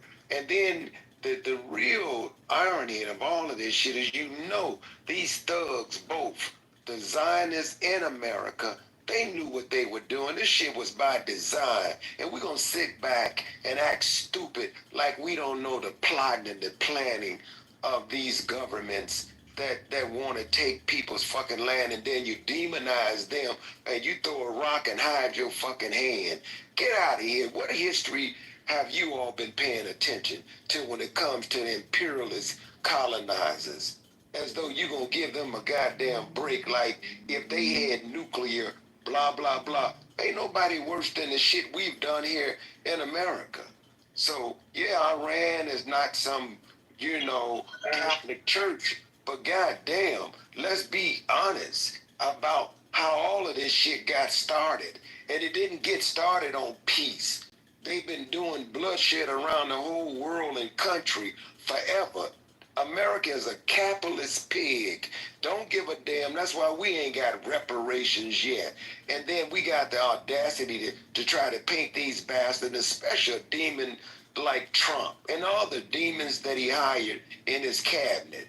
You talking about some straight up Klansmen doing this shit. I got the nerve to take the size of the Klansmen. What military resources do they have to shut down the strait? What military resources are they going to pull from to shut off the strait? Mines.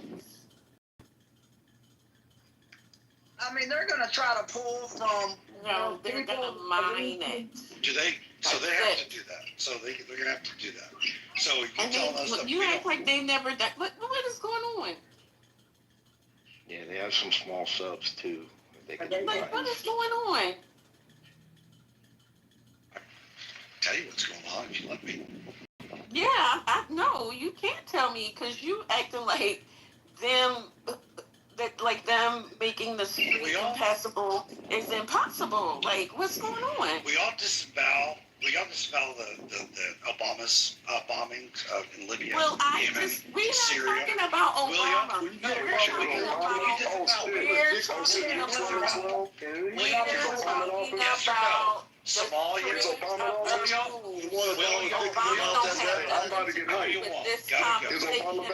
Exactly. He wants that BBC so bad, Michael. Matt, Obama doesn't have anything to do with this conversation. We're talking about the Strait of Hormuz. Like, dude, like, what's going on? Hi, Lisa. How are you?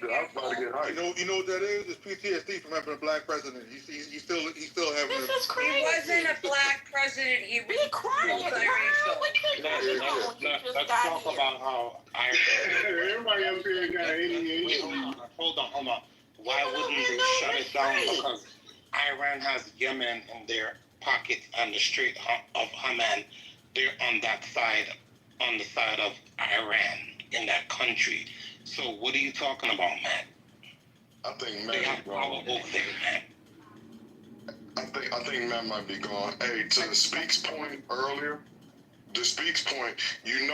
so this whole we're trying to like stop Iran from getting the nuclear capabilities. You know who started the nuclear capabilities with them, right?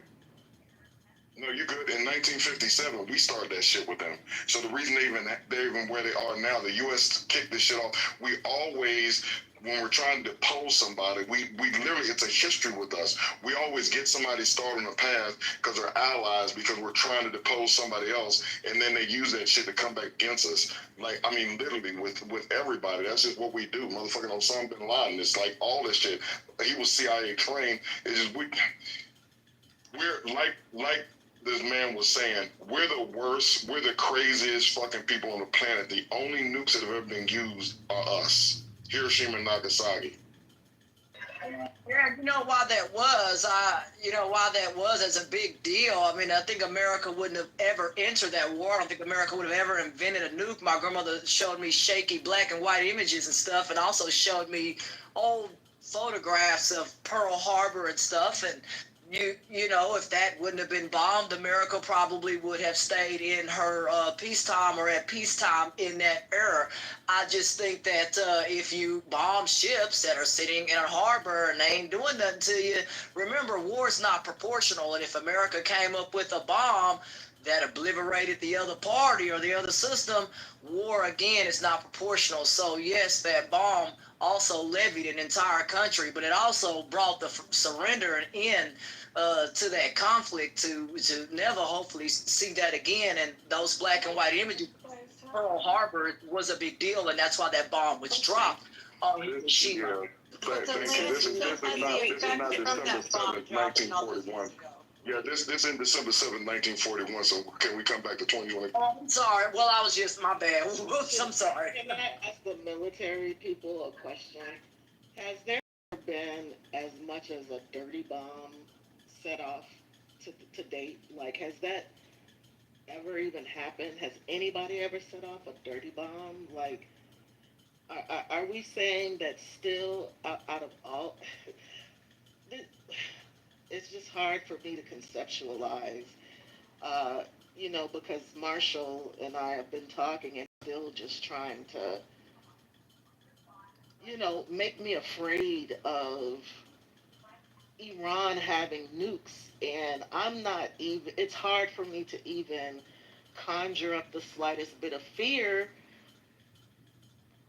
within the context of knowing that, yeah, the only nuke that's been dropped have been ours, and since then, not as much as even a dirty bomb has been dropped. But am I forgetting something? Dirty bombs aren't only nuclear, correct? Like, you can have other dirty bombs. I'm saying, have there been any type of small-scale nuclear attack?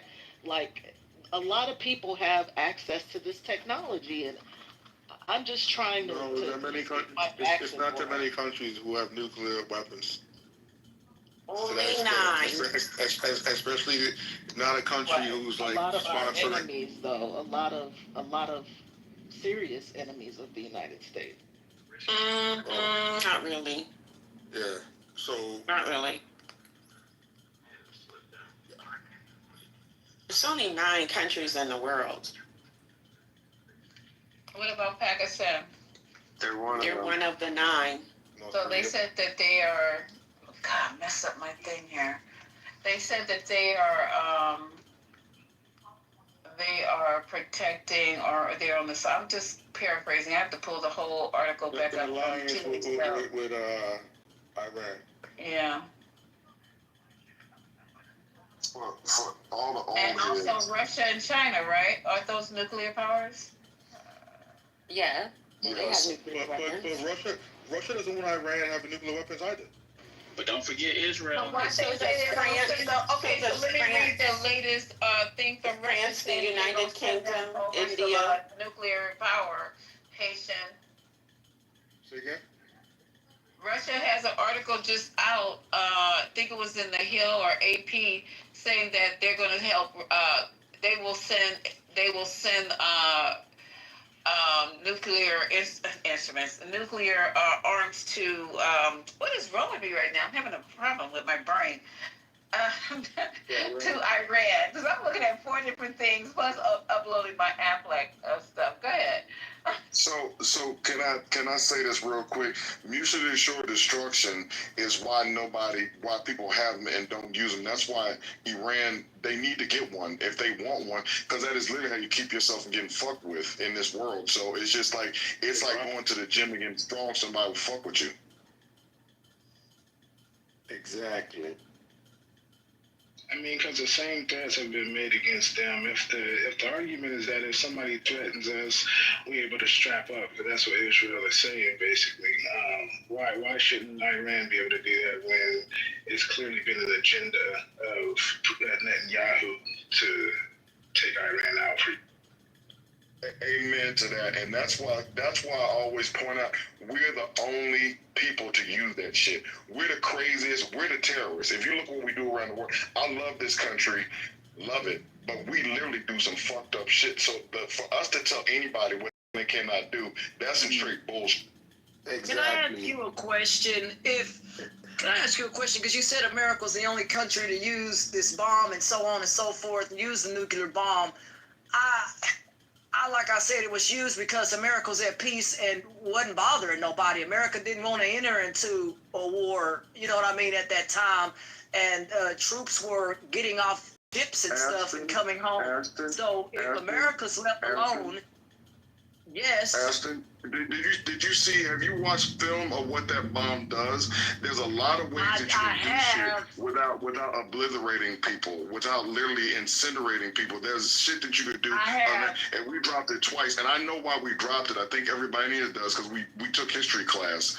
Right. Exactly. What are you trying to get to? Like today, with what's going on right now, what are you trying to get to? I'm just saying, hopefully that experience, that we should never ever do that again. I mean, America should never ever put a nuclear bomb on any country in the current era. I just hope that there's no use for that kind of stuff. And I wish America would have never got in this conflict in the first place. I think if Iran is left alone, we wouldn't be sitting here. And I just think you leave countries alone that are at peace and not causing problems to you. And if Iran is not shooting anything our way or aiming toward us, why did we get involved in this conflict? That's the biggest thing that I'm trying to figure out. We got a spoiled little child.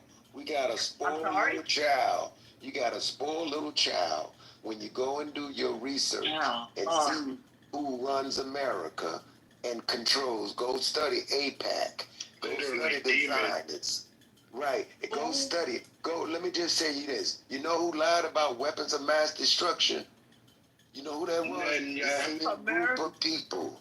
Same group of people. You know who went in? You know the work that Gaddafi was getting ready to do to unite African nations to be independent and to do some amazing things. You know who murdered him?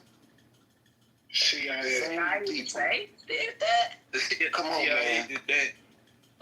Is that because they didn't want that to happen? But others say they believe that was done because of the enrichment and other resources over there that were also not mentioned. Was that true? And in order for y'all to sit here on this app and talk this bullshit and live free, your country gotta be a wolf. If y'all country wasn't a wolf, then motherfuckers would be over here getting crazy on you. And y'all ain't ready to get busy for your fucking freedom, so your country gotta be a wolf. Nah. No, we were at a peacetime, brother, at a time in this country, so we don't have to be. America can pull back and set the caboose down. We don't have to sit here and go into wars. It's unbelievably expensive. That's what you think. Brother, we don't have time. Hey, the guy. I want to ask him a question.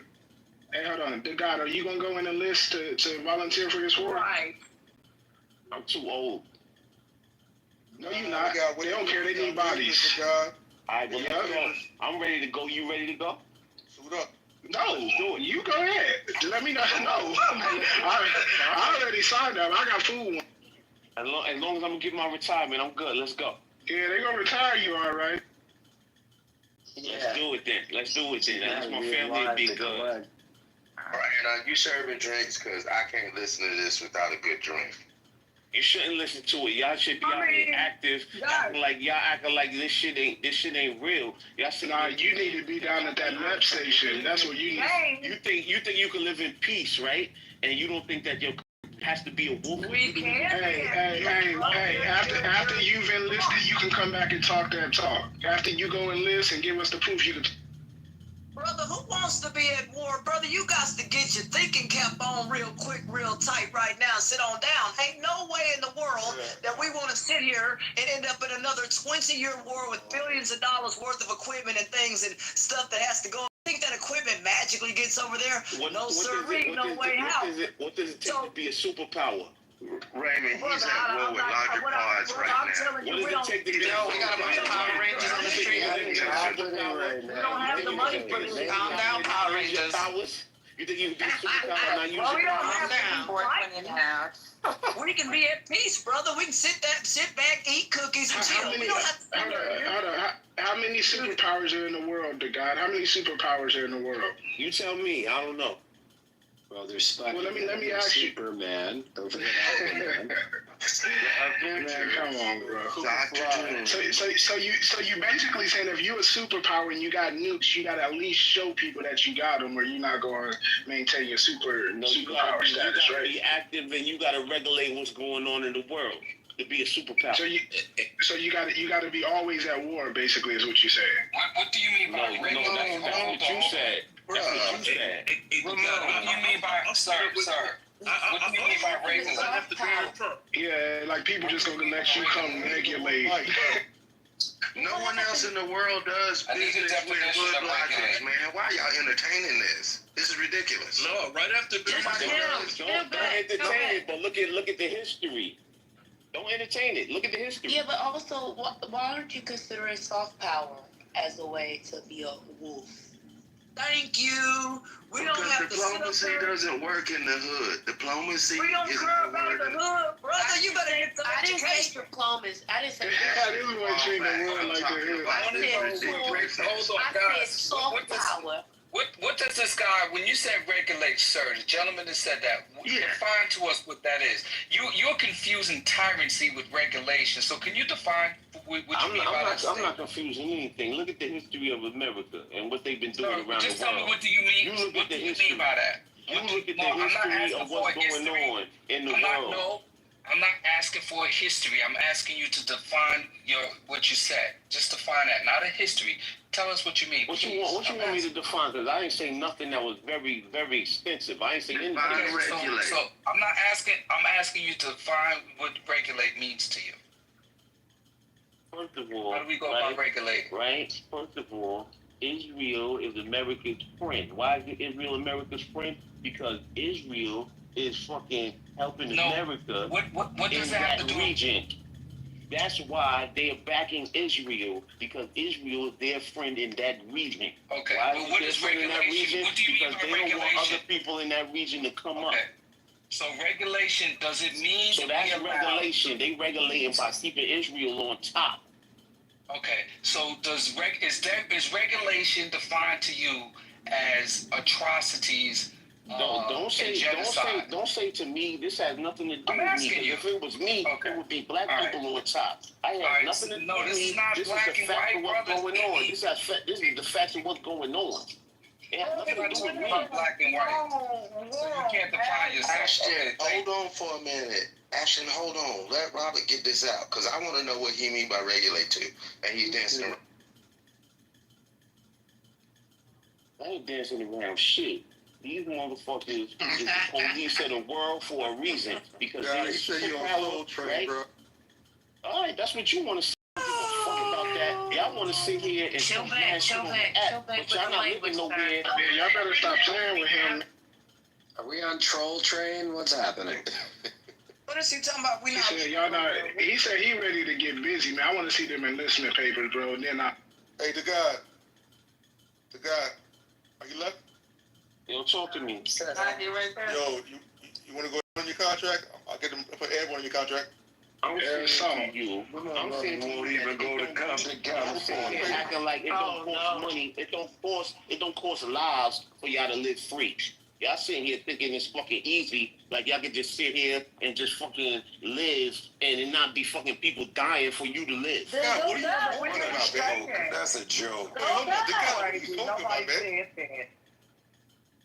Some of these same motherfuckers won't even go to Compton, can't even stop a gang war. Right. We got combat veterans can't even come to Chicago and stop the violence and talk about going and taking your scare ass overseas. We got combat veterans in this room, people that wore a uniform, and this dude can't even pick up a Tide Pod. Man, go sit down somewhere. You got people that have been seatbelts on, captains, no crash signs. Shit, y'all not doing work in the community. Stop fucking fronting. You have a small. You will ever know. Look me up. You ain't never did the work I've done.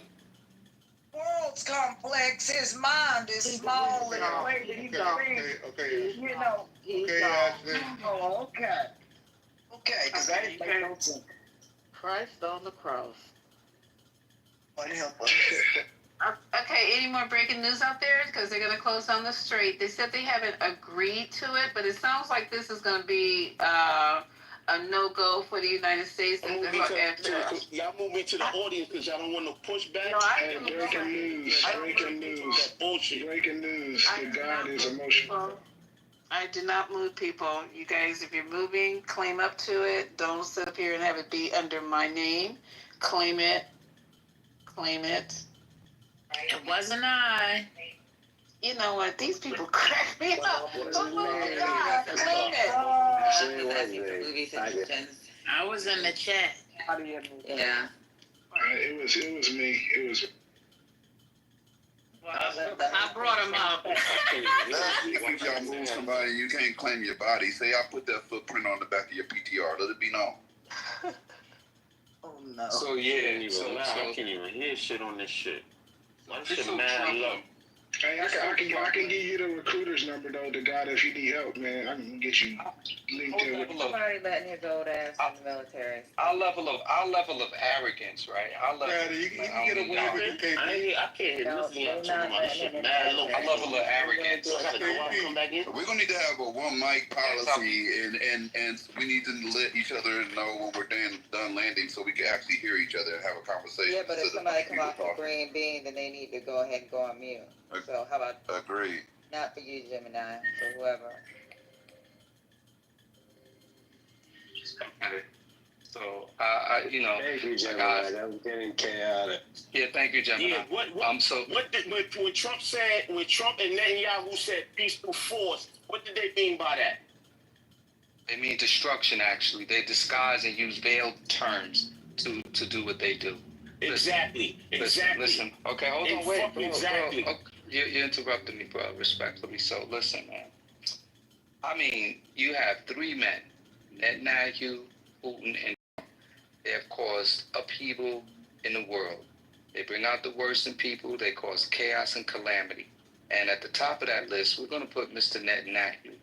This is a man that operates without impunity. This man has literally killed almost 100,000 Palestinians, man, over a small beef, and we've just sat back and watched these atrocities, and we cowered to him. We cowered to him the same way the Trump supporters cowered to him. It's cool, support who you want, but at some point when you see somebody, if my boy, I'm from Brooklyn, right? I'm from Brooklyn. I ran with strong dudes. And last time I checked, and the way I grew up, if one of us got out of pocket, we checked each other. We didn't just blindly allow somebody to operate in a self-destructive fashion, man. This shit is really sick, y'all. Do y'all realize whatever happens, all of our lives will be affected when these straits are shut down, when economic upheaval happens? Do you realize your regular life will be affected? And I think that people they don't want to fucking believe it until it happens. And hey, right now my track record is pretty good as far as my analysis on the way things go and how they've gone politically. My political analysis has been spot on from 2 years ago. And so what has unfolded has been written about, I've analyzed it, I've commented, and it's coming to light. So I'm just going to continue with that process. And what I'm telling you guys, and it's not fear mongering, ain't none of that shit, right? I'm built for whatever. but I don't think the majority of our country is built for whatever, and I don't think they really realize how serious this is. We joke, we laugh, I'm not talking about the comic humor that we have with the sisters and, the people in here. I'm just saying, man, this is a very serious thing. Mr. Trump is a clear and present danger to our country. Republican, Democrats, whites, black, we got to come together. We got to mobilize, and we have to remove this man's power. We have to remove him from power. Every decision that he has made, and I'm going to land with this, every single fucking decision that this man has made, whether it's tariffs, whether it's the mobilization as ISIS's own paramilitary, whether it's every decision he makes, look what the fuck happens, man. Like, we got to wake up, and we just got to come together and just get him out of power. His entire cohort. We need to get them out of power. We need to figure it out. And unfortunately, and I'll land with this, I don't think we can wait until the mid-year, right, the midterms, because we have 35 seats in the Senate that are up. We have all the seats in the House. People have to come together and just vote in a Senate and a House of Representatives who can curtail the fucking negative destructiveness of this individual. Like, and it may get violent. I land. Yeah, it may get worse. So I'm gonna land on that. I'm not gonna hog the stage. What happens when the debt limit? What happened when the debt limit bubble pop? What do you know about that? Hold on. What do you know about a debt limit bubble? Break down to me the economics. You tell me when the 33 trillion debt limit bubble pop. You brought it up. So explain to me. Okay, wait. I want you. Hold on. Bro, you're talking to a Wall Street guy. So I want you to explain. No, you explain to me why you bring that up. When the debt limit bubble pops, what happens? Explain. You're saying. Explain. Don't ask me a question with a question. Explain to us. What's I didn't bring it up. I'm asking you a question. Answer the question. Do you really understand economics? Do you understand what a debt bubble is? Do you understand what a debt bubble is? Do you even understand the statement that you're making? Answer the question. All I'm asking you is a question. Look, I'll tell you what, It's bro. not even called the debt bubble. When it comes to this finance thing, and what happens when it pops? You can't afford it no more. America cannot afford the debt. What happens? Tell us, bro. Tell us. Hold on. Tell us. Just break it down to us. Break us down. No, you break it down. I'm asking you a question. Bro, I didn't bring it up. We don't know. What happened? We don't know. I'm not here to do an economic lesson, bro. So leave it alone. Bro, yeah, so no, I didn't bring it up. We went from bullshit, bro. You should check who you took. First of all, we don't gotta call them out like that. I'm gonna say like this. I'm gonna put it like this, bro. You of all people, check out who you talking to, bro, and then we can have a conversation, bro. I don't get on here to babble, bro. If I was talking to somebody who had the answer to the question, and you just answered the question, bro, I didn't bring it up. Bro, let me tell you who you're talking to right now. Pardon me, y'all. Move out the way. Bro, I got knowledge of self since the age of 12, right? Bro, you talking to an official, supreme, righteous man right now. I don't have to come on here and pander and bullshit. I know and understand 120 degrees of pure mathematics, which the naked eye can hardly dissect. I have the power to recompose and decompose within the element of a live brain cell, bro. So you don't want to go there with me, bro. I'm not go there with you because I ain't never seen you. I'm good. I ain't never seen you in a law school in Mecca. Nobody knows you there. Hold on. Bro, I sit on the board. What are you talking about, bro? I sit on the board. I sit on the board, of the law school in Mecca, bro. You should do your homework. I land. My name is Supreme. You check your records, bro. Go check. Go check, bro. I ain't even gonna throw no names out there. You just do your homework. Robert, it's not real simple. hard. I just dropped those. Anybody want to know who dropped them? I dropped them. If y'all have a discourse, don't have a discourse and have a back and forth. It's not going to be any personal attacks. It's not tolerated. I appreciate that. And I appreciate that, guys. I had to do that. Yeah, I had to do that. And I'm going to land and let y'all continue. Thank you, guys. I land. Look, I think America's going to do all they can and its allies to keep the straits open. Even commercially, there are companies that are like, look, whatever you guys to do to keep our money flowing, they're going to do whatever they need to keep their interests afloat, literally. I mean, you cannot have the Straits of Hormuz shut down. I said that. What are they going to do? What are they going to do? What does that mean? Well, whatever. maybe militarily, I don't, militarily they may, you never know. Militarily, America They may do what? What can they do to Iran? You said, okay, so what is it? I mean, you sound like wolf cookies up in here. So what can they do? I'm sorry, I'm not trying to No, sound I'm asking like... you guys because I don't know. I'm just reading. What can they do to keep the Strait of Hormuz open? That's what I'm waiting for. Use their firepower. America would do hear whatever that. they needed to. They've already bombed the facility. You don't. I mean, they would do a lot to keep that open if they needed to. And their interest. If America has interest in certain parts of the world, war is not proportional. And what Donald Trump did, he didn't declare war, but that country, Iran, feels like he did. And so because of that, they may prepare for war. Before I leave your room, Lisa, this is what y'all do. Y'all drop people who fucking challenge y'all fucking up something. Man, we trying to have an intelligent discussion, man. I wasn't trying to challenge any. Y'all drop people. We trying to have an intelligent discussion. Just stop, bro. Please. It's good. We're trying to have an intelligent discussion.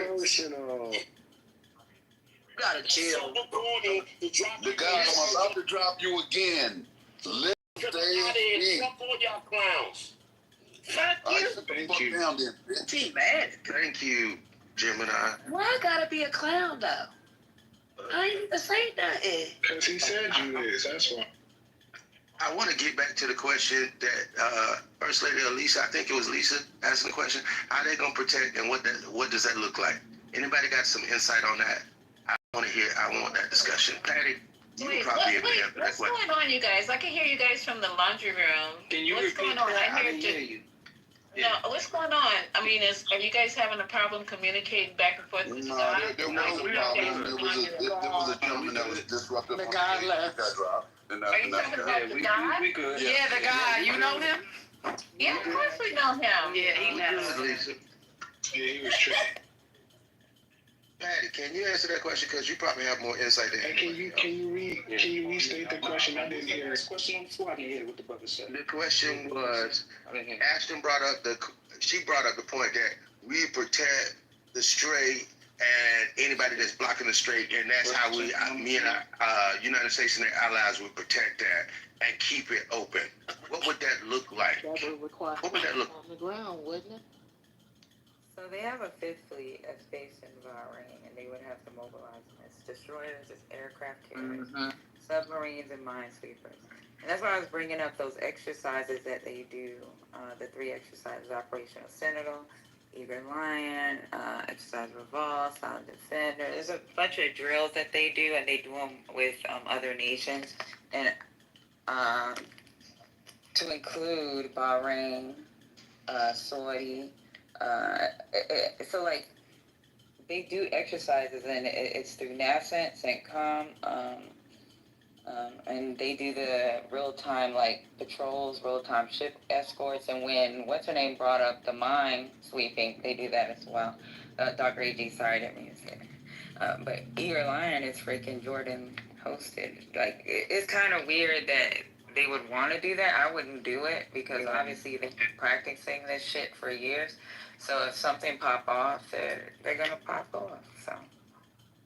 So that's what I was saying earlier. Militarily, America would do whatever it needed to keep its interest open and to keep the public interest open, or private, traffic coming through their businesses and stuff like that. I mean, you cannot have an utter collapse of that channel. You cannot have, and I brought that up in this room the other night before all this happened. It would be an utter disaster. You think supply chains are short now, there'd be a lot of stuff that wouldn't be getting to a neighborhood near you and to your front door. Would not be good for a lot of folks and people around the world, from grain to oil exports to all kinds of stuff goes through that channel is very important. So America and its allies needs to do whatever they need to do to keep that open, whether that's militarily or if they can go to the negotiating table before doing military stuff. I like the negotiating table first, so they should try that before doing it. The diplomacy, that's out the window because they already dropped bombs. My question is, okay, Patty, so you said that we already have the systems in place, and we've had the exercises and we know I what to just do when you dropped keep in it the open. chat the one from 2022. That's why I said this is all public. And it was like IMX 2022. They had over 9,000 personnel and over 80,000 vessels. It's the Persian Gulf, the Strait of Hormuz, and the Red Sea. And the countries that were involved in that was the United States, the UK, France, Saudi Arabia, Bahrain. And there was some other nations. So you gotta remember, this is like an over 50 nation thing that they've been doing for a while. And that's just one of the exercises. That was IMX. You look up Operation Sentinel, that one is straight Hormuz. So, like, I don't. Well, my question to that, do you think, what two things, and I'm asking because this is, questions that everyday Americans want to know. Do you think that considering our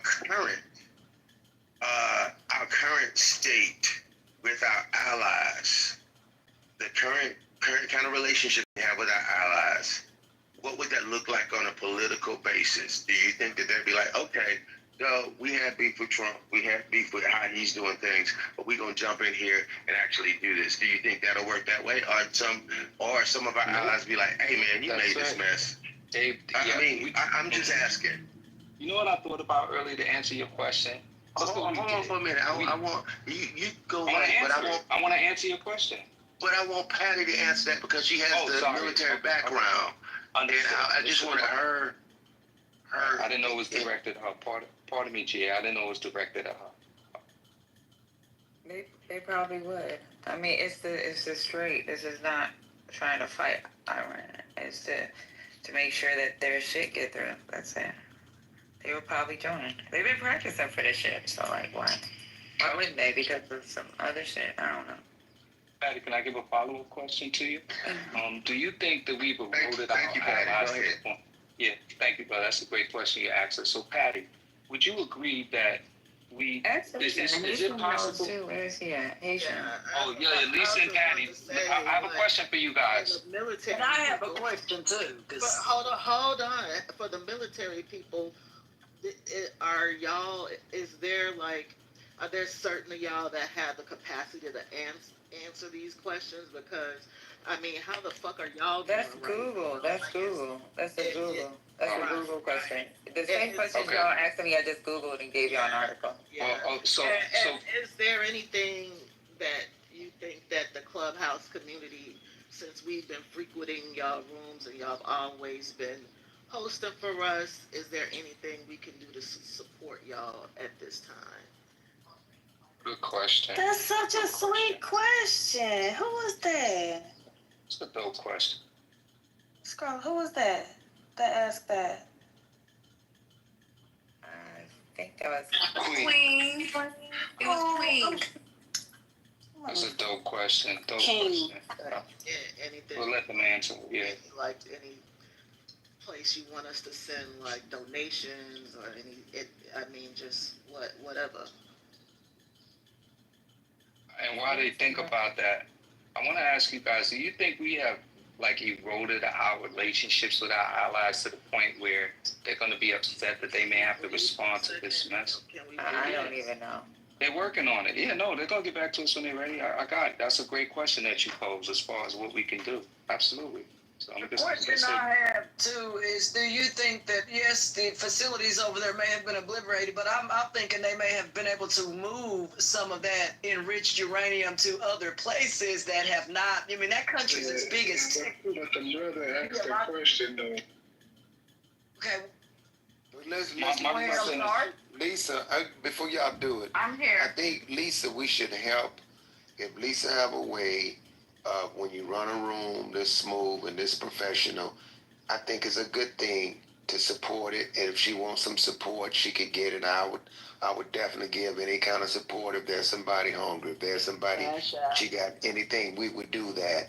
So at the end of the day, every room that's like this, that's making a difference, giving people an opportunity to speak, and even some of the debates and arguments, I love to support rooms like this and other rooms too. You know, I'm part of other rooms, but yeah, I'm with that all the way. Whoever said that, Queen or whomever, I'm with that program. I'm with it too, because these guys take time. They take their fucking time, like their time. You know, they take time out. And we should really compensate and show our support for them. Put that cash up there, Lisa. Yeah, or Lisa, hit me. Yeah, I know Lisa, but Lisa, hit me. Yeah, hit me in the back channel because I'm not gonna. I'll tell you some stuff, but yeah, man, you got my support. Whether it's financial, whatever it is, whatever I can do to assist you in making your room better. I'm just saying, I'm down for it. That's all, because y'all definitely bring value.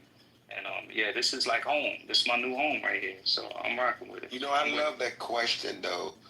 Honestly, you all, let's be honest with the propaganda when it comes to like what other countries feel about America. Everybody knows America is a bully.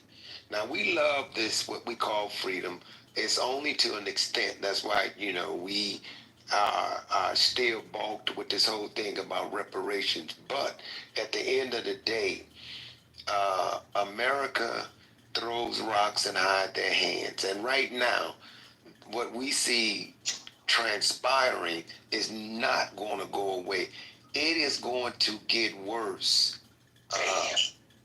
with Mr. Trump operating the way he does, and all of the neocons that are around him. These folks have nothing in their mindset but the lust for power and control. So it's unfortunate, but it's gonna get worse before it gets better. You know what's so interesting, brother? When you said that, is that Brother Gregory? Yes, sir. I knew I recognized that I'm about to say Kurt Franklin, Louis the Farrakhan of the No, but listen, people call me all kind of shit. And make you Rolling Stone. They talking about dropping bombs over Baghdad, Lord.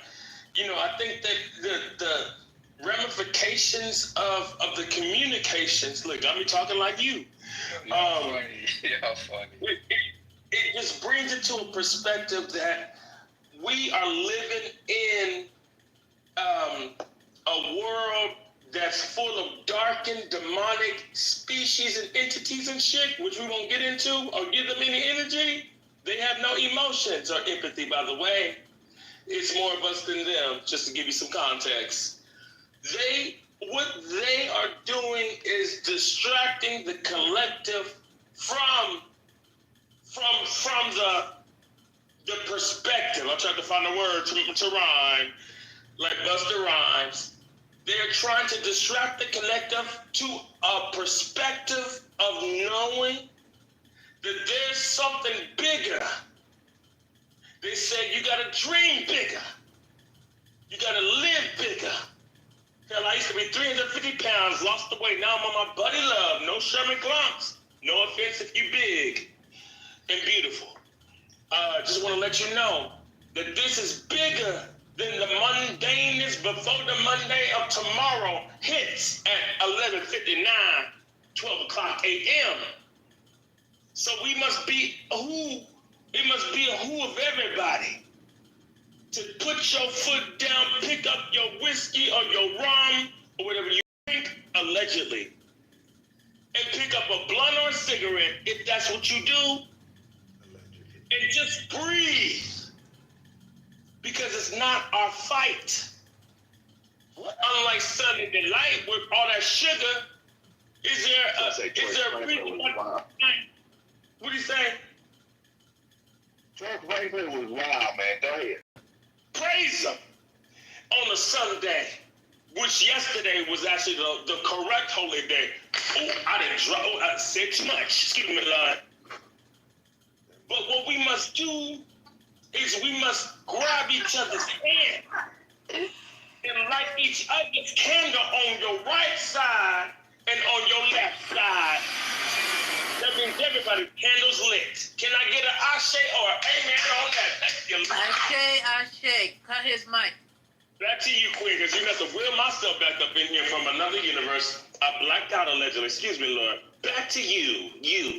Okay, do we have anybody else that wants to speak? Because I have this thing by Morgan Freeman I've been trying to pay for 2 days. That man don't age. He was already aged when he started. Oh, my bad. He has nowhere to go. He was 3 years old, looking like how he looked now. 60. When he started, he was 20. He looked 60. Now that he's 70, he looks 70. But Lisa, yeah. Lisa, I was going to tell you whenever y'all ready, I have something I would like y'all to hear. It's very interesting. Let's do you first. They had a group where they made some recordings for MAGA listeners to listen to, and allegedly the premise was that this audio was leaked, hot mic audio of Trump saying some things that would need to be handled in the media if it were to leak out, and this was their response to hearing these items, as far as their response to hearing what Trump allegedly said and what they thought should happen afterwards. It kind of goes to show the mentality, and I don't want to say any more than that. I'll just let it play. Y'all And, this is audio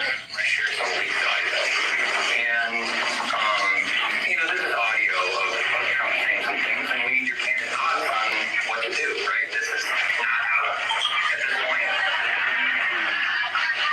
And the plan in place on how to react and respond to this stuff is in the media. So, well, if any cameras in the dressing room, cameras on the wall, cameras on the floor, except if they're whatever.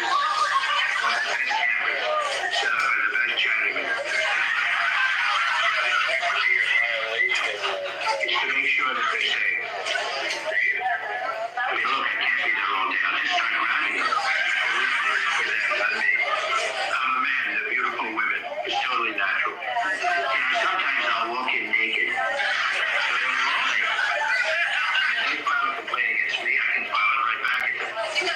The Jew lawyer told me that one.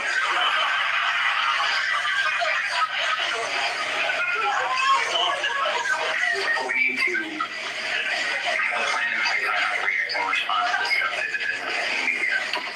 Well, it's obviously old. Before you decided he was going to be a politician, I personally don't care. I just don't care. I like it because he says a lot. I love it when he says what everybody thinks someone will say. And with that personality goes those kind of comments most of the time. As a man, I know I've been in situations, we've been in locker rooms, and we've been man off. I've done it, said it, they did it. I've been around plenty of men, professional, I mean, you name it. Every man has said something to affect, that they like to put their camera on TV. All right, we move on to the next one. We'll be back with lots more of Donald Trump. Oh boy. Okay, so am I doing it, Larry? Because I'm a little woozy. I just get back from giving blood for this maternity test. What do they have to say? It's for Ivanka. I'm double checking that she's really my daughter. I want to go my whole life and find out that she was fair game after all, It's just that she's voluptuous, successful, and, frankly, I heard she's great at bed. And we're back in 5, 4. Does oral count as incest?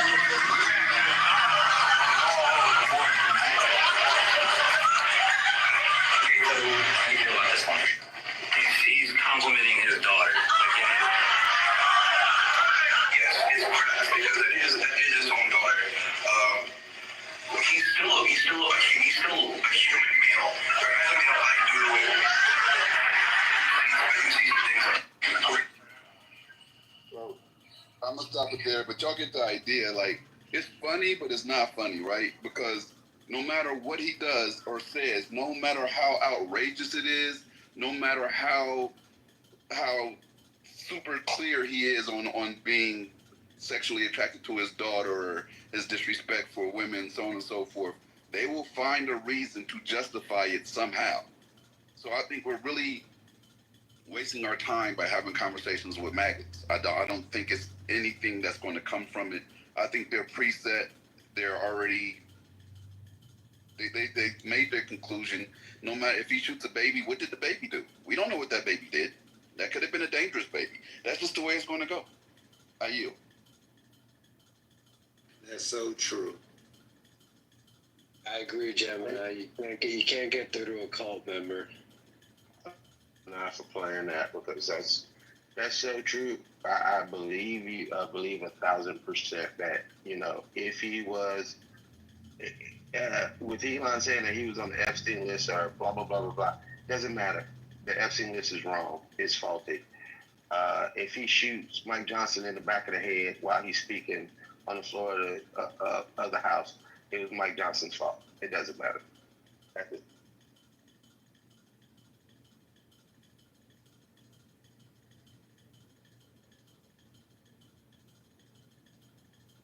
Somebody in the chat says even worse that you can relate to incestuous feelings, and I agree with that. Like, how do you relate or justify that?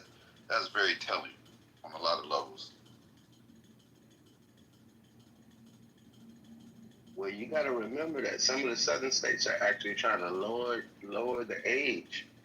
I think it was either Tennessee or Kentucky at one of those that they had a bill on the floor like 2 years ago, and they were trying to lower it down to 14. I don't know whether it passed or not, but yeah. So of course they would back that man. That's what they want to do.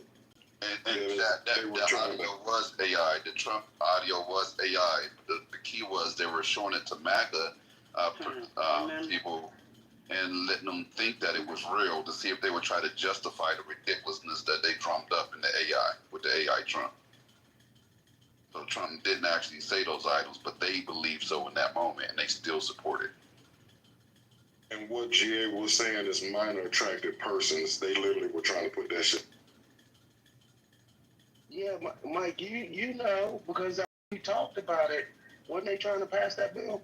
Yeah, I think California, it was in a couple states, but definitely they were trying to take away the pedophilia stereotype. But that's what happens literally when you have somebody, like you said, on the Epstein list.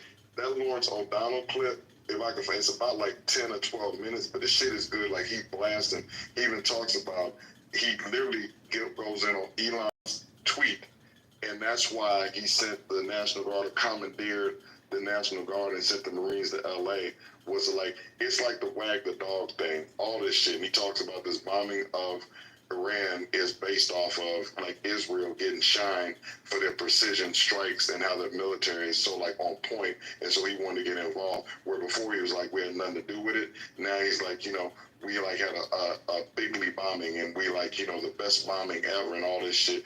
He's ridiculous. I'm literally hoping that the abuse of power, that somebody at some point will build a case for impeachment and try to run his ass up out of there. Well, they actually had, I want to say last night or night before last, I want to say it was last night. I can't think of this guy's name. I want to say Al Johnson, but I might be wrong. I know the guy that he looks like he's Indian, but I don't know his descent. He walks with a cane. Yeah, he actually. Al Green, loving him. Yeah, Al Green. Yeah. You know who I'm talking about. Yeah, him. He actually introduced, he was trying to introduce articles.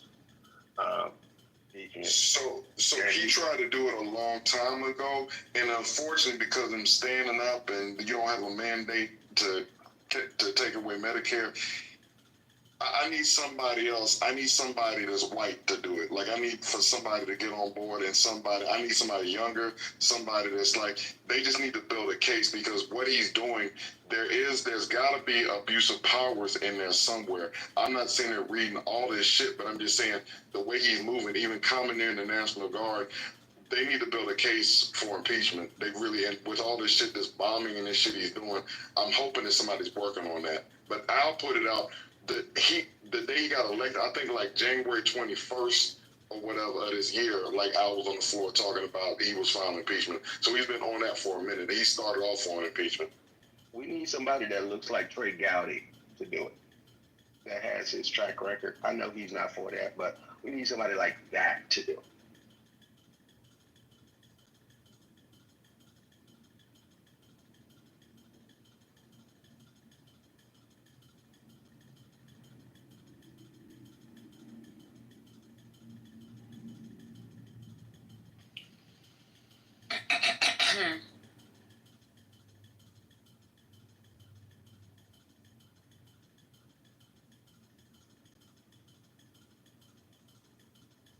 They were talking movie suggestions earlier. Anybody who hasn't seen Sinners, check that out. Come on, you guys.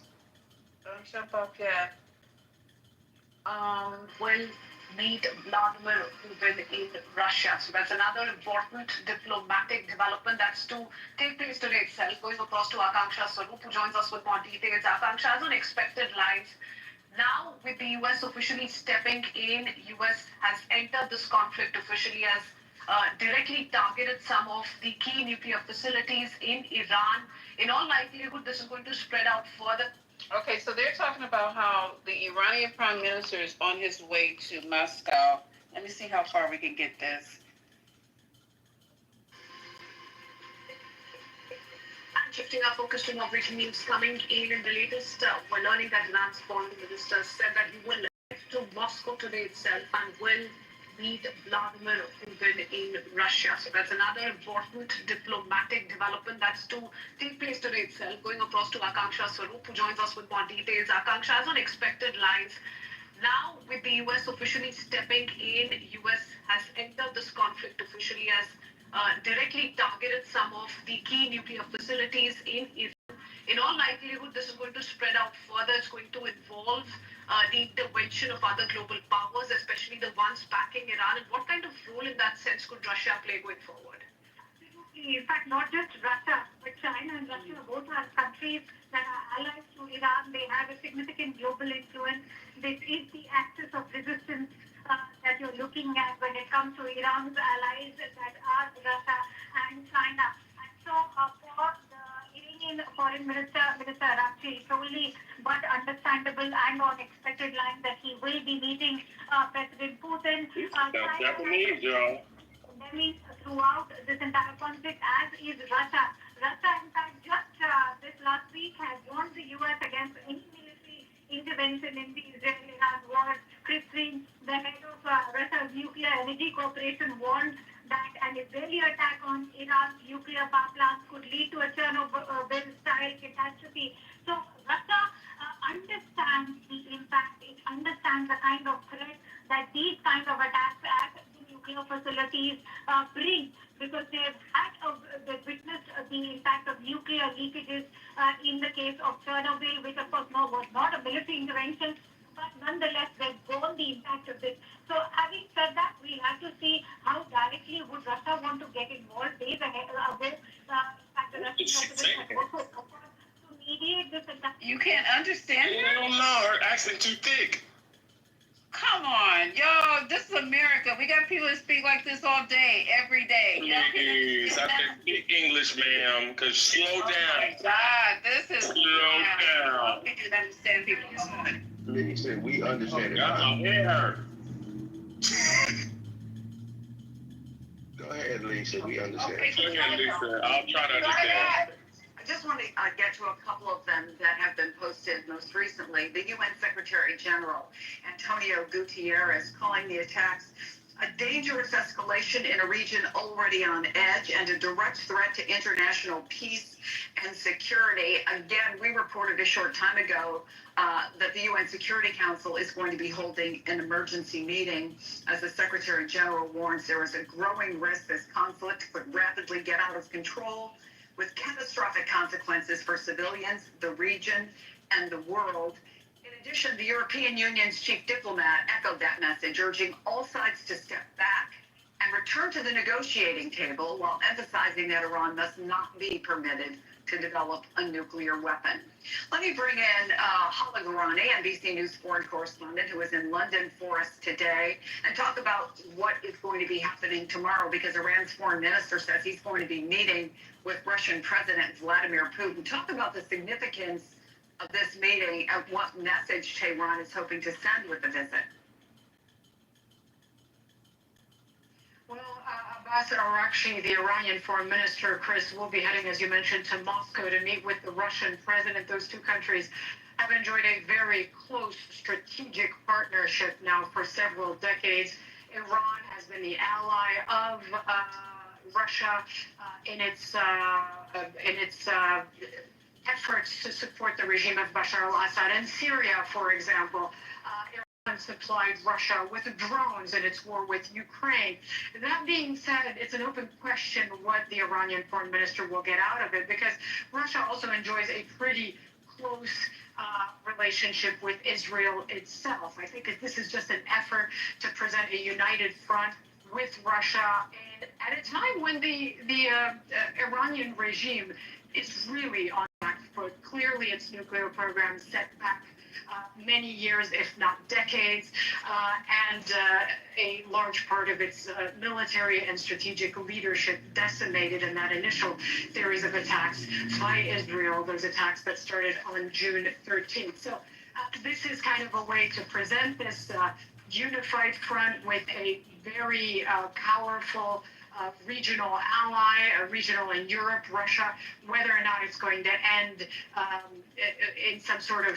Okay, enough of her. So the U.S. is reserving, the Iran reserves all options to respond to U.S. attacks. And I'm just going to say what I think is going to happen. I think they're going to try to close the Strait of Hormuz. That's their trump card. I don't know if they're going to succeed. I don't know what's going to happen, but that's all that's being talked about everywhere. What do you guys think?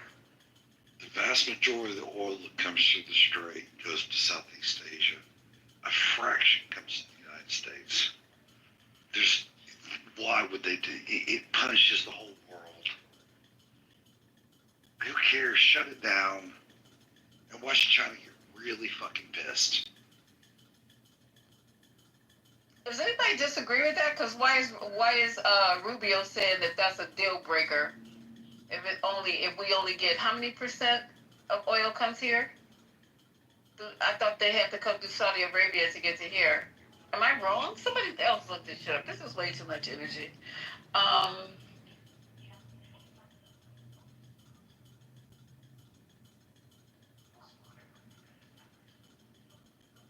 If I was Rubio, if I was Trump, I'd go, shut it down. Fine, shut it down.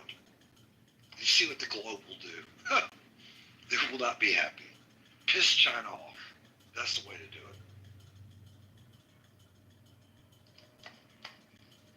I'm trying to look and see what goes through there.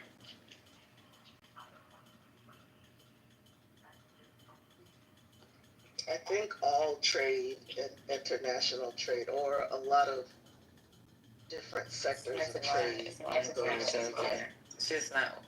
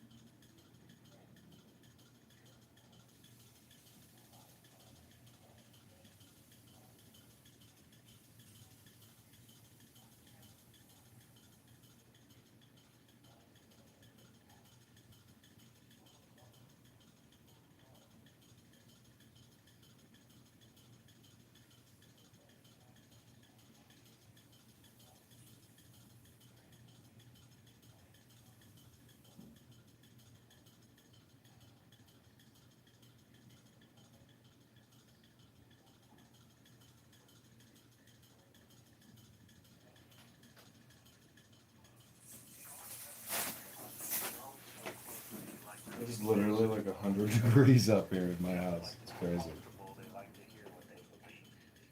Yes, ideas count. They would rather be lied to as long as it fits their worldview. Exactly. I know. Yeah. Sometimes I hear you give your explanation. It's like you bat around the bush. It's like, brother, just drive it in. You know, just. Oh no. But here's the other thing. That's what it is. Yeah. But the other thing is that the truth is expensive, and it's difficult to get at. You know, it takes a lot of time, and it takes work. Right. So they don't. Right. Exactly. Oh, people they want confirmation bias. Yeah, they generally want confirmation bias. They don't want their minds changed. People always look like that. Yeah, I mean, if you really love the history of the United States and really read into it, you have to read a couple dozen books.